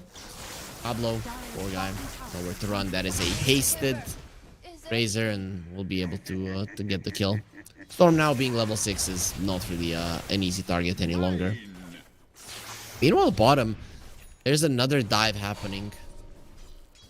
They were thinking about getting some kills yet again, but that does leave Nefrit alone. So the shackles being used.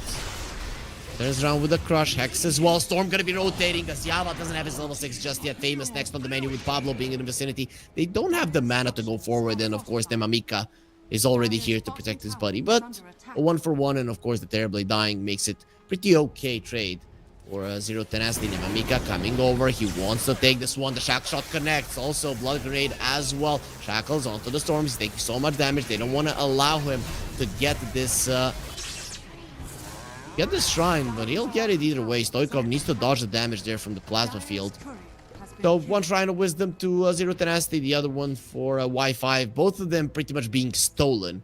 Nobody got their own. Whilst the Gyro on the bottom lane going way too deep, and rotations from the Razor are really starting to kick in. That is a huge kill going the way of Y5. Dominic in particular, he needed this. I mean, his life has been pretty hard so far. He did go for the beast mode on the Beastmaster, so kind of showing us he wants an Aghanim Scepter. Probably not going to be looking to get a Helm of the Dom, though. It is not going to be a fast axe. His lane didn't go as nice as he would like.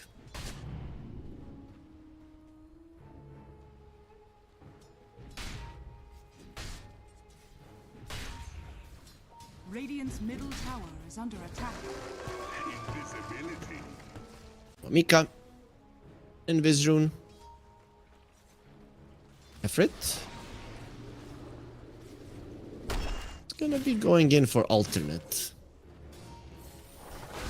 If he can get that one. Chicken Fingers, Hex, Shackle Shot to stop the Shackle. As Nefrit going through the waters there. Sprint will allow him to do just fine. Emma Mika in a little bit of trouble. They don't have the corrosive haze just yet. LeBron coming from the side will get the action of the frostbite, and that should be more than enough lockdown to take him out.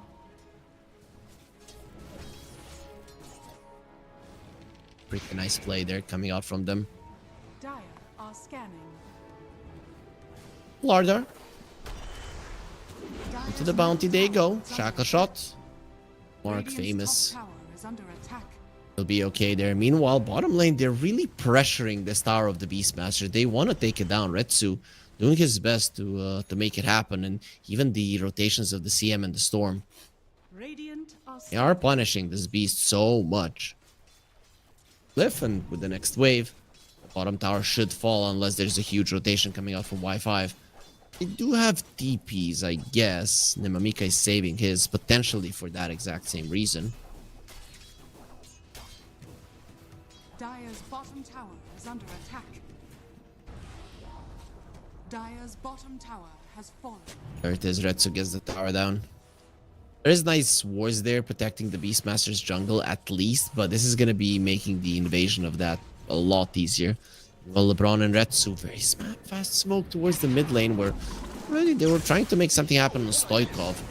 Oh, going on to Famous, he's gonna get hexed up. They need to stop the shackles immediately if they want to save the Storm. Won't be able to do it. The damage from the Gyro insane there with a secondary strike. Dominix, he cannot get close, and Gyro is just slaughtering everybody. 3 heroes dead. They're lucky they've gotten the Storm before. They just got destroyed. The shackle shot onto that tree standing, and it is gonna be Famous taken out as well. Retsu, I really want to see that damage done, but the secondary strikes, multiple of them, heroes being close to each other. 3.5k damage of the Gyro, doing more than both his team and the enemy team combined. Boy, if this Storm had survived, this would have been a total disaster. Even this way, it is problematic because Retsu got so much out of that fight. Of course, the Terrorblade was the only one farming, but this fight really did propel the Gyro forward. He's now 1,500 gold ahead of the Terrorblade, who's the second one in net worth. Dire's structures are fortified.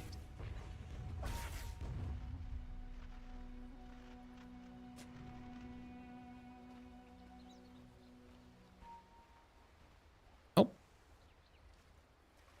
We are gonna get some breathing room here for a second. Slardar farming his Blink. The Beastmaster focusing on his Axe. Will have 2 components now, so only 2,000 gold away. Still gonna take some time before he has it, though.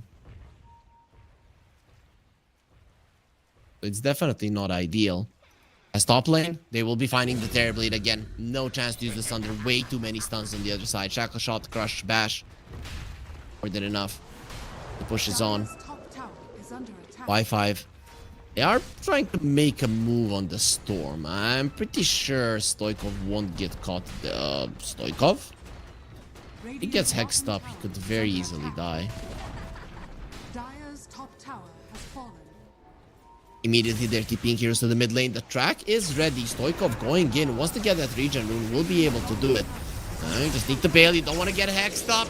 Trouble Stoikov, and bombs the region now. Will be coming back to the fight fairly soon. Razor put himself in a very uncomfortable spot. Slardar coming over. Crossy Haze. Goodbye, Razor. One more hit, and he is gone. Stoikov focusing forward. He didn't allow the region rune to heal him back up to full, so it is going to be a 1-for-1. Both of the mid laners dying. Of course, the track kill coming in handy. Now, Crossy Haze alternate a bit too fast. That track allowing him to create distance. And he's just going to be spamming the shurikens, getting everybody low.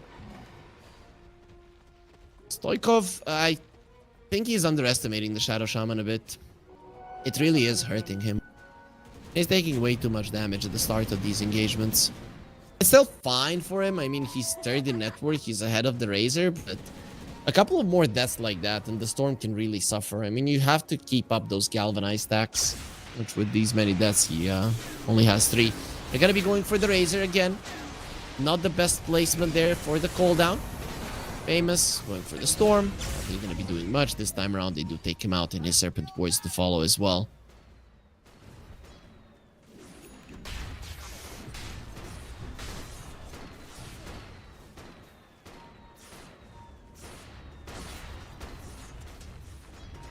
The mid tower they go. Dire's middle Should be tower taken down, has no fallen. problem. And towards the top lane, Terrorblade. Coin helps. is the one they want. Like they're gonna be diving him just yet.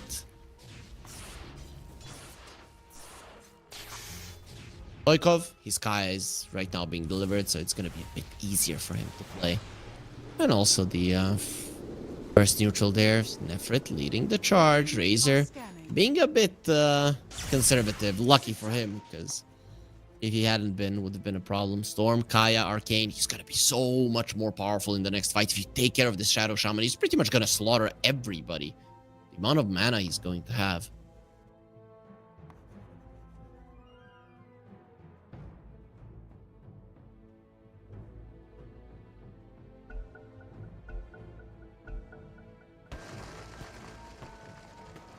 Nope, that's going to be the game resumed.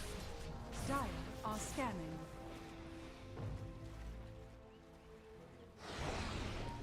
Zero tenacity are smoked up, looking towards the bottom lane. Killing a Beastmaster now to delay his Ags even more would be quite nice.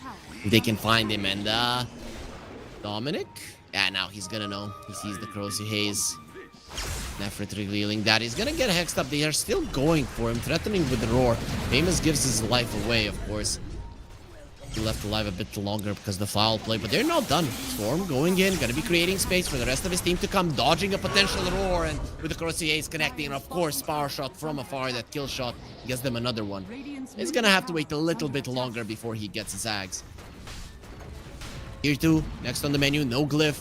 This should be a takedown, no problem. I mean, with 4 heroes smashing on it, should be taken out. Gyro, so his damage output already is quite high. Dire's bottom tower. He's getting a full Ags here after his Dragonlance. Not only does he have damage, but he's very, very hard to kill on Red 2. And of course, an opening for a Tormentor. Both the Wind Ranger and the CM cards are great. I don't even know which one I would prefer here. Maybe the Wind Ranger one. I do never know. Like even the CM one can do a lot, really. And they're gonna get the Crystal Clone. Still nice smokes being bought. Greater Healing Lotus. A great Healing Lotus on Wind Ranger.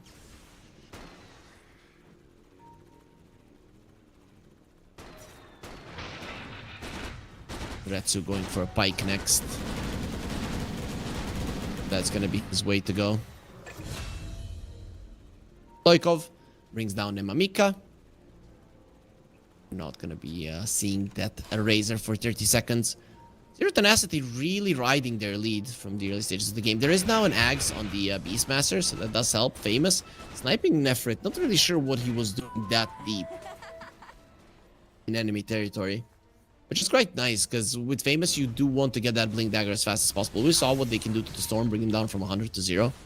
Once he has the BKB, that's going to be a bit tougher, but Blink Hex is always something that you pretty much cannot react to. Unless you're open AI.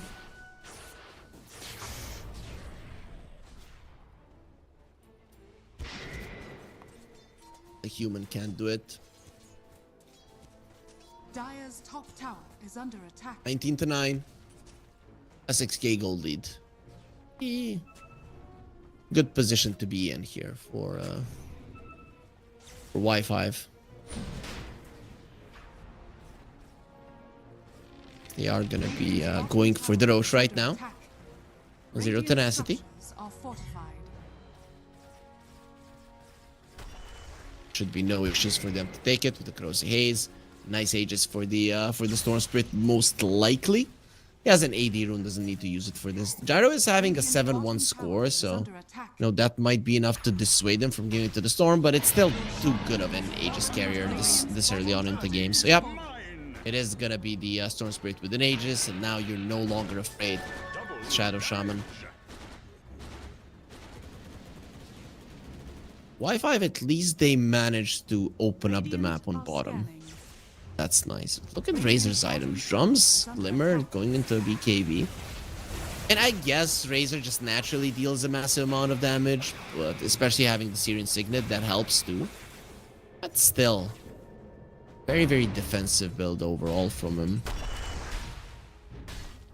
Nefrit is being targeted on the top lane, and I don't think you're getting out of this one alive. We'll get hexed up. He's quite speedy. Once the shackle is there, they do have the roar, which they won't even use. Maybe they should have. He dies with the roar with that one last hit. That was very close to him getting out of that. Dominic being really not using the roar, but it looks like it was a good call in the end. Bykov. It's an illusion rune.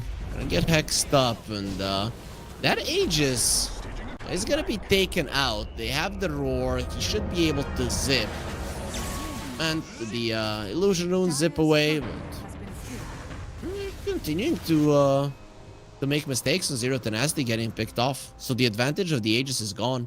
A lot of the lead that they accumulated is gone. The bleeding has definitely stopped, and the Gyro is no longer the force that he was. Now I feel like with the 4k gold deficit, only one fight with the Bounty Hunter and Y5 are back.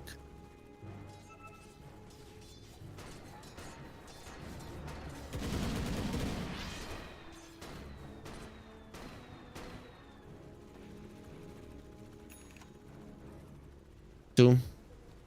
Freaking Pike doesn't really give you damage. Here's to see how much it helps. It is great versus the Razor. That is one thing you cannot take away from that item for sure.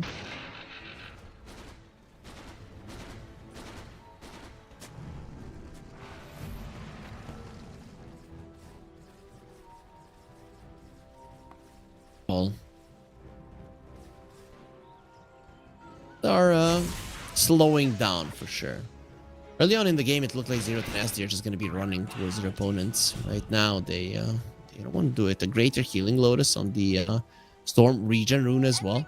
Just so many reasons to fight.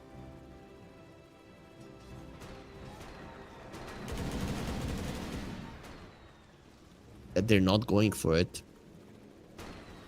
Some time to the Terrorblade to recover. Manta and the Dragonlance is there for Gazyava. He's gonna go Butterfly next. At that point, I feel like he just stands his ground and he fights. And even with the magic damage that you have, that little bit of extra that you need to kill him is not gonna happen, and the Sunder will come out. Okay. I really want to see what Dota Plus is, because for me this game is close to 50-50. It says Zero Tenacity actually 70%. Well, this skill is definitely gonna help, especially if they get an extra Dominic out in time. Next item gonna be a BKB. Doesn't want to blink. I think Y5 are really trying to hit this timing around the 30-minute mark, where they're gonna have Butterfly, Blink BKB on the Beastmaster. Terrorblade will have maybe even a Crystallis, you know, smaller damage item at that point as well, after the Butterfly. And that's what they're gunning for. They don't really want to rush beforehand, which I can understand. You're a Bounty Hunter lineup, generally would want to fight, but if things are going bad and your enemies have this good of a chase, it can be very dangerous. Nemamika, he does get a kill on the CM. Well, at the cost of his own life. It still doesn't have that BKB. Now it's going to be delayed, so definitely not a worthy trade for him. Another Galvanized stack for the Storm. Now he has 12. Really has participated in so many kills. Yeah, they killed him a couple of times, reducing those, but Stoikov is always present.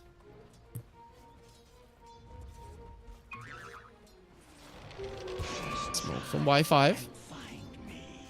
Dire's top tower is under attack. And towards the top lane, Stoikov has been found, and they did buy the blink on Dominic. Didn't want the BKB beforehand. Wanted the blink first. We'll be getting that kill. Famous will have his blink soon as well, so this Storm, more and more options are being found to deal with him. At this point, I feel like a Lincoln Sphere is the way to go. Dagger bot on Famous. He will die. No gold will be lost, so that's nice. Kills the kill, however.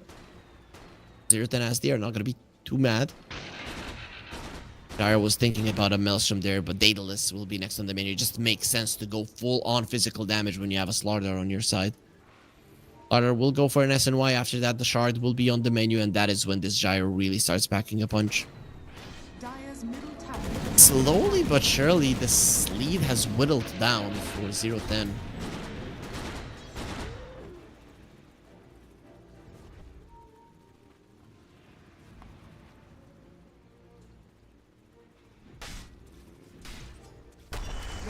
top tower is under attack.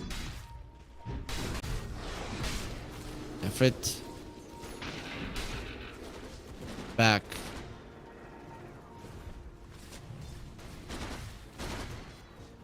We're gonna be placing down a sentry.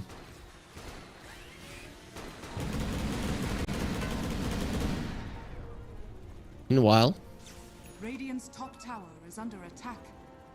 Dire's middle Storm tower hunting on the bottom lane. Razor will finish his BKB. He's no longer going to be that easy of a target. Dominic has a blink TP out. The thing is that he has to find the right way to blink. Nope, that's not going to be happening after the Corrosive Haze connection. They just take him down in a second. It's just sick how much damage they do. You know, this Beastmaster should be this tanky hero. Not gonna Radiant's happen. middle tower is under attack. Radiant Meanwhile, structures are fortified. into the mid lane. We're gonna be finding some openings. Retsu keeping it as well. Shot is there. Terrorblade in a lot of trouble. Frostbite connecting. Can he get the Sunder off? No. He's just gonna be taken out easily. Now who's gonna be next? Of course, Famous. Nowhere to run, nowhere to hide. Shackle Shot just to slow him down a bit, and he will be next in the menu, being drowned in the water by the Slaughter, who still seems to be chasing, just way too speedy around the map. Oh, that's a bummer for a TB. Dire's middle tower is Like I talked about, he needs his butterfly to really feel like he cannot die. He is queuing up the BKB afterwards. Not an item that the Terrorblade wants to buy. Orchid on the bounty at this point in the game. Not the greatest of items, really. I mean, there's a BKB on the Storm. Dire's middle tower has The other fallen. heroes don't really care about it all that much. Storm is going to be the only one that is going to be going too deep. Dara doesn't care. Slaughter really not so much. And he does have an S and Y. Storm is looking towards the Lincolns. But at the moment, he is quite tanky anyways. 2.6k HP. Close to 2.7 actually. Daedal is done. So now the timing is on Zero Tenacity once again. This is a moment where you can force the issue if you can find the right jumps. They have the gem on the Storm. Alternate will be dying to the Corrosive Haze. Now looking towards the Beastmaster. He's taking a ton of damage. Corrosive Haze connects and Focus Fire. He's gone. Having a Siege Creep wave in the mid lane. Glyph is available, but you will be forced to use it, and then the next wave will come. Retsu tanking the tower. No problem. He is tanking up. There's the Glyph. See, do they feel confident enough going forward? I feel like you should. Don't really have anything holding you back.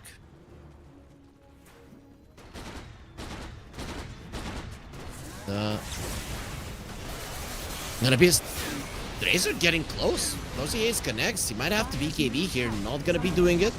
Dire's middle It'll be tower fine. has fallen. Like Retsu and Pablo. Focusing on the melee racks. It's gonna be Beastmaster in 10 seconds. Terrorblade not looking to connect with his team, and you do get the melee racks. Now staying for the range ones might be too dangerous, so better yet, they will just move themselves away. Radiant's top tower is under attack.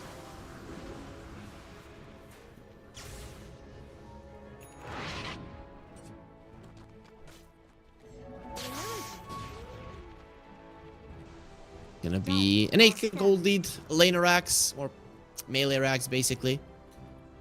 Is a nice way to start. Roche is back up as well, and the Tormentor, so everything to claim for Zero Tenacity if they want to. Having a Slardar, those should be easy objectives to take. Pablo, Slardar, who's gonna get the shard, is gonna go towards the Slardar. Okay, actually Pablo already has one, so it was between the Slardar and the Storm Spirit.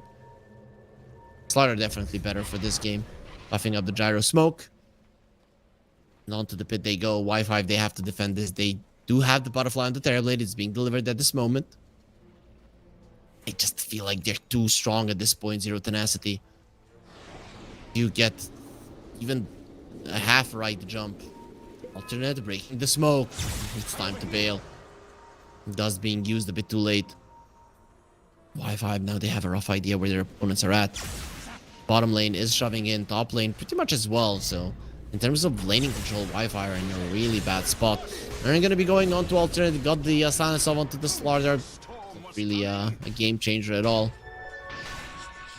They're losing a lot of ground bottom, but they do get an 80 rune, so now or never roar onto the Slaughter. They do want him. Does have gold for a buyback, and the Slaughter just runs himself away. Doesn't need to be buying back at all. Look at the Gyro, the damage he's doing. They are trying to take away his damage there, and that static link did last long enough. Now Kasyaba, he has an opportunity to go forward. Still has the Sunder to use on anybody, but everybody's kind of low. Gonna get crushed. Kasyaba, who do you use it on? After the Sunder, he really didn't get all that much HP back. Storm going back into the fight, trying to finish him up. Not gonna be happening. Pablo dead as well, and Storm is the last survivor. Will dodge that attack. They still see him because of the reflection, and he will die to it. Kasyaba and his AD rune, winning the fight, gets an ultra kill, turns the game on its head. And now it is Roche time for Y5.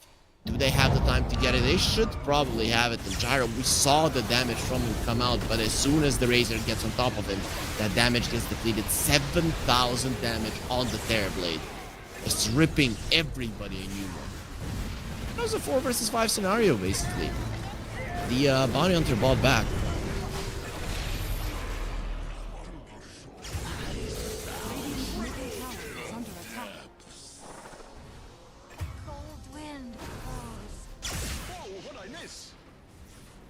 Stoikov. Poor guy. Nowhere to run, nowhere to hide. That's now with the Aegis, Y5 might actually be in control. I mean, that AD rune really did make a huge difference. Without it, I'm not sure that it goes that easy. I also think that Zero Tenacity, they have to have better target priority. The Razor should be the one that you're going for.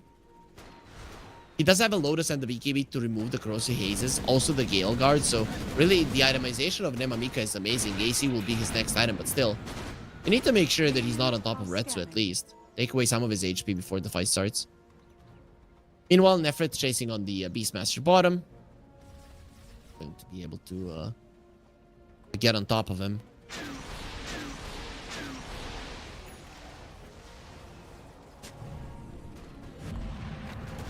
That's Satanic on the Gyro. Pretty much needed in that previous fight. It does lose damage rapidly when the Razor starts sucking him out. Radiant structures are fortified. 25 damage per second. Which can go away quite fast. Gyro. Ooh, he's not gonna be caught. CM. Got a whiff of the Prince. Nice Lotus Orb of the CM. Returns the roar. Might actually survive because he's baiting them so hard. He will turn around onto Pablo, who has a Windrun to get away. And now Nemamika will be in a lot of trouble. Dominic, he cannot get away from the Gale Force. So Blink just before the power shot did connect. And Gyro from the other side. They did catch him. He tries to say thing, but all of his damage is gone. And oh no, the stun!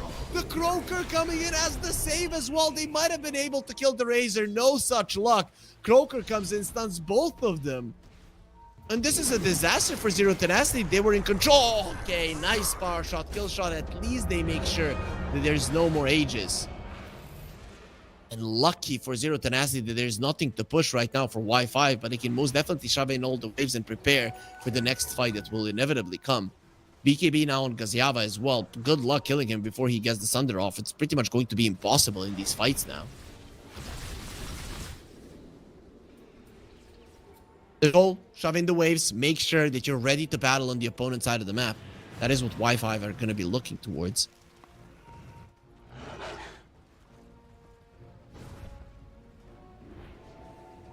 Radiant's top tower is under attack. Want that Slardar and CM. As Yava finishes the tower of Gale Force, keeping in place. He does have a Hurricane Pike, so should be fine. Decides to use it after the Gale Force ends. Aghanim Scepter and the Slardar, that's going to be nice.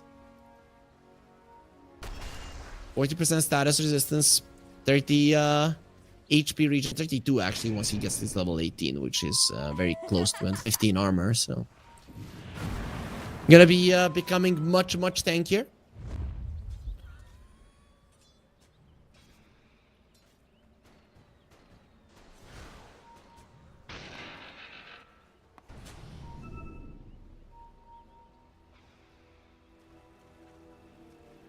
Five.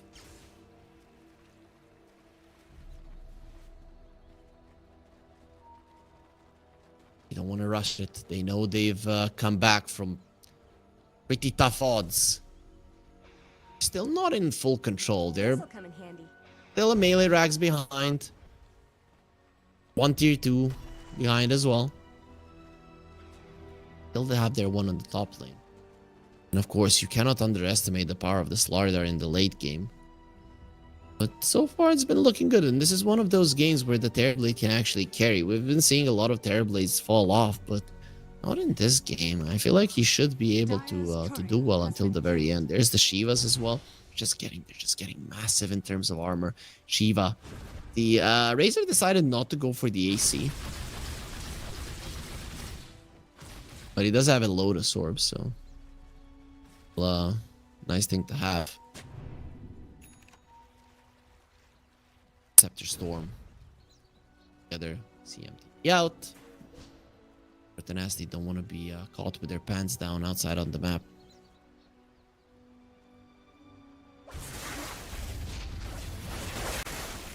The level 25 is close. The Terrorblade is level 24, so I guess he's the closest one. Everybody else is did get their level 20 talents. Razor's probably the most impactful one. No, Storm is actually level 19. Gyro is the only one that's level 20.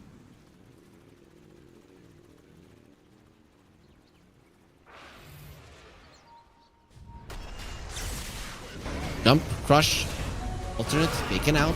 Doesn't have a buyback or onto the Gyro. They want to kill him from under to zero with the Terrorblade smashing his face. He needs to get a Satanic off. No chance whatsoever. He needs to buy back. They need him back in this fight. Without the Slardar, is he really going to be able to do enough damage? Storm is going to try to get himself away and will be able to do so. Oh boy, what a fight for Y5. Lucky for Zero Tenacity that the bounty wasn't alive to just get all of those track kills as well. Radiant's bottom tower. Because that would have been one hell of a swing. Dire's top tower is under attack.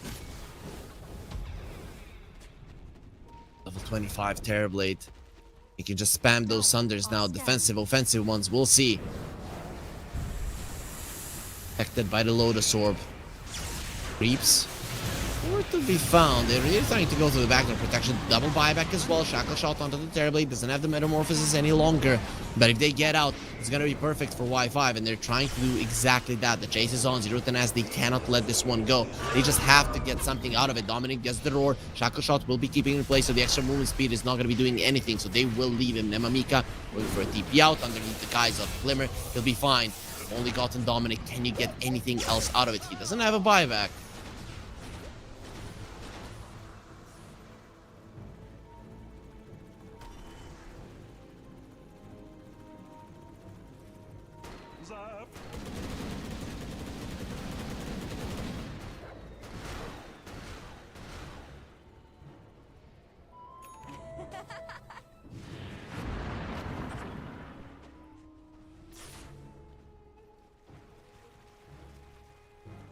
These they get something out of it, but now you have to make sure that you get a bit more while the Beastmaster is dead, and I don't think that Y5 are gonna allow that to happen. Here I am.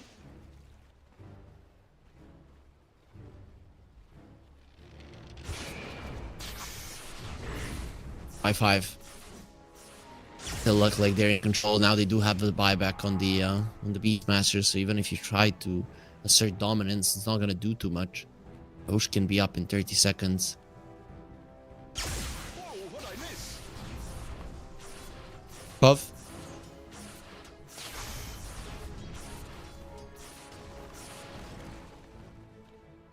Let the fun begin. Well,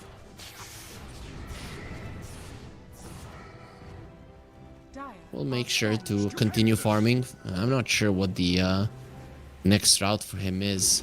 He has that Aghanim Scepter. Arcane Rune is in the bottle, so he's not going to be getting much stronger than that. There's going to be an early Roche respawn, from what it seems.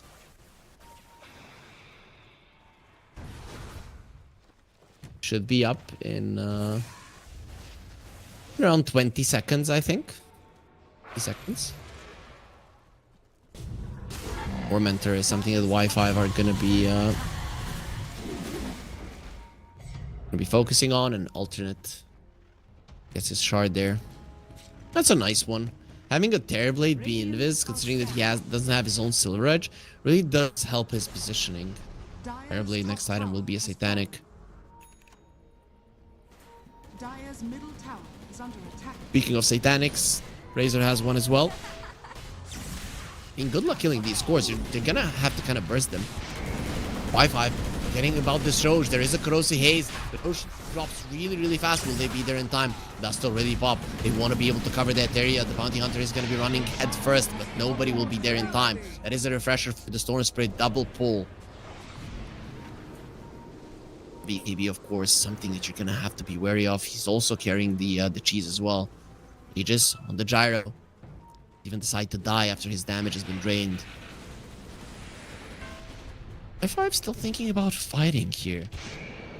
Do have their newfound confidence after a couple of 1 fights. However, they're not that confident. They were just a little bit faster there, but this is the advantage of having a melee Rax. Dire are scanning. Fly on the gyro.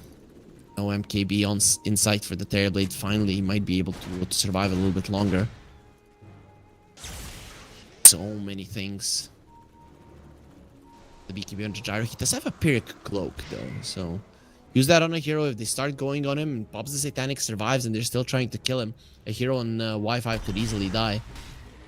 Communication on their side has to be really, really good.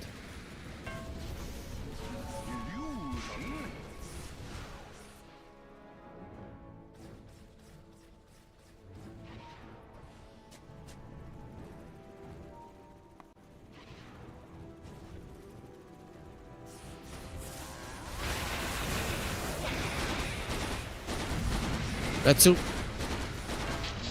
standing his ground here. They are gonna be returning his homing missile. Gonna deal with it there. Hurricane Pike used as well. That is a big cooldown not to have if Wi-Fi decide to fight now. And now Storm is gonna be pulling through them. He does have a refresher. Pull them in again. The damage is insane. They're gonna lose 2 of their supports and the Beastmaster on top of that. Oh, the refresher charge coming in handy. That jump from the slaughter opening up Stoikov to just pull them all to their deaths. Don't want to let this die. Satanic being used. That is going to be a cooldown the gyro doesn't have, but he still has the Aegis, so even if he dies once, good chances. Coming back up. Buyback from the Shadow Shaman. He wants to start it off. Lincoln Sphere protecting the gyro for the time being. They want to break it. Might use the Sunder to make that happen. Now, of course, you do have the nice spike onto the Razor. Cover for him. Buyback of Dominic. Roar will be used onto the Storm Spirit. They go. He does have a cheese. If he can only get it off. It was so close. But no, not close enough. He needed to cancel out those shackles. Retsu standing his ground. Lotus Sword protecting him not for long. And we'll find the Shadow Shaman. If he dies, that is a big deal. Protected by the Glimmer Cape.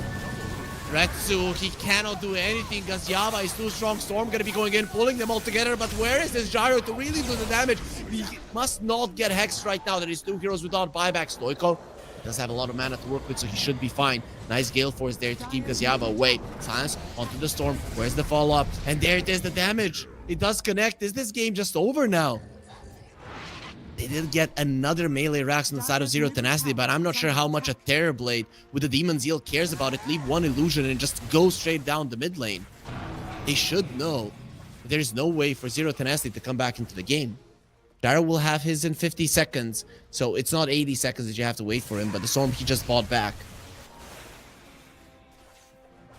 Let's see Wi-Fi, what's going to be the play? Tier 3 into the throne, or maybe just 2 lanes of racks could be the safer choice. Either way, they're going to have a roar again. They have everything they need. I mean, I see no reason for them to stop. Regen ruining the bottle of the Razor as well. Gazyava leading the charge. Can somebody maybe cut the wave or something? They're trying with the CM Courier, but the Courier dies. Meanwhile, Slaughter, with his plays around the map, he's doing his best to survive. BKB, he doesn't have one and will just die, leaving the gem on the ground. That's another hero without the buyback. Now it's definitely a full-on push onto the throne. The tower in the bottom lane was a bit lower, but Gazyava doesn't care. Take the tower, go for the throne. Exactly that. Gyro does have a buyback. He needs to go for it. He needs to try to stop this shackle shot dodge. Nicely done by Gazyava. And there's the glyph. Last 7 seconds, they're buying for themselves. It is going to be a 3 versus 5 fight once the CM comes back, but it's only Gyro and the 2 supports. So what are they to do versus a Metamorphosis Terrorblade versus the Serpent Wars right next to your throne? You fight now or you stay silent forever. The Gale Force will be keeping them at bay a little bit longer. They're hoping for the Storm to come back. Homing Missile will be coming back on Retsu as well. And Nemamika, he does want to finish off the throne. Him and the Terrorblade, knowing what the main objective is, to win the game. Zero Tenacity after pretty much 40 minutes of winning. They lose the game to Y5, who are continuing to dominate here in the group stage of the CCT Series 8. And this is one of the games you had it. It was in your grasp, Zero Tenacity, but they were too slow to capitalize on the lead. And the opening at one point presented itself for Y5. That fight where the Terrorblade found that AD rune. Maybe without it, maybe if they didn't get lucky, it would have been a different scenario. But they found the AD rune. They knew they could fight. They took it, won it, and then the game followed right afterwards. Zero Tenacity, one lane of racks taken, second lane of racks taken, but that second one cost them way too much. In the end, pretty much cost them. With that being said, everybody, we are going to be taking a short break. Might be our last break for the day, considering that Y5 could win this one with a 2-0 fashion. But of course, Zero Tenacity, they're not going to be going out without a fight. So stay with us after the break. Game 2 is coming our way.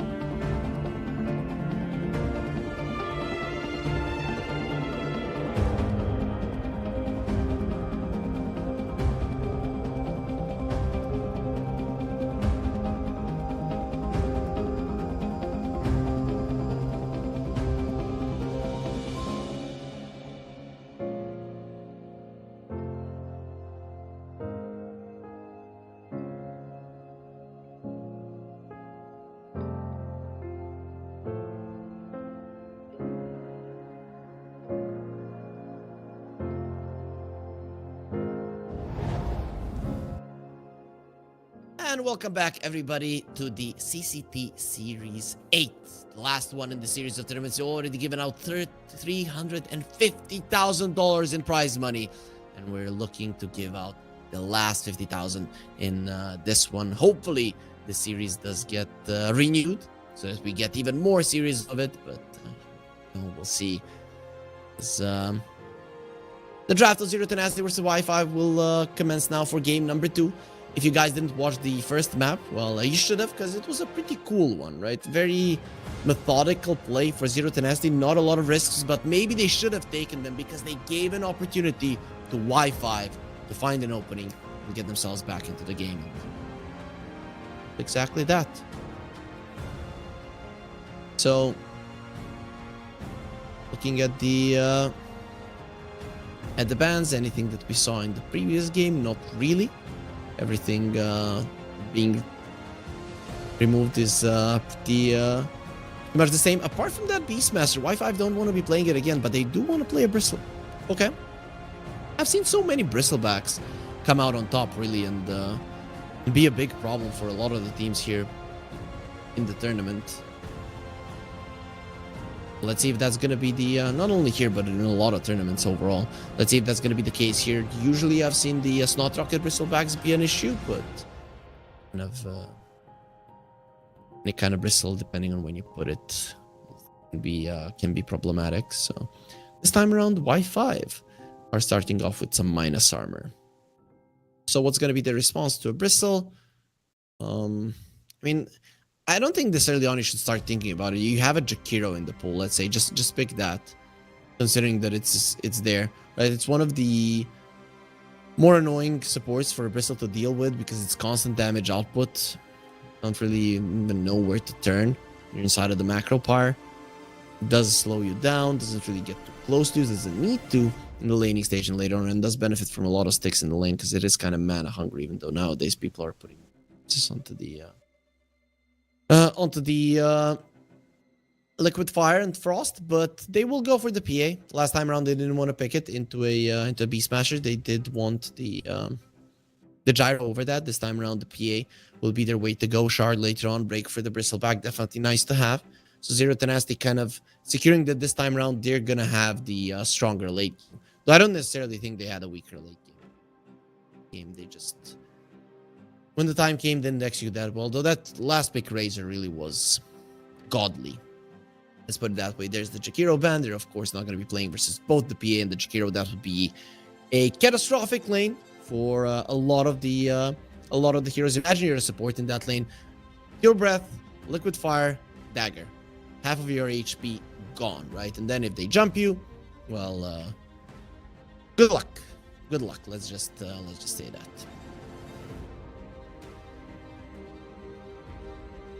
So, Zero Tenacity, what's gonna be your ban? Maybe something that does benefit from the minus armor, like a Pango, Terrorblade, sure. Yeah, not necessarily super good versus it. This is an insane lane that has been in the meta even before 38. They're still gonna go for the Bounty and the Shadow Shaman. They just love this duo, it seems. I think right now, when you look at Zero Tenacity, they kind of have to prepare for a potential Storm pick. Because you don't have anything for it. And I don't think you can get like a puck to make sure that you deal with it. It has to be probably your offlaner or something. Mars does look pretty good here versus the Bristleback. I wouldn't hate if they go that route. Because every time you spear him, he turns towards you, which is nice to have. And he would be solid catch for a mobile hero. Not ideal, right? Spears can be missed, but don't miss them, I guess, would be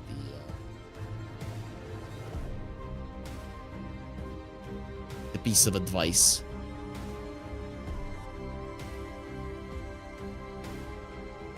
Or Nefrit.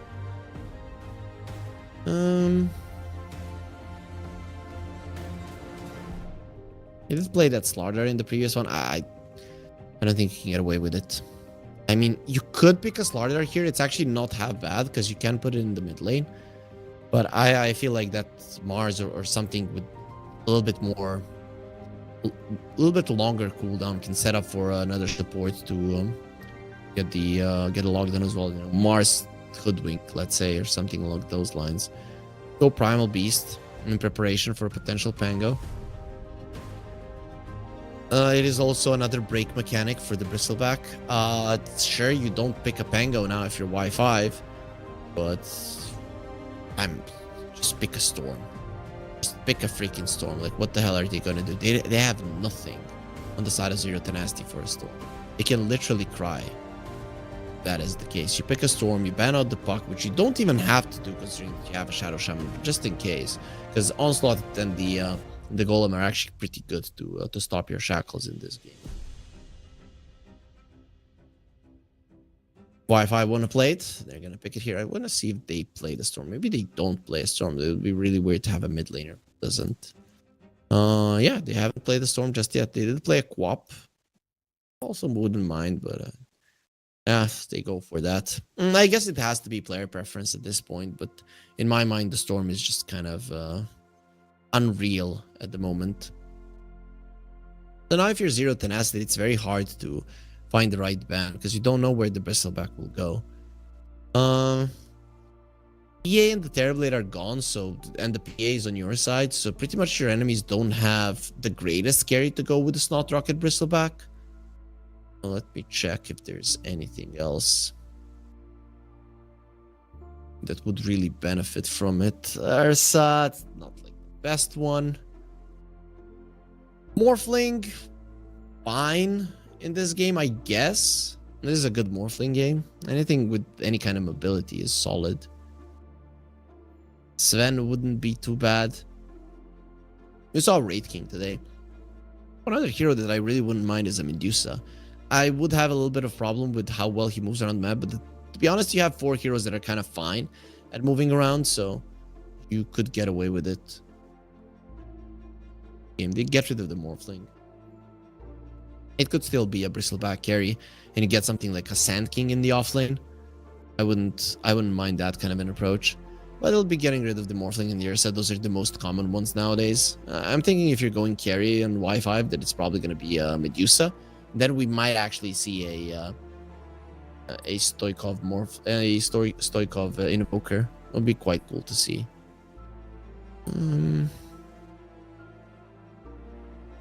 Is there anything else in the carry department, really?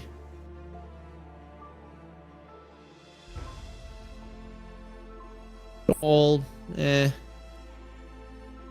guess Medusa and the Sven. Those two are my top 2. I do want them.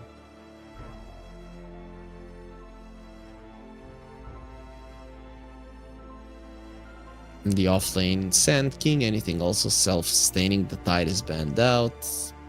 Master ban out. Brewmaster, I guess. Pango you don't want. As the Primal Beast. Oh, wait. Nature's Prophet is in the pool. I mean, PA is generally good versus you, Primal Beast as well, but it kind of goes really well with this lineup of Y5. What did they ban, though? They could ban that Sand King that I was mentioning if they don't want to pick it up. You do want some magic damage on Zero Tenacity, some added AoE magic damage, and the Sand King pretty much discovered that. Primal Beast is solid, not gonna lie, but it's just not first.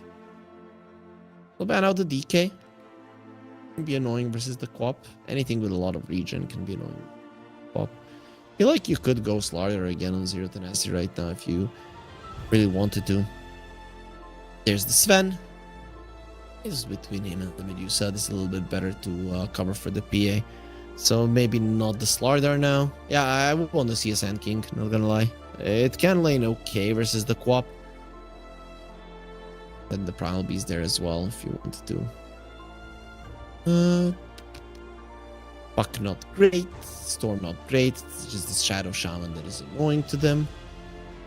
Is there anything out of the meta maybe? They'll go Puck. Last game I didn't want to see a Storm. They picked it into the Shadow Shaman. I didn't want to see a Puck either, and they picked it again. I mean, they really do trust Stoikov, and I'm fine with that, but this is kind of dangerous. I'm not gonna lie. At least this time around, you do have the Ringmaster to save you. So at least once the Hex comes out, it's gonna be a bit better. But Puck is generally a hero that goes very deep in, right? That's the problem. So he might be far away from the Ringmaster for him to be able to react with the Escape Act. So I'm not sold on it, really. I feel like it's the same problem they had in the previous game that they did not address. They just, if you really want to play these mobile heroes, just make sure that you're banning the Shadow Shaman then. I mean, I still see the same problems on Y5 as in the previous game, but I feel like they have a little bit more synergy on their side. Their laning stage could be a bit problematic because lanes, again, on Zero Tenacity are amazing.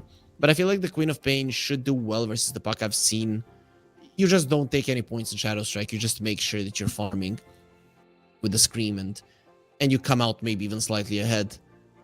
And your supports are better at securing runes. I feel like that's the most important one. Minute 6, minute 8 runes probably the most important for these two, because that's where they're gonna be asserting dominance on the lane and on the map, basically, right? Coil, Sonic Wave, that's how it goes. Both very good rotating spells. Coil really good at to kill the Quap with a good connection with the Tame the Beast. You could actually break the Coil, kill the Quap. Still, Zero Tenacity did perform quite well in the previous game, so I don't want to write them off. I definitely see merit in their draft. There's a lot of AoE damage on their side, especially with the help of the Warlock. And of course, this time around, if they do go to the ultra late game, the PA could be the be-all and all carry, but it doesn't always have to be that way. The Tricore Y5 do scale quite well, and of course, in the late game, those track kills are gonna add up. Not an easy game to predict. I feel like it's the same as the previous one. I just have a little bit less faith in Zero Tenacity because it was apparent that their Storm being caught every single time was the problem. Because Stoikov is having a good game. He's playing everything right, and then he just dies in a fight without getting anything off. That in itself is problematic. Happens again. To battle.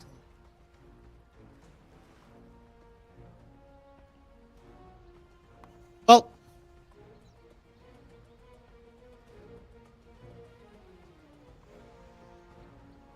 the game has started. The runes will be up in 15 seconds, and we'll see who comes out ahead there.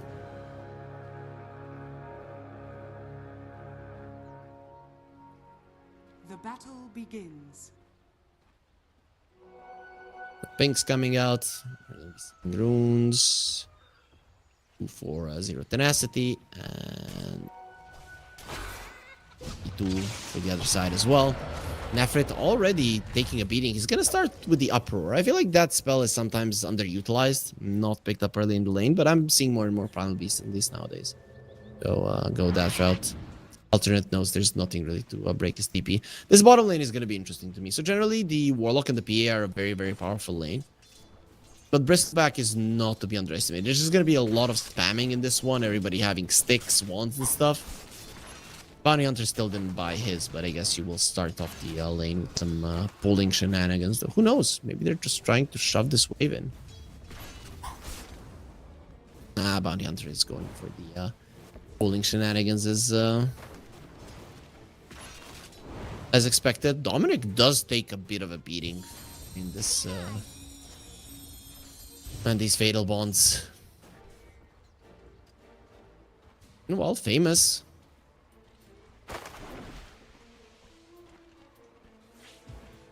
He's in trouble. Pushed back by Pablo. Couple more hits. Not gonna happen. This will be fine. Zaba comes over. I'm not sure you want to be doing that. But overall, the Primal Beast will have the lane in a good position. Pablo in a little bit of trouble. Warcry being used for very far being used, and Pablo will be okay. That's a very nice usage of the Impalement Arts. Getting the Shadow Shaman even lower. The solid start to the lanes for everybody involved. Nobody really suffering just yet. Bristleback had a bit less CS, but lane in a good position. Same is true for the Primal Beast. So now both of the offlaners are going to be able to farm pretty nicely. The mid lane is a problem for the puck. I mean, the Queen of Pain is really crushing there. Stoikov, he is a pretty decent laner, so should know this matchup. Doesn't even pick up any of the water runes. Okay. He did get himself a decent amount of CS. Alternate and Dominic, keeping the lane in a good position, but these fatal bonds, man. Dominic just smashed so much. He did go for the nasal goo, so didn't want to get a point in Bristleback, but I think he's regretting his life choice right now. Maybe thinking that they might find an opportunity to chase down the opponents. Hard to do.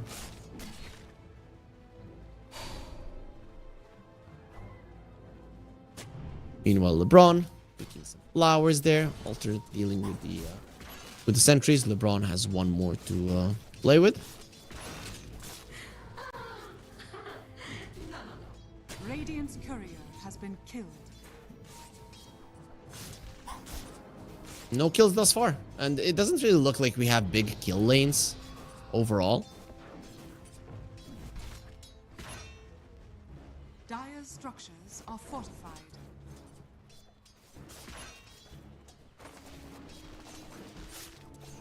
When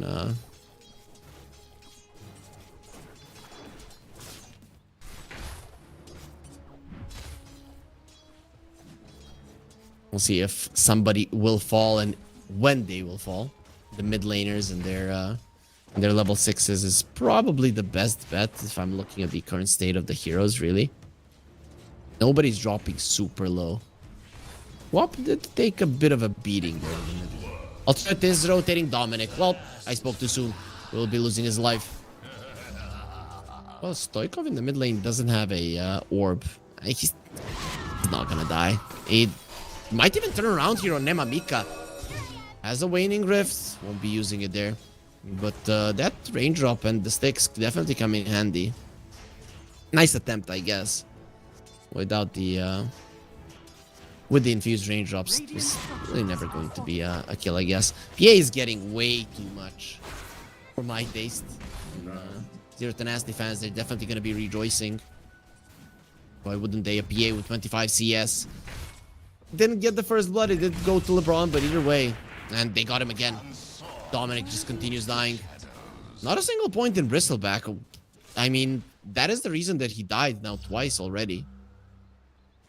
The greed is insane. I mean, I understand you're a Mouth Rocket Bristleback and you want to just get all of that nasal goo going, but you still need a point in your passive. That is to happen. Nefrit, no trouble, tame the beast, pushing Gaziava away. This offlaner will not die. Also rotation from LeBron to make sure that Nefrit can continue laning, giving him a healing Lotus. These are still fine for the Primal Beast. Get shackled. LeBron not in the vicinity. No onslaught. He does have some one charges, and I'm not sure what Nefrit was looking for, but probably wasn't that famous. Yeah, taken out, and Gaziava doesn't really want to come forward. Doesn't have much mana to work with, so he'd rather just continue farming. Diving towers isn't the way to go. I feel like Famous could have escaped there. Though I could be wrong. And of course, diving when the puck is approaching his level 6. Way too dangerous. Speaking of level 6, puck does have it. Quap. Close to it. Illusion rune on her. So that is a nice way to protect from the silence, to protect from the coil. Use it perfectly. You can't break the coil without taking damage. It's not easy to do.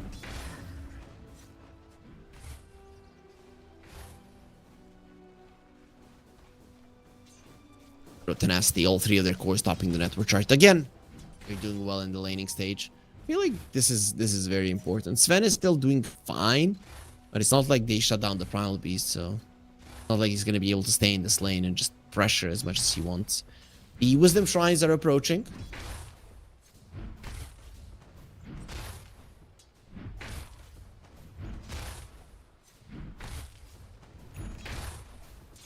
Radiant are scanning. There's not gonna be any shenanigans this time around, it seems. Everybody's just gonna be getting their own.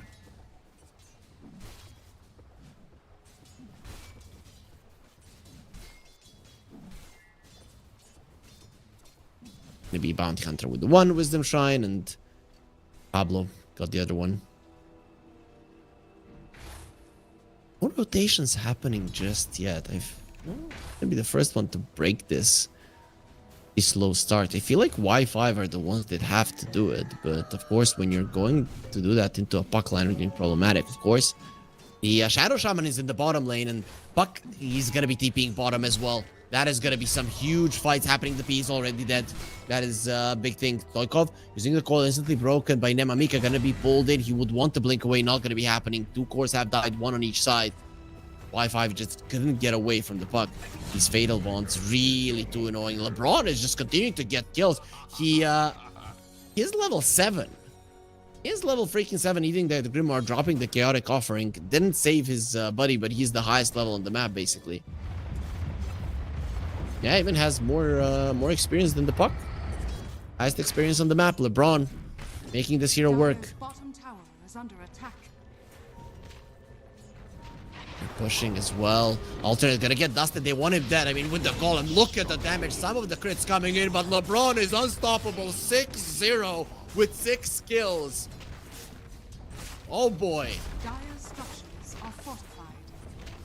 Dire's bottom tower is under attack. LeBron Dota carrying his team. Now, last time I allowed you, Retsu, to farm with your gyro and stuff. Now, Dire's move bottom tower aside. has fallen. It's time for the most experienced on the team to show you what he's got. They're gonna be finding Famous. He will break the coil. Nope, won't break it in the end. Just stays there and dies. Zero Tenacity once again coming out of the laning stage, looking better. Already taking down the bottom tower. First usage of the golem, quite successful. And they say that Y5 are shut down, but their Bristleback is the one that's having issues, right? He's below the Warlock, though. If he continues like this, everybody might be. Dominic, they again went for him, and Retsu this time around, he's a bit too deep. I don't know if the Puck will be able to save you, especially with you losing all of your armor. Well, Dire's middle tower. they're gonna do their best to save Retsu. Sonic Wave will be used onto the 2 of them. He's gonna have a Phantom Strike in a second. Got hexed up, and no follow-up shackle. Now the Puck will be rotating Nefrit from the side as well. Onslaught forward, and goodbye Famous. He's not going to be locking down everybody. Next on the menu will be the Bounty Hunter. Stoikov gets him down. Wicked sick for LeBron. He wants all of these kills. LeBron getting closer. Finish Dominic off, and at least this time around, Retsu will be able to do it there with the Stifling Dagger. Zero Tenacity are not going to be losing their first series of the CCT Series 8 that easily. Nope. With the lead they had in the previous one, it looked like they were going to be overtaking as well. Coil onto the Quab. They would love to break that coil, but I don't think they need to. The damage will be more than sufficient to bring down Nemamika and Zero Tenacity. They are everywhere. Dire's middle tower is under attack.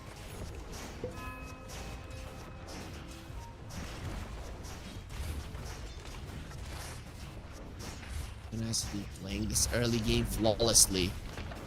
Not allowing Y5 any room to breathe. Dire's middle tower is under attack. But yeah, Hex on the Ringmaster, double Hex as well with the chicken fingers. But he'll be fine.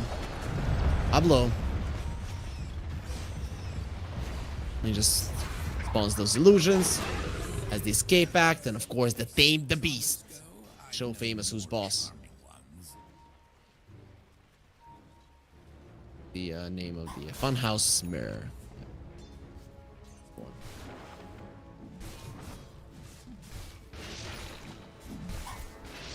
Mirror, the potion, and the cushion. Those are the Carney classics. I don't think I even know the other ones, and I've only been seeing people going for these ones. 11 minutes in, a 5k gold lead. Not insurmountable, but a tough situation to be in for Y5. They still haven't lost the series in the CCT just yet. Quap is rotating top. Pablo will be the first one to TP in. He does have the save. Now the chase is on. Golem being dropped. Sven in a lot of trouble.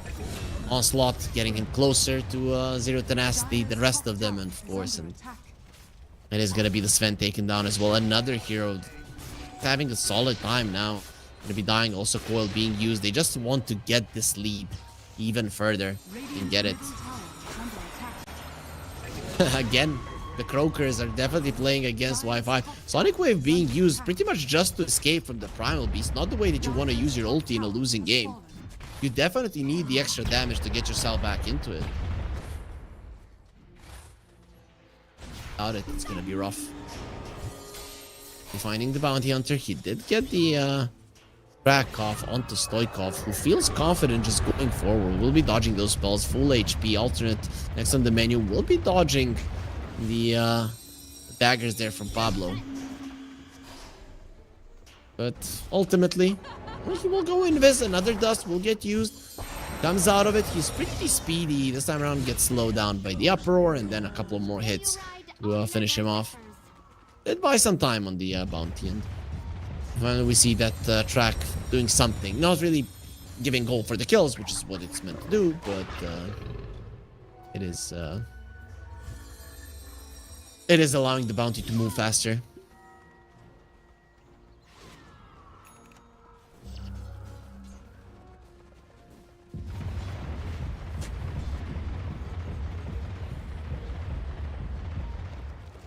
Y5 did manage to stop the bleeding, right? This is kind of how it started in the previous game. Stop the bleeding, play safe, force enemies into a mistake. That's the way to go. Zero tenacity, though, they don't want to allow it. They have the Battle Fury on the PA. She's going to start farming a lot faster. Going for a smoke. Same is true for Y5. Golem, not available for 40 seconds. So if there was ever a time to fight, it's right now. Sonic Wave on the other side, though. Stoikov comes to the high ground, gets hexed up immediately there by the chicken fingers, but there was a silence on Famous. He's gonna try to go with the shackle, instantly pulverized into the ground, and Famous will die.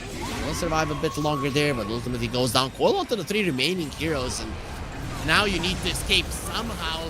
Sven joining in on the fight with the Ghost Strike, doing a ton of damage on Nefrit, and that minus armor coming in handy. He just squeezed them all down. Have they found an opening? Pablo, the mirror doesn't really help him this time around, and they want LeBron, who already had the force stab. Give us your 8th streak here. Gazyama ready to take it in the PA, joining in on the fight. I don't think you want to be here because the armor will be taken away, and Gazyama is just gonna take everything for you. I feel like I've seen this movie already in the previous game. Last time it was the ultra kill. This time around with a triple, Gazyama takes care of everybody on Zero Tenacity.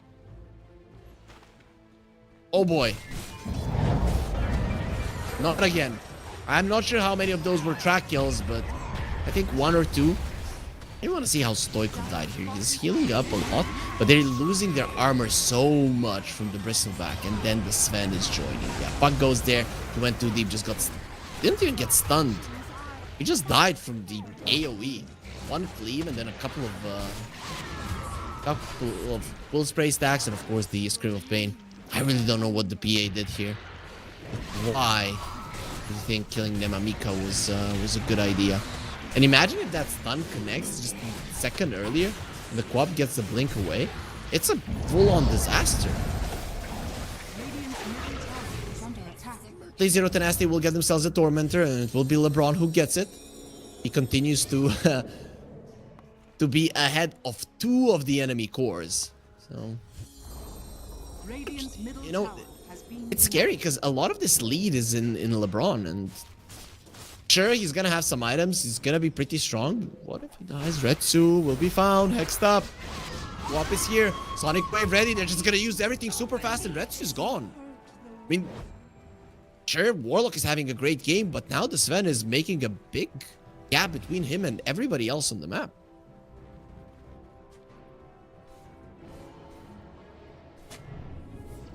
He's dying, the Sven isn't. Just farming. Zero Tenacity, they're trying to make a move here, but he will be found. Plays down a sentry. Alternate will get pulverized into the ground. That should be a pretty fast kill. Reminding me of the previous game quite a lot. A halberd on the bristleback. Quite nice. It's still only 3 seconds on the PA, but enough to survive a bit longer. 4 if you're going to use it on the puck. Sven showing himself. It's dangerous for Gazyava. Well, he has a BKB, he's still very much a target. Once he does get a BKB, it changes though. Yeah, you do have some BKB piercing disables. A lot of armor, that debuff immunity, magic resistance. It's gonna be rough to take him down, not gonna lie. This is a pretty decent Sven game. Might even go for an Orchid. This one. Understand it's Retsu. Get it? We putting down the Serpent Wards and Quap needs to get out. Retsu did use his Phantom Strike. They do find the coil onto the Quap. That should be a kill. Emamika doesn't get the blink away in time. Got close. But the Witchblade damage probably still would have lingered. Yeah, without the Sonic Wave, they need to be careful. Sure, Sonic Wave, Dagon, the PA can die. Without it, the response is always going to be fast enough. There's just no doubt about it. Puck is going for Yules. He knows he's going to have to be dealing with the Bounty Hunter Orchid and PA going for a Manta. So Retsu doesn't want to go into the BKB instantly. That's fine. This is going to be delaying the blink on the puck.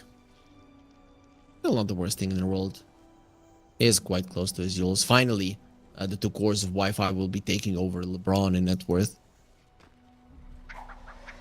8, 1, and 6 on his Warlock. He's still a very valuable kill and not that hard of a kill to get, actually. We'll have a Pavis. That's going to make him a bit tougher. He has the Brawny mana drought. He actually has a decent amount of HP. Loikov's Yules is done. Thing to have. BKB on the Sven almost done. Manta on the PA, another 1,000 gold, and Pain going for a Kaya. He will have it. Bristleback. Going for an SNY. He's actually approaching level 14. This Bristleback will be no joke.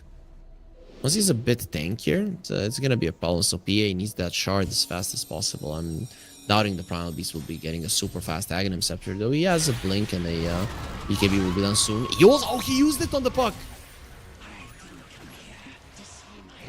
Oh my god. Radiant's bottom tower is under attack. The Orchid reveal works, even against the Yules, it seems.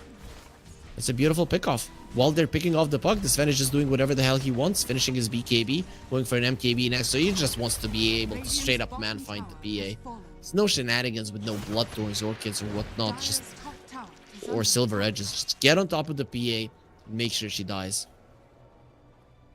That's actually a nice way to approach it.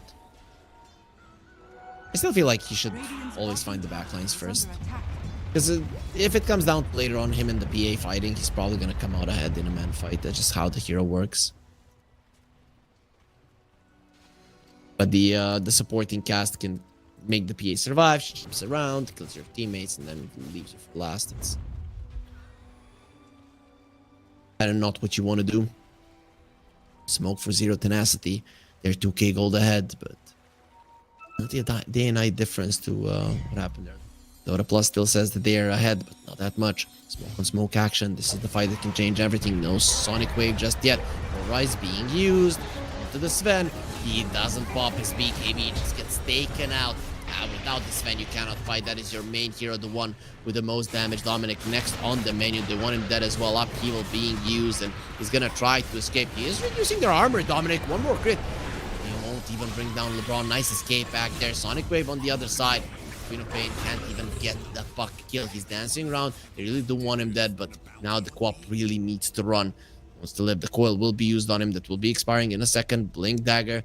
Not gonna be... Or sorry, not Blink Dagger. Blink won't be allowed with the onslaught. And Mamika has the sticks.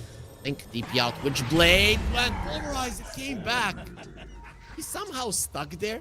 I have no idea how, but we are gonna be getting a new spot that you shouldn't blink to. Sven dying from 100 to 0. Boy, that was something. They just dropped everything on his head. That was a 5 for 0, right? Like, not a single kill. 4,500 gold win from just that fight. And now 0 tenacity are gonna be the ones who win a huge fight and turn the game around. Y5 are going for a smoke. If they can defend this Roche, it's actually not gonna be half bad. Impalement are be keeping them away. And was used. They know that Y5 are coming. And Dominic has just entered the pit. Feels like he can do it. Sven is searching for another opening. Let's have a blink to start it off. Pulverize is ready. I mean, he can still burst him down if he's not careful. Dire are scanning. Pull back, focusing on the Roche. The puck will be scouting out that Roche. Still a little bit less than half HP, but still quite healthy. Sonic Wave again. Every single spell apart from the Golem on the other side is ready. They're gonna have it. The Golem in a minute. Eprit from the other side. They're going for the Sven. BKB, Pulverize. They need to save him. And with the onslaught, they just can't. He will be getting a BKB off. Turning around. He wants the fight and starts cleaning down everybody. The PA already did Gaziava. He wants the supports and just Nuke. They're almost gone. Will be getting LeBron as well from what it seems. The puck getting on top of it. Let's see what he can do to the Sven. Last time it was 5-0 for the other side. This time around Y5. They do bring down 4 heroes. No problem. Stoikov could be next on the menu. He did get the AD rune. Yules will be up in a couple seconds. And with another orb, should be able to escape Radiant's Nemamika. top tower is under attack. It does open up Roche for Y5 though, and this time around, with them not being able to burst down the Sven, he just shows how big of a problem he can be in a fight. Quap doing massive magical damage, the Sven doing just ridiculous physical damage with the and Bristleback is just that type of a hero. What can he reduce? 27 armor on everybody? And he can get there quite fast, not gonna lie, with the Snot Rocket. Then imagine a Sven running in with like 500 damage. 1k goalie now with the Aegis on the side of Y5. Those were some track kills, so even a bigger swing. It was an 8k goalie, now down to 1. Sven will have his MKB. I feel like an SNY might have been a safer bet for him.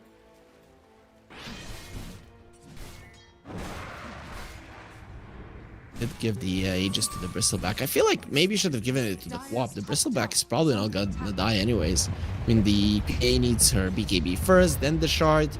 The Primal Beast, however, will have his Aghanim Scepter. And I guess that could be a way to kill the Sven. Or the Bristleback from 100 to 0. Sven for the damage, and Bristleback, of course, for the break. I like the Bristleback going for a Lotus Orb here. SNY is a given, but I still feel like a BKB when you're going to be dealing with 2 breaks might be the way to go. Master has the Yules as well. Warlock still on the 4-staff and Slaughter Crest. He wants the Lotus too. How are the BKBs looking? Primal Beast down to 7, Sven down to 8. They're the only ones up at the moment. BA will be getting hers, and pretty much the amount needed for a recipe, a little bit less.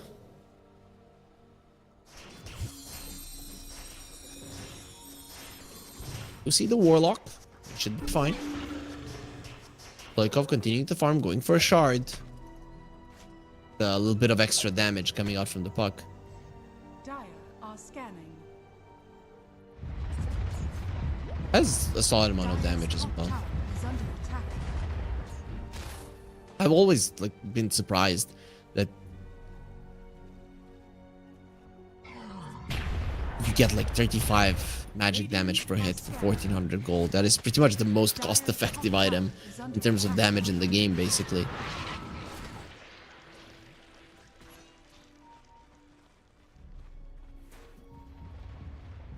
Everything has slowed down, so Zero to Nasty are trying to buy time for this Aegis to expire. I don't know if the late game pop Bristle Sven. Then imagine if at some point the Shadow Shaman gets a BKB or something. I mean, he's ways away from it, but he did go for the greedy enchantment on his Essence Ring, so it's not like he's not gonna be getting it soon if he wants to. That is a lot of gold, 75 gold per minute. Dire's top tower is under attack.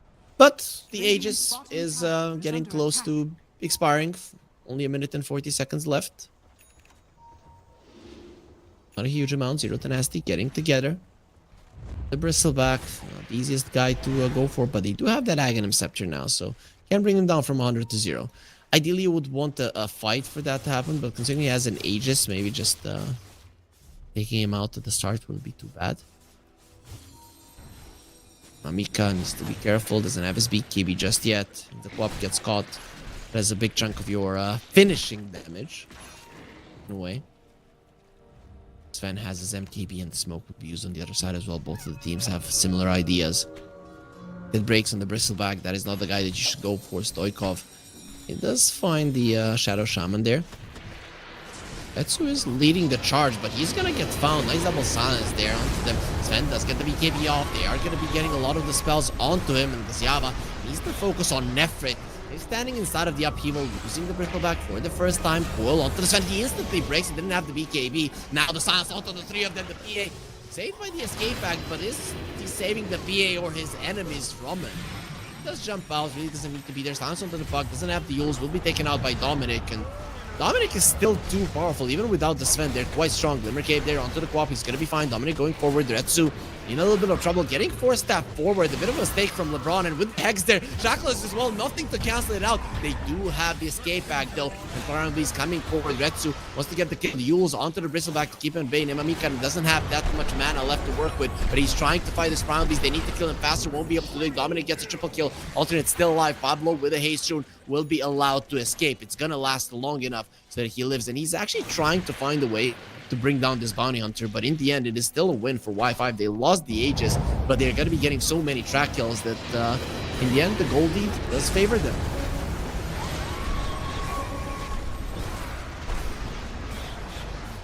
Sven, he needs that pick now. I feel like that's the way to go, the only way that you should go, and yeah, he is queuing it up. Ideally, he would want to have a shard, but it's just not worth it to invest in that one. Extra armor in this game is amazing. And his BKB charges are getting lower, so we'll need a way to stay alive. Man, that 4-staff and Retsu, just so unfortunate if he turned around for the Stifling Dagger. Maybe he would have escaped there. Also, this turn around with the Pulverize. The Primal Beast is doing so much in these fights. I mean, him finishing off the co-op there, really a big deal. Could have gone much worse there for them if the co-op survives. A 29-17 in terms of kills, but these track kills really have been given so much gold to Y5. And the bristleback it's getting out of control. Sven pops the BKB now. He wants to run away. He didn't pop the God Strength. That's gonna be his BKB down to 6 seconds, so Gazyava is gonna have some problems being kited bristleback, though I don't think he will. After the SNY, of course, the BKB will be next on the menu. You are dealing with the break from the Primal Beast, and we already mentioned the shard on the PA, something he's gonna be looking to buy at some point. Right now, it is the Basher he's eyeing, but it also has queued up the shard, so we'll see which one will go first. Fuck. Brozma next on the menu, just wants to do a bit more damage, that's fine.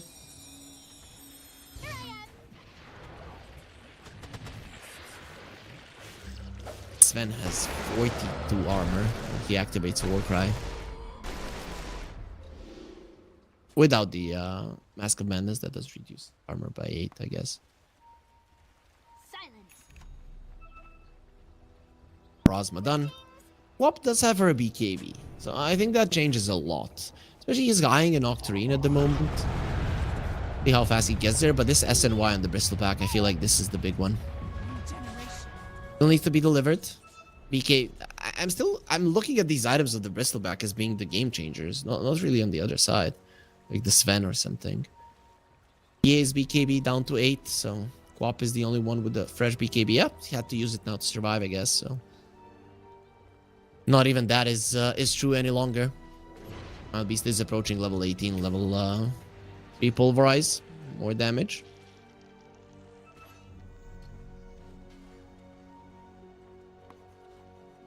Pablo and Stoikov, they're isolated from their team, but also in a good position to surprise their opponents. For now, it is just going to be a move through the Twin Gates. Nobody to catch there, though. Puck has a gem. On the other side, no gems just yet. Ron has been found. Alternate, he misses the first one there because of the Gossamer Cave, but still, they're going to get him. Back kill, their pockets, slight amount of gold. Goodbye, LeBron. Radiant structures are Alternate is quite happy with that. More track kills, more items for this bounty hunter could get out of control. I mean, he's even ahead of LeBron, who was at some point in this game ahead of 2 cores. Well, they're setting for the top lane. Dominic and Nemamika baiting here on bottom. Sven waiting for an opportunity for somebody to show, and I think Pablo will. Oh, nice blink away from Pablo. Gets away from the stun. That was such a fast response. Also had the cushion to get himself even deeper away. Beautiful. No, no other word to describe this. They are bringing in the bristle back, and LeBron. It's chase. Could turn out badly. Famous needs to use his Ghost Scepter to survive. They still see him. Palementar, so many daggers flying towards him, and now they are going to be breaking this bristle back. He has nowhere to run, nowhere to hide. All alone, isolated. Dominic will die. No amount of Lotus Orbs will help you. There's going to be a BKB of the PA taken out, an 8-second charge. Not too bad. How about the Roche, though? He is going to be spawning in around 30 seconds.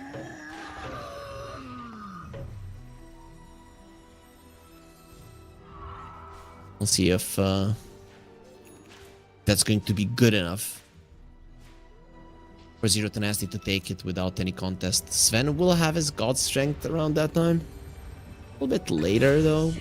Can still bait and stuff. Alternate gives his life away unnecessarily there. Radiant are scanning.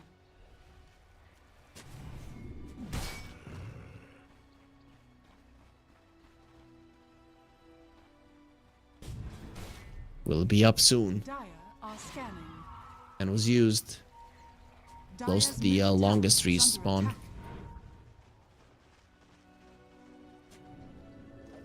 Y5, they just need to stay alive right now. They are going to be getting their heroes back, and I don't think that Zero Tenacity can kill this Roche fast enough. Have an okay lineup, but really no minus armors and stuff. They take it out. I'm really curious if the Primal Beast will go for the 7 upper armor per stack, because this Sven has really been killing him. Does have 27 armor like this, and then with that it would be a massive amount. So that's be plus 30, and with that it would be plus 65. So it gets close to 100 armor basically. Smoke on smoke action, Zero Tenacity. Dire's middle tower is under attack. Going for a wrap. Beside Y5. Was into a bit of a better position to Zero Tenacity. Know that this is happening. Their smoke will break. Puck has been found. Palementar is onto Dominic, who's just running forward. Lotus Orb, you have to be careful that Pulverize is not the spell that you want to get caught with. Be sending in the hairball. You know where Netfrit is at. Using his armor, Nemamika finds LeBron, has the 4-staff away. The bash there onto the Quap, and Nemamika overestimating his abilities. Now Sven with the ulti going in. Escape art saving their life. Nice golem onto the 3 of them. The Hex connecting onto the PA, and just a couple of hits is gone. You did lose the Quap, but they lost their main hero. The carry is out of the way. 2 for 2 at the moment. A victory for Y5. Diava have his ulti, so needs to be a bit careful. Given they're the shadow walk. Friendly shadow, rather. Buybacks on the supports are available, of course. The one of the Shadow Shaman a bit more valuable as the Golem was dropped Serpent Wards, not just yet. Well, back in 46, but Sven needs to wait a minute before his ulti is just not that strong without it. Bounty has been found, Tame the Beast, taking him away. Nefrit towards the Bristle. He's going to be losing a lot of armor. Finds the Haste Rune. Okay, he doesn't pick it up. Okay, now he does double stun onto the puck. Stoikov not saved by the escape back. We will have the Harpoon on Pablo. They go. Pulls onto him. The break continues to do some damage. Not really all that much. Pablo, he does have the mirror to protect himself, or actually to block himself in and die. Buyback from the bounty. He wants to rejoin on the fray. Now it is Roche time. 26 seconds until the PA. That should be a Roche, most definitely going the way of Y5. Second Roche, only Aegis and the banner. Not the biggest deal in the world, but it is going to be... I still think Nemamika, he's only level 18, but I feel like he should be given the Aegis. Yeah, just give him the thing. Trans banner onto alternate. He was the only one using the buyback in that fight, right? Yep. Only one whose buyback is on cooldown. And Sven now has a Satanic, disassembling his Mask of Madness, approaching level 25 as well. Both of the level 25 talents in the Sven are very, very strong. They do have a Tormentor to claim.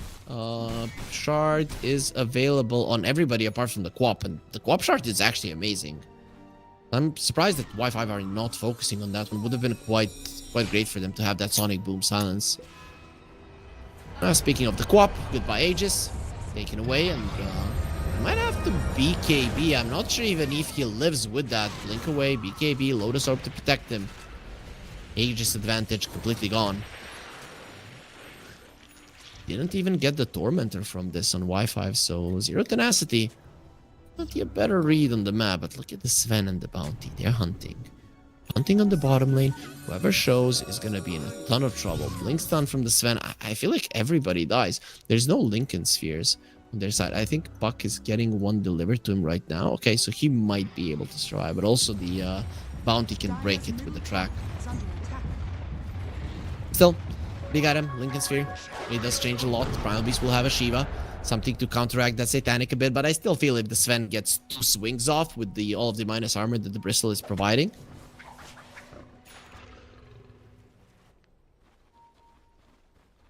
We're all gonna die. Top tower is under attack. Dire's top tower is falling. Dire's middle tower is under attack. Oh, there it is. The Sonic Boom finally up. Wait, unless they changed that. Yeah, no, they didn't. There's so many things that got changed in terms of Aghanim Scepters and Shards. Always need to double check.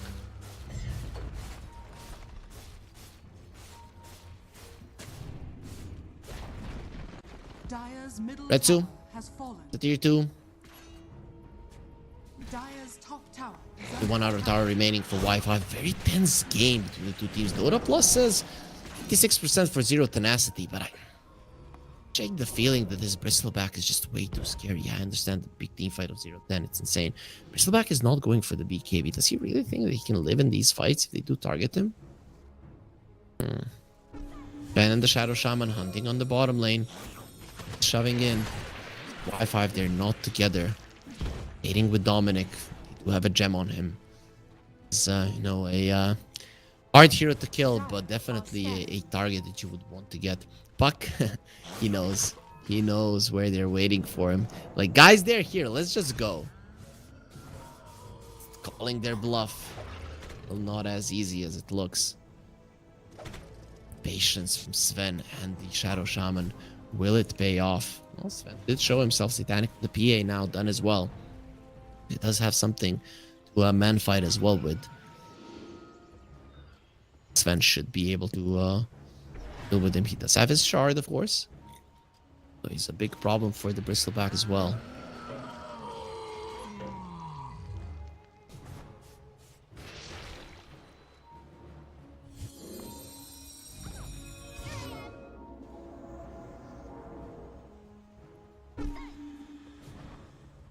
Puck dancing around a bit. Gonna be a circling where their opponents are at. They know Y5 seems quite hesitant. They're just gonna be waiting for the Rosh. So they're gonna be spamming for a long time, and the Aegis was taken earlier. Dominic running forward, gonna get bashed. He's looking at the PN there, even with the break. It's really not that big of a deal for him, it seems. That fan of knives doesn't annoy him at all. He just has way too much armor. Sven giving it to him. He has 35 when he's close to the Sven, and then it was 57. Sven uses his war cry. 57 on the Bristleback. And that poor PA, she can't do damage. Forward, Dominic, the high ground. Just running in with a Lotus. Friendly Shadow as well being on him. Just reducing the armor of Retsu. And they found LeBron with the track. That is a problem. Nemamika was taken out on the other side, but LeBron will be taken out as well. Big part of this fight. Their armor, God Strength was used. Manta as well on Retsu. We're going to be finding another one, and the supports are gone. Buybacks for both of them. The Queen of Pain doesn't have one. Zyaba, he's fighting Retsu, but he's not winning this one. He needs the Satanic. Going for it with the Shackles. They need the Golem. They need it now, but LeBron is not close. He is running. He's running to help, but he might just be running to give multiple rampages to this Sven. Just wants to run forward. He wants that rampage. He already got an ultra kill and he's ready to get more. There's the rampage on Pablo and LeBron. They're waiting for the second one. Yes, I do want them all. Gasyama looking towards LeBron. Come to me. And Altered says, no, one is enough. Don't get ahead of yourself. Zero tenacity. Get annihilated in that fight. And now the puck has been caught. Lincoln Sphere broken. He did get tracked up as well. Can he get out of this situation? He does have the ult to remove that track, but first he needs to get away and will be able to do it for now. While being hunted. Maybe better just to be shoving out the waves rather than hunting a puck. Very hard hero to catch. That fight, it started off with the Queen of Pain dying, but it doesn't matter. Sven on his own deals 16,500 damage more than Zero Tenacity did all of them together. I mean, that Warcry is really making a difference. I feel like the PA might need a nullifier. You just can't do it. Everybody has 30 armor without it, and then they're up to 50 plus something. You don't heal with the Satanic, you don't do damage with your crits, you don't do anything. And the Revenant's Brooch, it would, if you buy it, it would give you a little bit of magical damage, but it's not what it used to be, so you really don't have a solution, especially with the Bristleback now having a full AC delivered to him. What the hell? How do you kill him? He has 30 armor without the AC. So he's gonna have 15 extra. He's gonna be 45 next to the Sven, 51. That's without the Warcry being used. It has been found. Lincoln's broken. Hexed up from the side. Another Hex as well. They have the Shackle if need be, and it needs to be there. Nemamika uses the Sonic Wave just to solidify that one. You really need it, but you wanted that as fast as possible. Boy, just the game was so tense, so close, and one fight, one opening, 20,000 gold lead just like that. Of course, gold lead at this point in the game doesn't have to mean much, but I'm still seeing this armor being a huge problem. 51 on the Bristleback. Now the Warcry activated. 31 on the Sven. How do you kill them? Yeah, you break the Bristleback, sure. But what are you gonna do about his armor? He's also level 25 now on the Bristle as well. So you're dealing with even more damage on his side.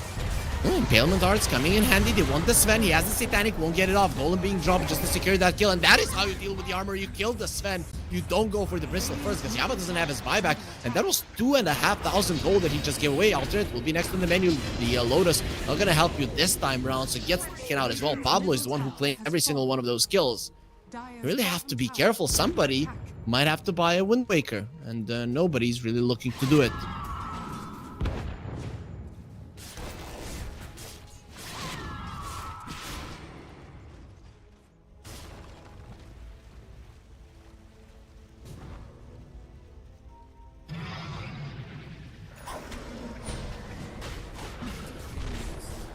Roche being targeted. They want it. That is the Refresher Shard, Roche. Imagine a double coil, even a double golem in a fight. Make a huge difference. Level 25 PA. He did go for the triple strike stifling dagger. Interesting. A lot of people go for the -1 attack coup de grace. Master getting an Aghanim Scepter. Escape Act now has 2 charges. Dude, this Aghanim Scepter on the Ringmaster is actually insane. Once the Escape Act stops, the Impalement Arts daggers are just gonna be flying around. That is a massive amount of damage for the later portions of the game, especially with Fatal Bonds coming into play. Back and forth game, one of the better ones of the tournament thus far. Still unsure who's gonna be getting the victory. Retsu, he's the one with the Aegis, the cheese. Is on the Ringmaster, and the Refresher Primal Beast is holding it at the moment. No Golem for 50. Have that banner to protect their creeps. Dominic coming forward. Sven needs to come back to his base if they want to defend this. Impalement Arts being annoying, of course. Yeah, they're level 25s. The puck is level 25 as well. He didn't go for the Dream Coil Pierce's debuff immunity. He went for the Waning Rift radius and distance. Okay, Stoikov. Interesting. Rack stop. Will get taken out. Retsu. Phantom strike away. Using the Manta to remove that minus armor and get out. Now there is an orb. Refresher orb on the Primal Beast. So let's see who's going to be getting the shard. It will be LeBron. Double Golem available. Couple of seconds. Goldie, the second ago it was 20,000. But of course, Zero Tenacity, they're the ones with the ages. They're the ones with the Laner Axe. Didn't win them the game in the previous one. Let's see if it's going to be winning now. Alternate comes close. Just break that blur. Moving forward, Nullifar will be the next item as expected. Still a dangerous move to go high ground. Nasty move back for now. Famous goes forward, breaks the Lincolns. Nefrit will find him isolated, and foul play won't help you this time around. They do just finish him off. Y5. They're not crazy enough to follow in their buddy's footsteps. If that one pickoff will be enough for them to come high ground, sometimes it might just be a bait. Not an intentional one, but a bait nonetheless. Dominic will disconnect. He's lagging a bit. Hopefully everything is gonna be fine so that we continue with this game. We don't want anything to stop these teams from playing at 100%. There were some blunders this game from both sides, but there were also amazing plays, and we're gonna be focusing on those. Don't want any blunders because of lag. Then does have the magnifying monocle. I guess having the extra attack range is pretty nice.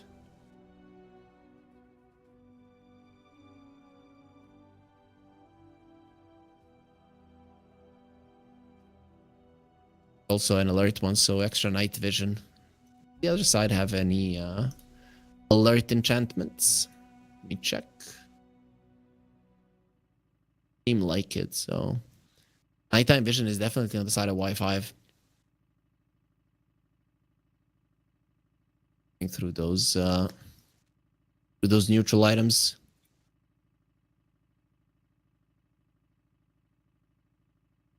Okay.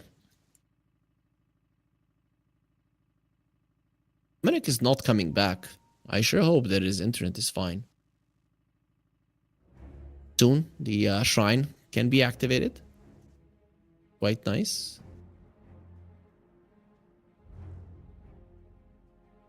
Tenacity, who will they give it to? All of their... Oh, actually, Primal Beast doesn't have level 25. Imagine the extra pulverized duration now when he has the refresher. And really, when you look at Y5, they don't have anything to break the BKB pulverize. So that'll pretty much secure that whoever you jump is just going to be there forever. Like 4 seconds, 1 pulverize. You have 2 of them, 8 seconds, smashing Sven into the ground. A little bit less than that, 7.5 basically, but that's still great, and the damage output quite high. Anybody can die from that, especially with the PA on top of them.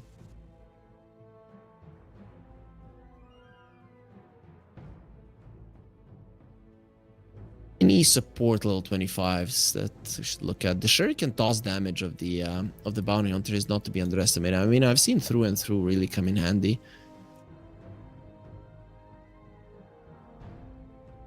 The Shadow Shaman is not even close. I say it's true for the other ones. But imagine a Ringmaster. Both of his level 25s are actually insane. Escape Art grants strong dispel and flying, or 100 wheel radius and range. People just tend to underestimate just how much 100 radius extra is. It's just pretty much double.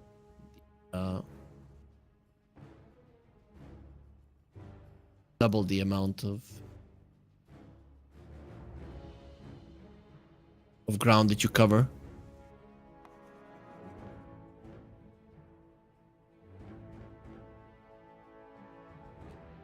Buck wants the Octarine, so wants to be spamming his spells. Waning Rift every 7.5 seconds. He's just not going to be able to catch him, right? Illusory Orb 6, Waning Rift 7.5 seconds. You have the Waning Rift range as well from the talent, because he didn't go for the Well, pierces debuff immunity. Okay. Y5 already. Go 75% win probability for Zero Tenacity at this point. Under attack. Sven wants a Daedalus. Not sure what he's gonna be switching up for it. Probably the boots. Dire's bottom tower has fallen. We'll lose a tier 2 in the bottom lane. That's the last outer tower.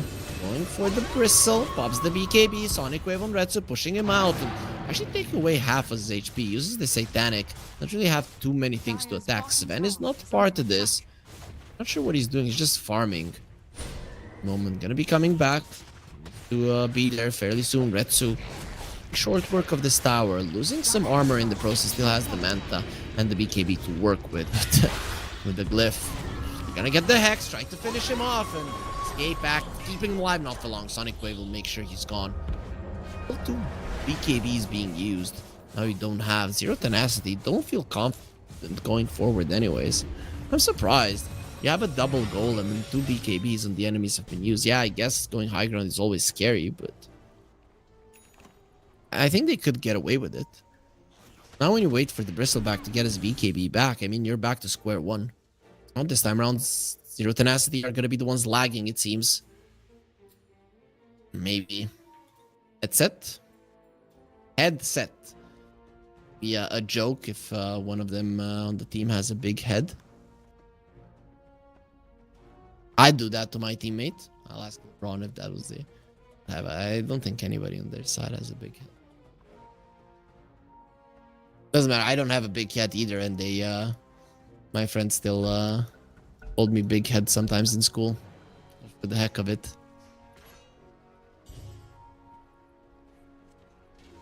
It can be a friendly insult.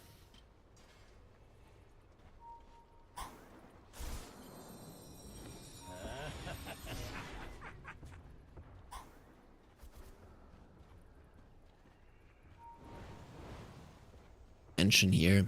Triangle being held by 0-10. I5, you're gonna have to come out of their base at some point, probably. Or 0-10 as you're gonna have to come high ground at some point as well.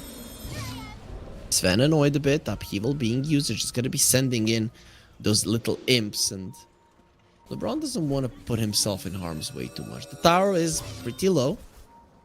They're definitely getting some progress. There's an arcane rune on the bottom lane. A perfect one for the puck to get. He still has a bottle. This is one of those situations where you should have wards and runes if you're controlling the map this well. They're a little bit lacking in the ward department, I guess. There is one in the shop. Sven. Smoke. He's the only one. And find an opening. Retsu just continuing with the daggers. Impalement darts flying. Daggers everywhere. As the PA would say, how many daggers am I holding up? He does get tracked up on Retsu. Bounty Hunter does have the talent that does grant shared vision.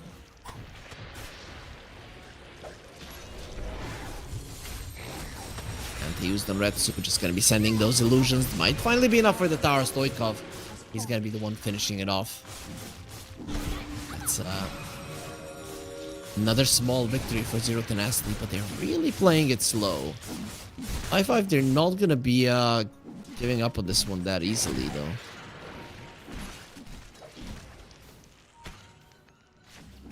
Impalement Tars, they really do hurt. Of course, having the Lotus Orb helps.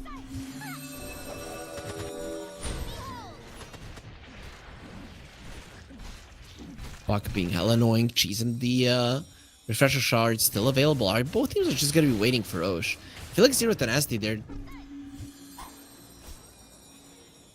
losing their advantage. They're still gonna have that Refresher Shard and the cheese for the Roche fight, I guess.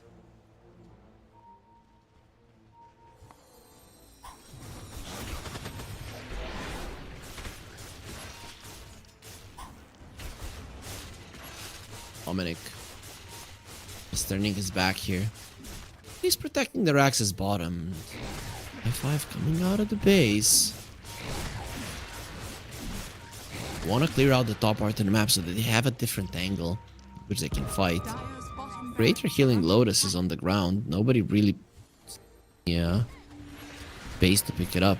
Sven did take the Daedalus, so now he doesn't have boost. That could be problematic.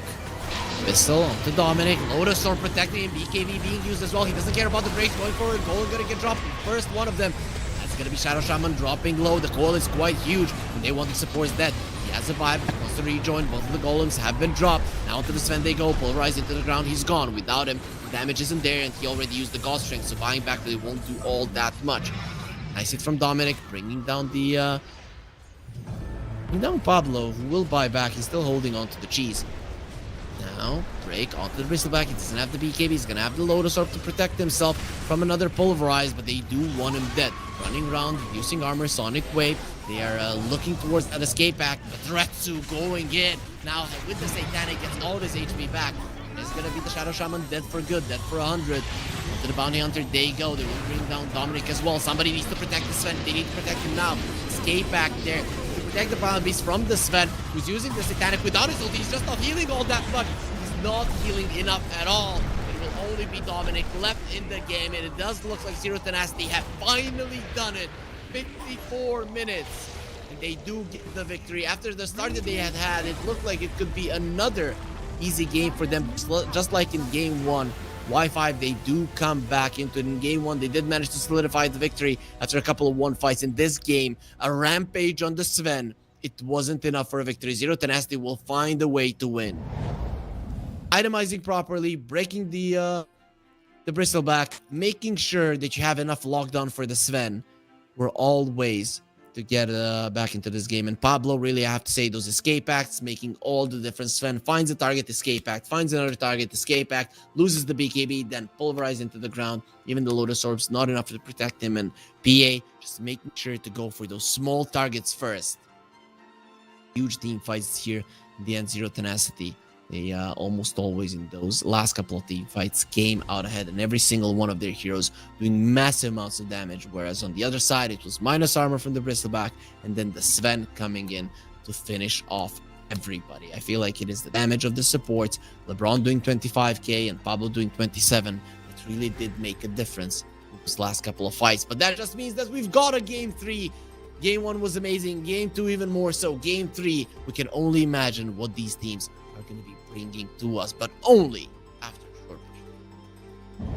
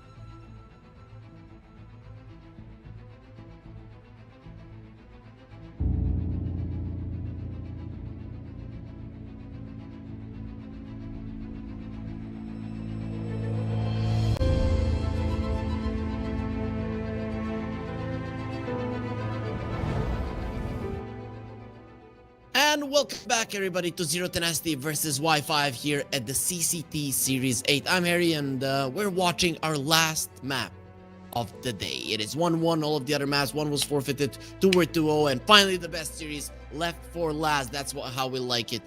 If I would choose, this last game can go all the way through the night. I don't mind. Tomorrow I am free, so there's no issues whatsoever. See if is gonna be that that is going to be the case. Probably not, but let's see. So Darkseer out, TA out on the other side. It's pretty much the same bans as the previous game. And Y5, they will be showing us the bristleback once more. PA on the other. Zero Tenacity, are you changing your approach or are you doing the same? And out now. If they pick up a Jakiro, their PA will get banned out. If they pick up a PA, their Jakiro will get banned out. I still feel like you won the previous game. Like, why don't go for the PA again? So now Warlock, Jakiro, bye-bye. I think pretty much. I don't know what the other ban was for Y5 in the previous one at this point, but I think that Warlock crushing the bristleback, it pretty much cost Y5 the game. No, they still ban out the Tide. Okay. You know, Warlock or Jakiro, which one are you afraid of? The Warlock really didn't make a difference. But no, it's going to be the Primal Beast, so Warlock is probably still going to get picked up by Zero Tenacity. I can't say I like this for Y5. I feel like Primal Beast was a problem only later on, and the only reason that your lineup didn't hit their stride earlier, which probably would have allowed you to win, is the Warlock. But sure, if they want to allow LeBron once, maybe they forgot that LeBron was 6-0, 8-0 actually in that game, and like 4th in net worth, in like 15 minutes into the game. They ban out the TB, and I feel like Zero Tenacity are just gonna continue with what they did in the previous one. No, they take a Shadow Shaman. Okay. Okay, so this time around they want their mobile heroes to do a little bit better. So will you even go for the Bounty Hunter if you don't have Shadow Shaman? I don't know. You are going to be lacking a lockdown severely, most likely. So I'd get a... I think I'd go for the Jakiro here, just for the long range shackle cancel. It does make a lot of sense.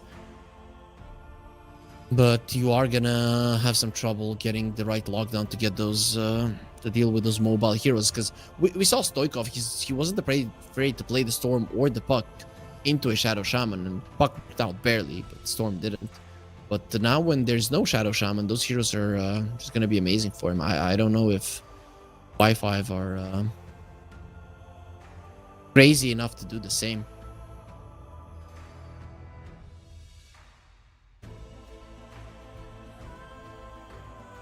They are taking their time with this pick.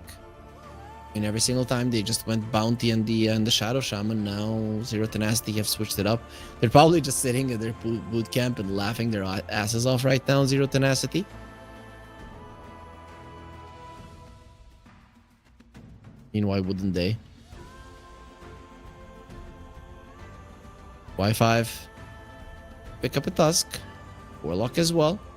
This opens up a possibility for a Puck again. Like this is a Puck straight up. Then you're not afraid of the co-op. They're not afraid of the Storm in the mid lane.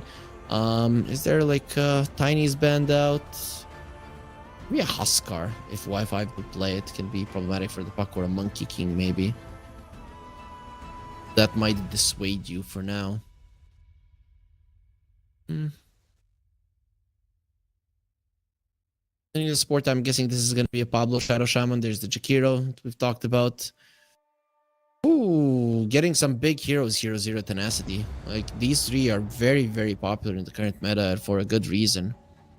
Shadow Shaman is a counter to some very strong heroes currently, but Jakiro and the PA are kind of overtuned at the moment.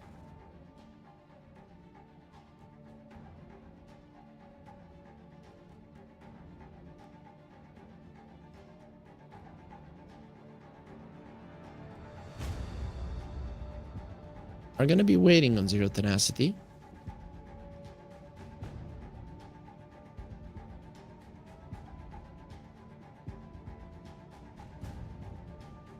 Waiting for what, though? Sure.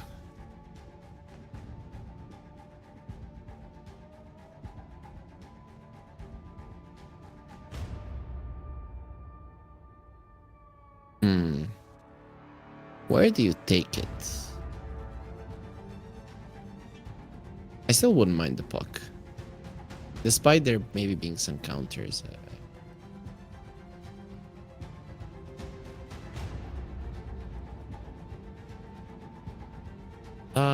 Primal. Ghost Lardar. I forgot about him. That's a good one versus a Bristleback. You're gonna need that Lotus Orb relatively early. Last time they played it as the offlane, but it's definitely a flexible hero. This time around, they do have their last pick again on Zero Tenacity, so Pango does come out. It's a decent Pango game for sure. And if it's a Bristleback offlane, Pango so much minus armor on their side as well. I mean, Bristleback nowadays feels like a better Slardar, not gonna lie. Doesn't have the stun, obviously, but Maddox. So they'll ban out the monkey, meaning that they don't want to be picking up themselves. Something that comes to mind as a good ban right now is a troll.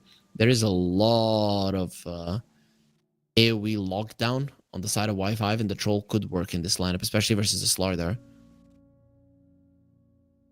There's the one that the laning stage wise could do well versus him. I want something tanky on. But I don't think you want to play a carry Bristol in this one.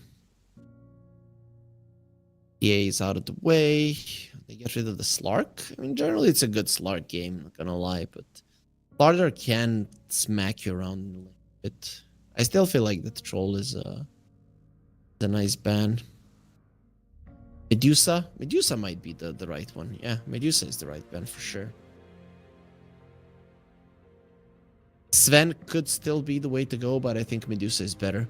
Generally, you build into Manta, you don't care about the Crossy Haze. You are a range hero in the lane versus Lardar, and then even if you pick something else on 0-10, it's gonna be fine. Get rid of the Morphling. I don't know if I like this. The Shadow Shaman generally can be quite good for him, and you do have the last pick to get some burst damage from the mid lane. So I think Stormban is the best one.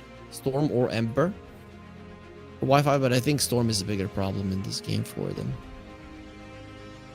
They banned the Ember and they pick a Riki. We're actually gonna see a killer Riki, I think. Unless it's an offlane Pango mid Riki and the safe lane Bristleback. Either way, it's a core Riki, no matter how you look at it. So now this makes the Storm Puck idea not as good. Riki just does well versus them. I mean, he did play it into the Shadow Shaman.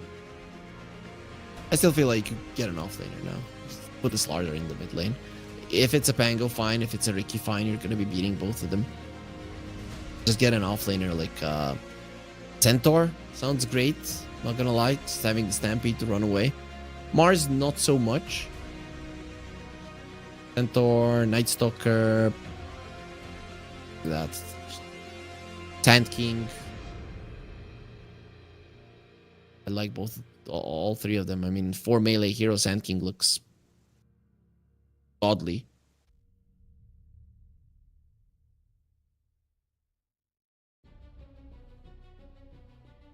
I feel like that's the way to go. They could go Shaker. Shaker isn't bad, and I think Stoikov can play it. But they're probably trying to find a mobile hero for him. Out of all of that idea, Quap is the best, yeah. Oh, I think Zero Tenacity are putting too much emphasis on having this mobile hero on him. If you're gonna be doing it and picking it into counters anyways, then just pick it early on. Who cares? Of course, sure, this is it's still a solid lane for the Quap. And generally, out of all those heroes, you get the BKB earlier. You do not die that easy to the Riki, but overall, I'm still thinking they're forcing it way too much. There were better approaches to the draft, but who knows? I mean, it still also has to be in line with what you are confident on as well. I'm still okay with it. I feel like, though, And I'm gonna be leaning Y5 here. Actually no. You're playing a carry Riki. You don't have like a really big farmer on your side. Yeah, there are some problems with this Y5 draft as well. Again, I feel like Y5, they always have these countering heroes, but their lineup as a whole has problems. I feel like their lineup as a whole in the previous one worked better, or the best out of all three of the games, and they lost, so maybe this is just the way that they want it to be. But I feel like Zero Tenacity, considering that they definitely have shown that they play lanes better than Y5, and that coming right out of the laning stage, if the Riki doesn't get that Diffusal Blade early on, it's going to be problematic to do much versus them. So yeah, I'm going Zero Tenacity actually. I feel like that they can win. Yeah, change my mind. Flip-flopping here. Then if I get it wrong, it's like, yeah, I was right the first time. Kidding, of course, no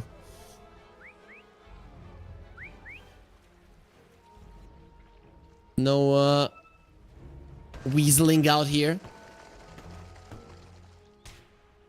And really, Zero Tenacity, they got insane meta heroes in their first 3 picks and then Slaughter to enable them. Queen of Pain, I think it's just okay, Stoikov, what do you want to play? What do you think would be good here?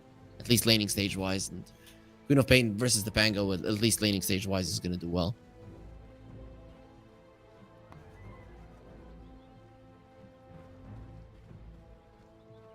Thirty seconds to battle.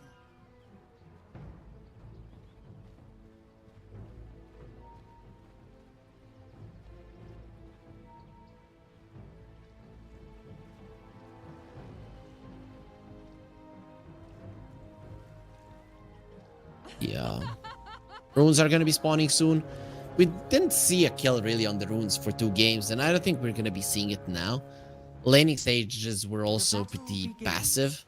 Previously, LeBron did get a lot of kills with his Warlock. That is going to be a 2 for 2. Again, even trade. None of these teams really want to be doing anything out of the ordinary.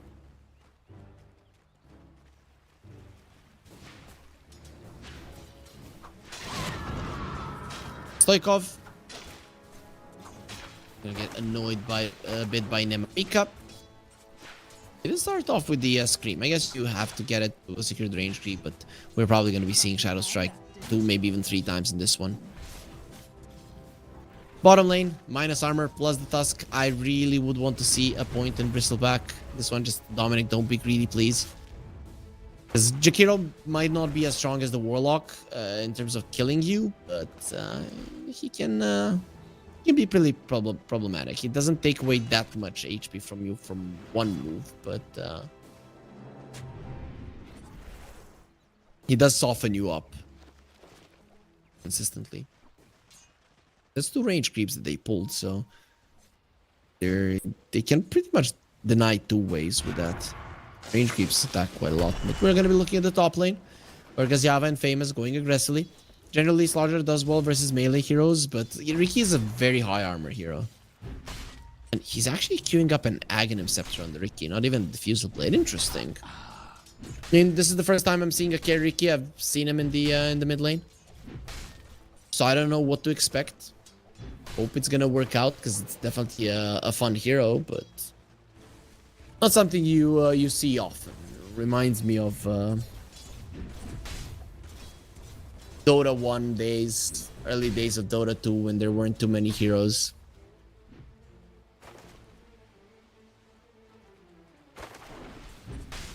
Or maybe some fun games with friends.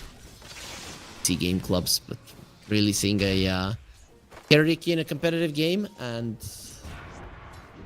or in a high ranked pub with pros, very unlikely.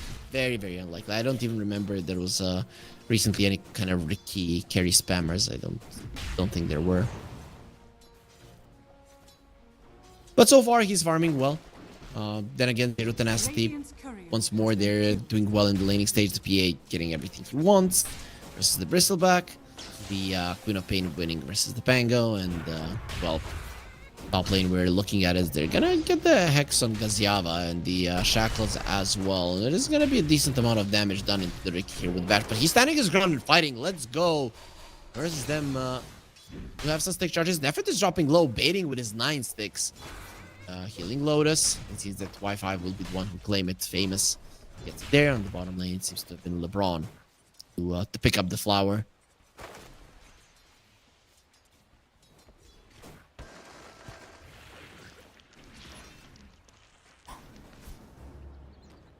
Again, very fast start to the laning stage. At this point in the previous game, though, the Bristleback started dying to the Fatal Bonds.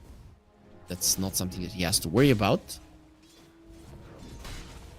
But he is struggling in CS and once again allowing the PA to get away with the lane. So that might be something that you should maybe worry about a bit. He's again going for the nasal goo on level 2. Maybe this time it works out, right? We talked about the overtime damage of the Jakiro when you don't have the damage to bring down the Bristleback fast. That minus armor can be problematic. Trying to force out the foul play on Pablo. But not enough damage just yet. Once he doesn't have that foul play, he's actually the viable target.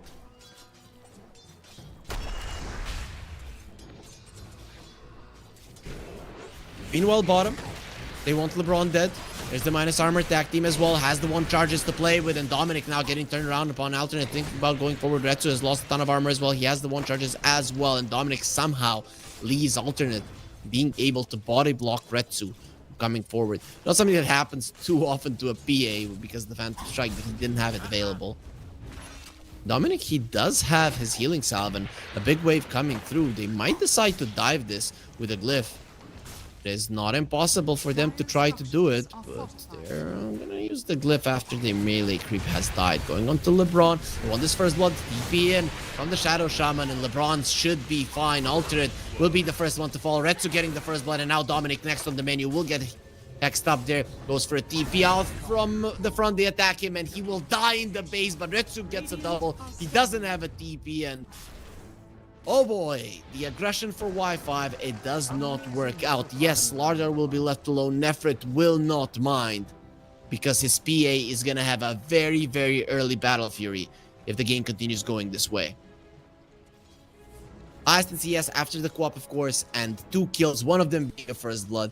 He's ahead in net worth of everybody in this game already, and by a solid margin at that. Doesn't get much better than this for Zero Tenacity when it comes to a start for a PA, really.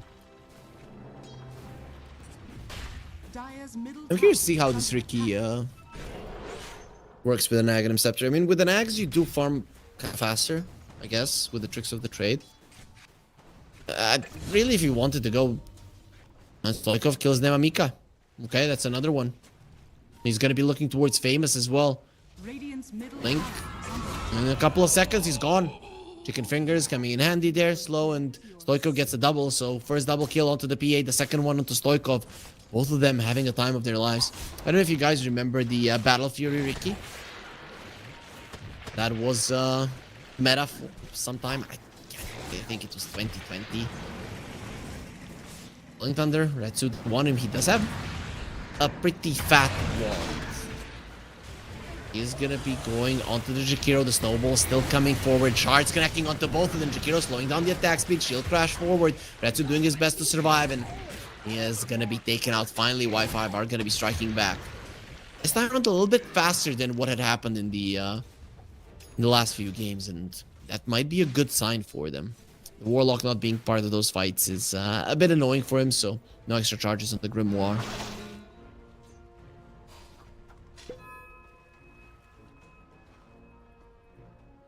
Stoikov crushed this lane and without multiple points in the Shadow Strike, so his farm base isn't really going to be hindered at all. This is even more impressive coming out from him. Husk going towards the top lane. They're thinking about fighting this Slardar. Has no idea what's happening. Is in the dark. Well, they are gonna be killing Pablo.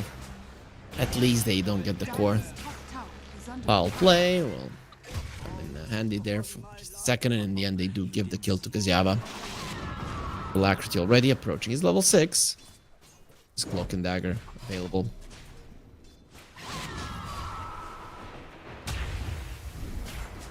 Loikov. Threatening with the Sonic Wave. Gonna be going on them. Mika gets the kill and will have the blink out in no time. He does have a very far. Wasn't even close to dying there.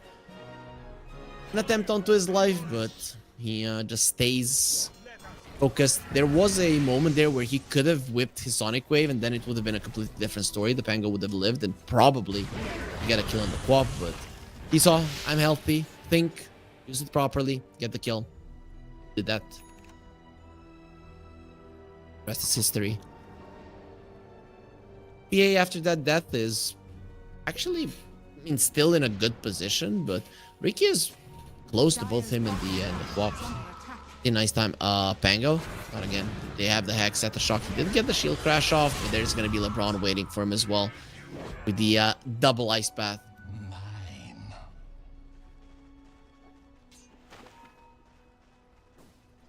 Dire's Not really sure middle what he tower was doing is there, under just attack. running up the hill. Where's the slaughter? Shards off the mark.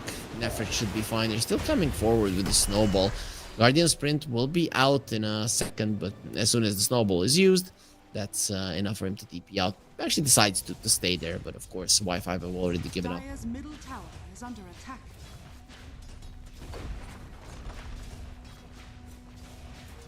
That is why you should follow through, people.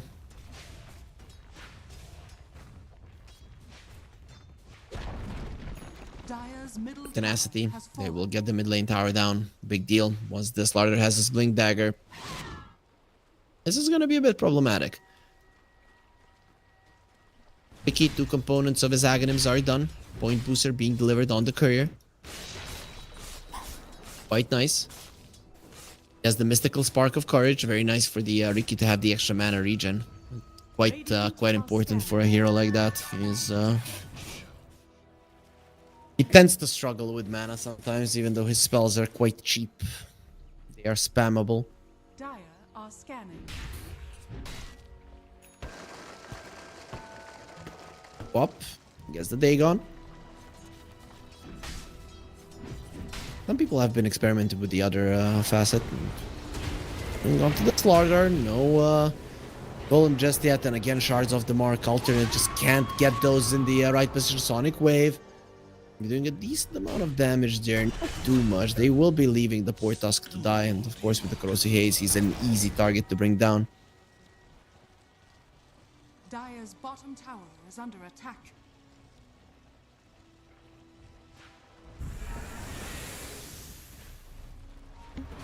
Dire's top tower is under attack.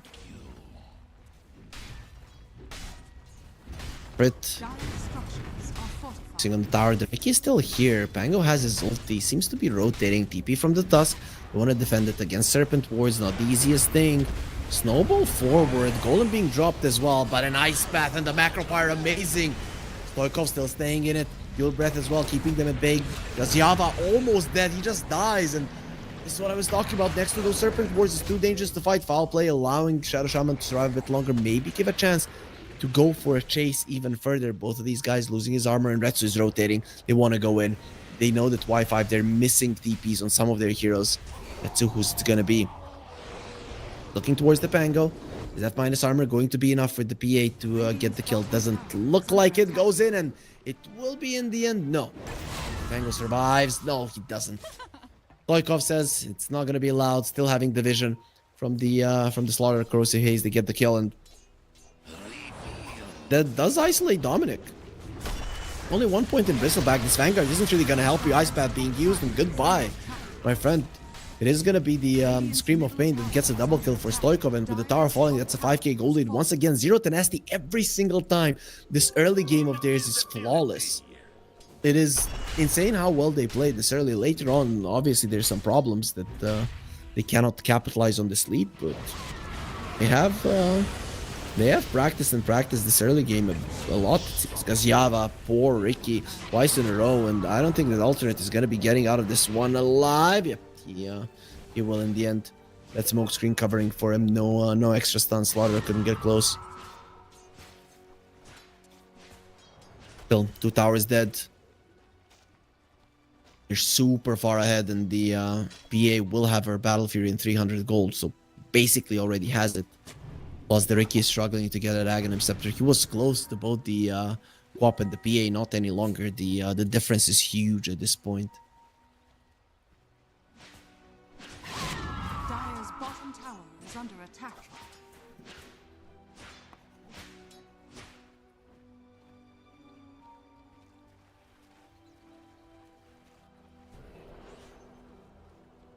And towards the top lane here. Zero tenacity. Might want the Ricky again. Pablo has a sentry. We'll place it, but Zia will be okay. Actually, when he kill him with Dagon, Scream, Sonic Wave, nobody can get damn close. Maybe if he was level 12.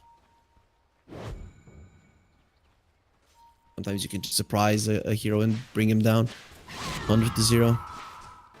Pick is a bit tougher. Smoke screen and of course the tricks of the trade to save you from that damage. Nemamika? Oh, he's gonna get hexed up. They need to stop this Shackles and we'll be able to do it. Doesn't matter in the end. Alternate. He didn't really know that Stoikov does this much damage, but the Shadow Strike slowing Alternate down. He wants to shard to the high ground. Beautifully done. But Retsu is just killing the Warlock. He didn't drop his gold. This does leave Dominic all alone. This time around, zero tenacity. They might just be getting way too far ahead. Stealing the Ancients as well. 7k gold lead, closer to 8 actually after those Ancients as well. And of course, the gold lead should be increasing, right? Because you have the Queen of Pain that is a fast farmer. You have a PA with the Battle Fury. You don't really have such fast farmers on the other side. Stoikov, blink away. He has the Region Room going strong and should be fine. And instant TPing to the top lane. They want the Ricky. Went too deep. Did he steal the shrine? No, not really. Got taken earlier because Yava is dead again. As soon as they're out of the smoke screen, the Scream finishes him off. It would be a bummer if the series ends. If the series ends like this. But you never know.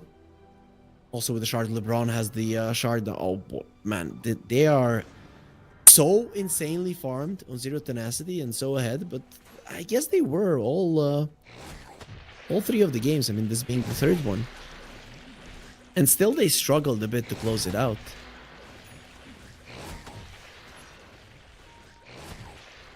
Or Staff Guap doesn't want to be playing with that smoke screen at all. He knows what kind of trouble it will be bringing later on once he gets the shard and the Ricky. If he gets the shard, considering that they're not looking good for him. That's again going for a Manta. Already has a Yasha. That's going to be one fast farming PA.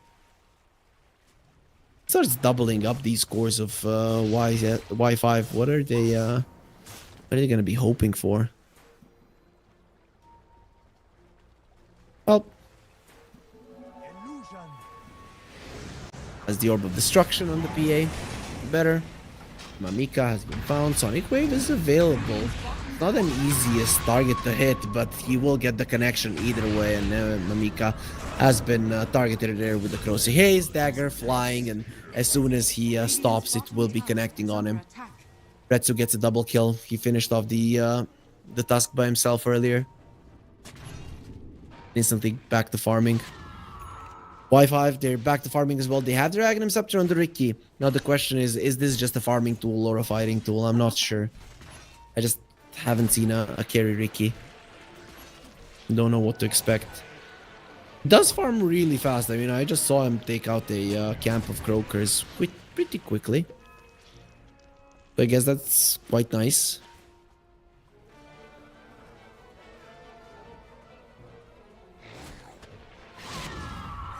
We'll see how fast he can catch up to the PA. Probably can't, but can modes definitely at least keep the distance between them and not allow it to increase any further. Eye on the Quap. Items are just flying out for zero tenacity. 13k full difference. It's pretty much 3-4 items. Depending on the what they're worth. They're gonna get the dust onto Gaziava. Puts down the smoke screen, has the TP out. I don't think he's getting it, especially with the Slaughter coming in. Tricks of the trade being used. They instantly leave. 2-3 hits. More than enough for Stoikov to be godlike. Help is coming, but they've already lost their carry. Nemamika going for the Rolling Thunder. Nice blink away. At least they're gonna bring down LeBron. See, Quap, can he get the blink? Force stab, that's not the way that you wanted to go on Stoikov, so he'll be losing his life. It is a 2-for-2, with them finding the Shadow Shaman as well. Buyback from the Warlock. Golem is available, and you need to run away every single time. It's the same thing for 5-5. Just finding an opening, but this time around, Zero Tenacity, they don't want to be giving away their big core. The PA will live. Maybe. Yeah, he will. Finishes the Manta, but still it is a one fight for Y5 and showing signs of life. I don't know where this is gonna stop happening, but Zero Tenacity really need to work from their transitioning from the early mid game to the mid game.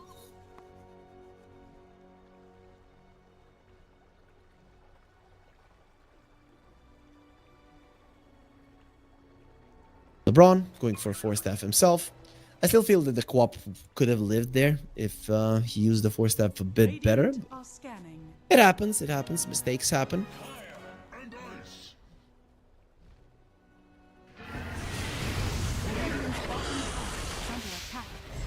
Radiant structures are fortified.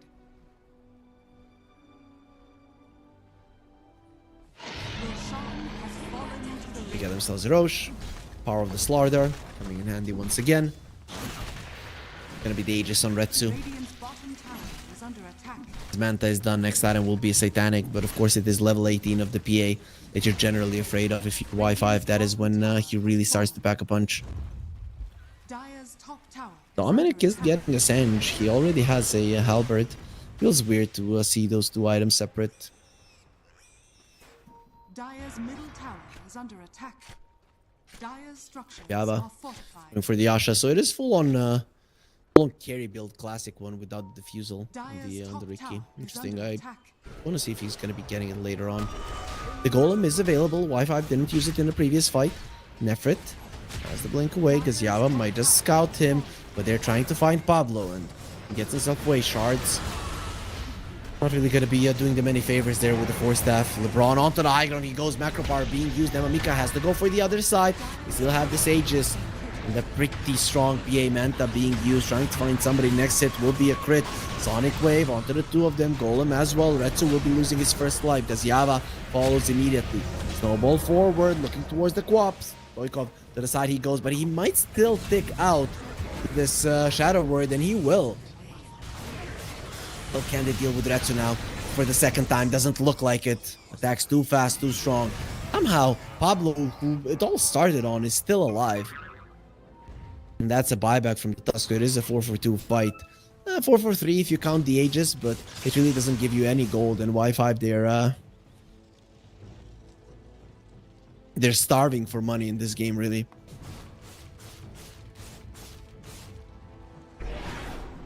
Dire's middle Retsu. tower is under BKB is a necessity. And it really might be. If you go for a Satanic, then you're better off going for an MKB than the BKB.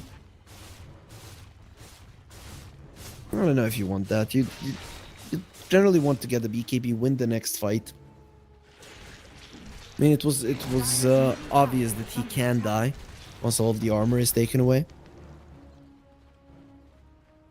So you're better off surviving in those fights and increasing the lead or remaining with this lead than being greedy with the Satanic, being caught inside of the smoke screen and just dying. That would be that'd be a blunder. I think the Sages gave him a perspective of what he can get away with.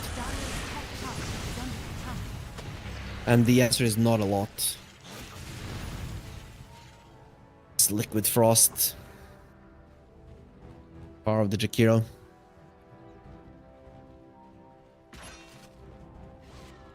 Bristleback wants the SNY. Lotus Orb will be next. This is a good Lotus Orb game. Slardar, Shadow Shaman, Jakiro, even the Quap, and even the PA. Returning the dagger or removing that slow. It can help with a lot of things.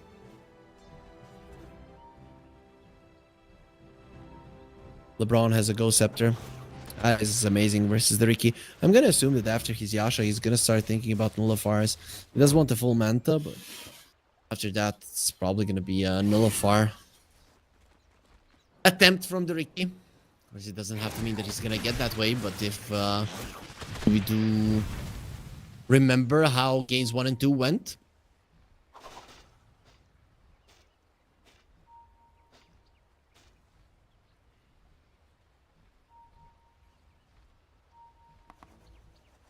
Dire are scanning.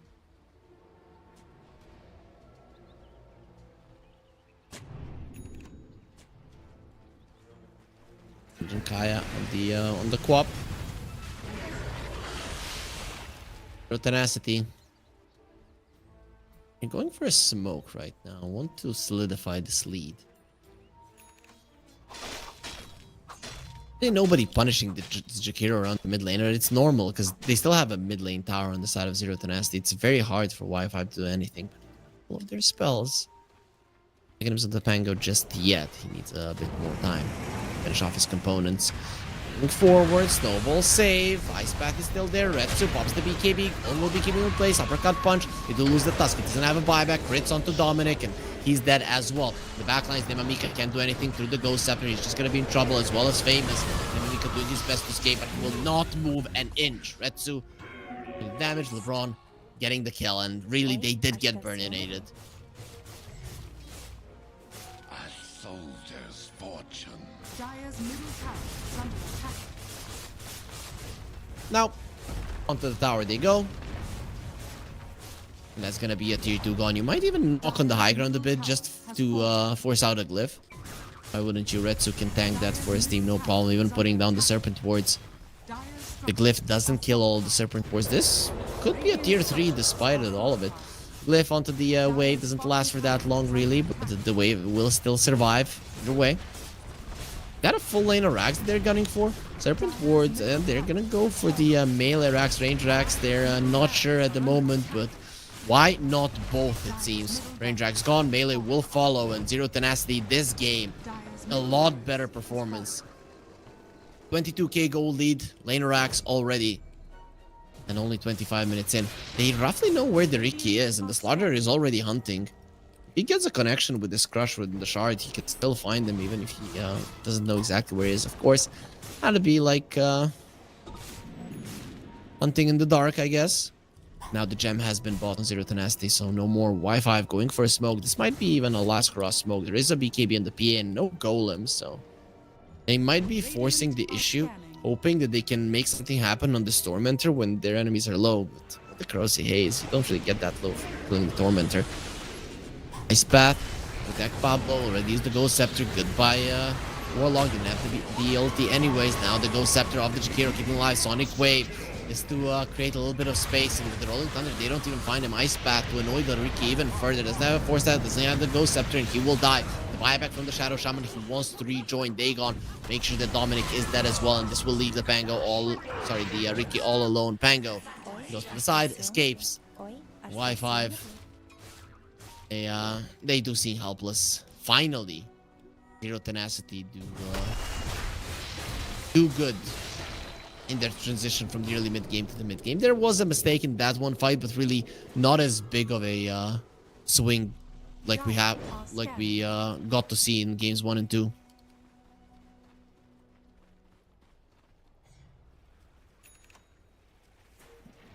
Dire's bottom tower is under attack.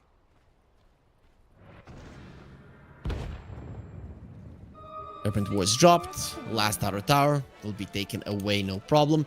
Y5, they still have one glyph, but really nothing to refresh it once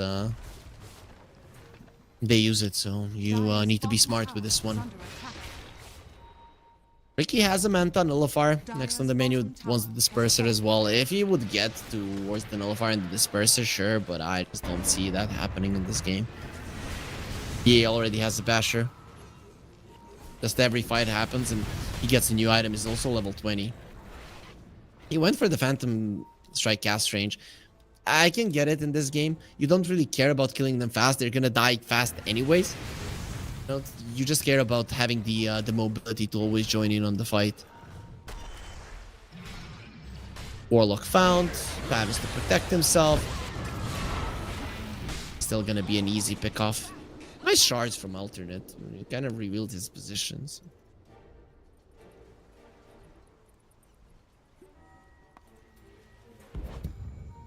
They're drawing a line towards bottom. No serpent wards at the moment, so brute forcing a high ground probably doesn't feel as natural, but they do see the Pango. Dire's top tower is under attack. Ooh. Dodges on the crush. Get bashed up. Nemamika going for the roll thunder. BKB being used, and he stops the TP. Nemamika will now be marked, and he is gonna be speedy. Sonic Wave off the mark. You wanted to slow him down there with the co-op. The rest of their team are pushing as the chase is on for the Pango. These are quite two speedy heroes chasing on you. I'll side of Zero Tenacity jumping from the side bash instantly, and he tries to go for the shield crash for the extra shield, but the crit finishes him off before he lands. Creeps are in the base. EA going for the push yet again. Doesn't have the Aegis, but they do have the Serpent Wards that will get dropped right now. What do? You need to take away his armor. Very close to the Abyssal as well. We'll leave the illusions to tank. That's going to be enough for the Serpent Wards to possibly finish off the tier 3. It does look like it. Even with the Ricky Manta usage, it's not going to be enough. Retsu now going forward. And we'll have the smoke stream to prevent the PA from attacking. Still does have that BKB if need be. It's going to be annoying to Dominic. Dominic, no way at the moment to remove this Corrosive Haze. No Lotus Orb just yet. And with the Pango coming back, Zero Tenacity will bail. He's doing everything slow. In this game, really no reason to rush it. They've gotten to a point where only a unnecessary play can lose them this game. 98% win probability. Abyssal on the PA. High five. What's the play? What do? You need a lot of that minus armor to connect from the nasal goo, but you don't have the Sven in this game. You have a Ricky, sure. It's just not the same.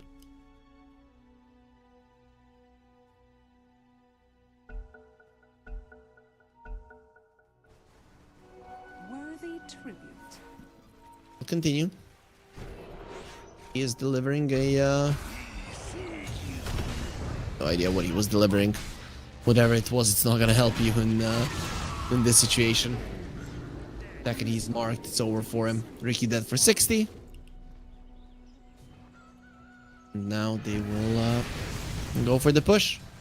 No tier 3 on the bottom lane. Maybe it will be easier to go there. Aghanim Scepter Pango. Finally, he will be dealing a decent amount of damage in these fights. Need him. You need him to carry not only his own weight, but pretty much the weight of the whole team. Your carry is not here. 1,000 gold, the 30 minutes of the game. Raindrops is gone. Melee next on the menu. Retsu focusing on them.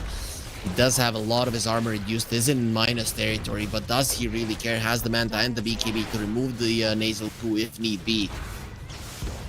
He'll do it right now. There's the Hex onto the Bristleback Dago, and the Sonic Wave will take him out.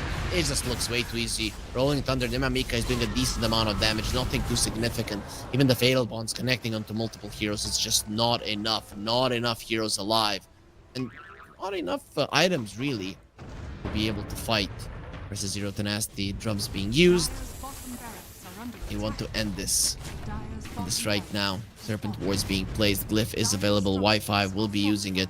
It is going to be a 4 versus 5 fight. No Golem, no Rolling Thunder, and no Bristleback. Pretty much all the things that do make up your team fight are gone. Finding the Shadow Shaman there, bringing him down. He doesn't have a buyback. Taken out of the fray. Famous as well does have a buyback. If he wants to rejoin Nemamika, it's not going to be so lucky. The gold just isn't there. Looking towards alternate. His armor has been reduced. It's very easy for Retsu to take him down. Triple kill. Can he get a rampage just like his counterpart in the previous game? Let's find out. But if he gets one, he's going to be winning the game. On top of it as well, Famous has been found. Bash does connect. They will get the disarm, but the Manta removes it. Ultra kill. And now the GG has been called. Where's the rampage? There it is. Retsu. The second rampage of the series, and the third one on top of it as well. The double rampage is needed to win the game. If only they allowed their Sven Y5, they could have won this series 2-0. But because they stole that second rampage, that was the reason they lost. Of course, they're just talking nonsense right now here. Zero Tenacity looking like the better team, especially in all 3 of the games for the first 15 minutes of them. In the 2 first games, they messed up later on. and gave an opportunity in game 1 for Y5 to win, game 2 almost to lose the series immediately, but Y5 will not be allowed to get the series, and Zero Tenacity will be a team that I think a lot of the other ones will be scouting for the first 15 minutes and how you should play, because that was beautiful. Not gonna lie, really enjoyed watching them. But with that being said, we're done for the day. We did have 4 best of 3s. Winter Bear, or 3 actually, because Winter Bear did forfeit versus Endgame. Passion UA beat Rabutyagi with a score of 2-0. One move lost to Apple City Gang with a score of 2-0, and we finally got to see a 3-game series with Zero Tenacity getting a reverse sweep versus Y5 after the first game loss. Tomorrow, we are going to have another 4 best of 3s. I'm not going to be here, but you're going to be in the lovely hands of my colleagues. We're going to start off with Passion UA versus Sakura. Zero Tenacity will face off versus Apple City, and then versus Quantum in the series 2 and 3. And Rabutyagi versus Winter Bear will be your final series for the day. Like every day, we're going to be starting at 10 CEST. So be sure to be here to watch more great Dota here at the CCT Series 8. But until then, have a good night. Bye-bye.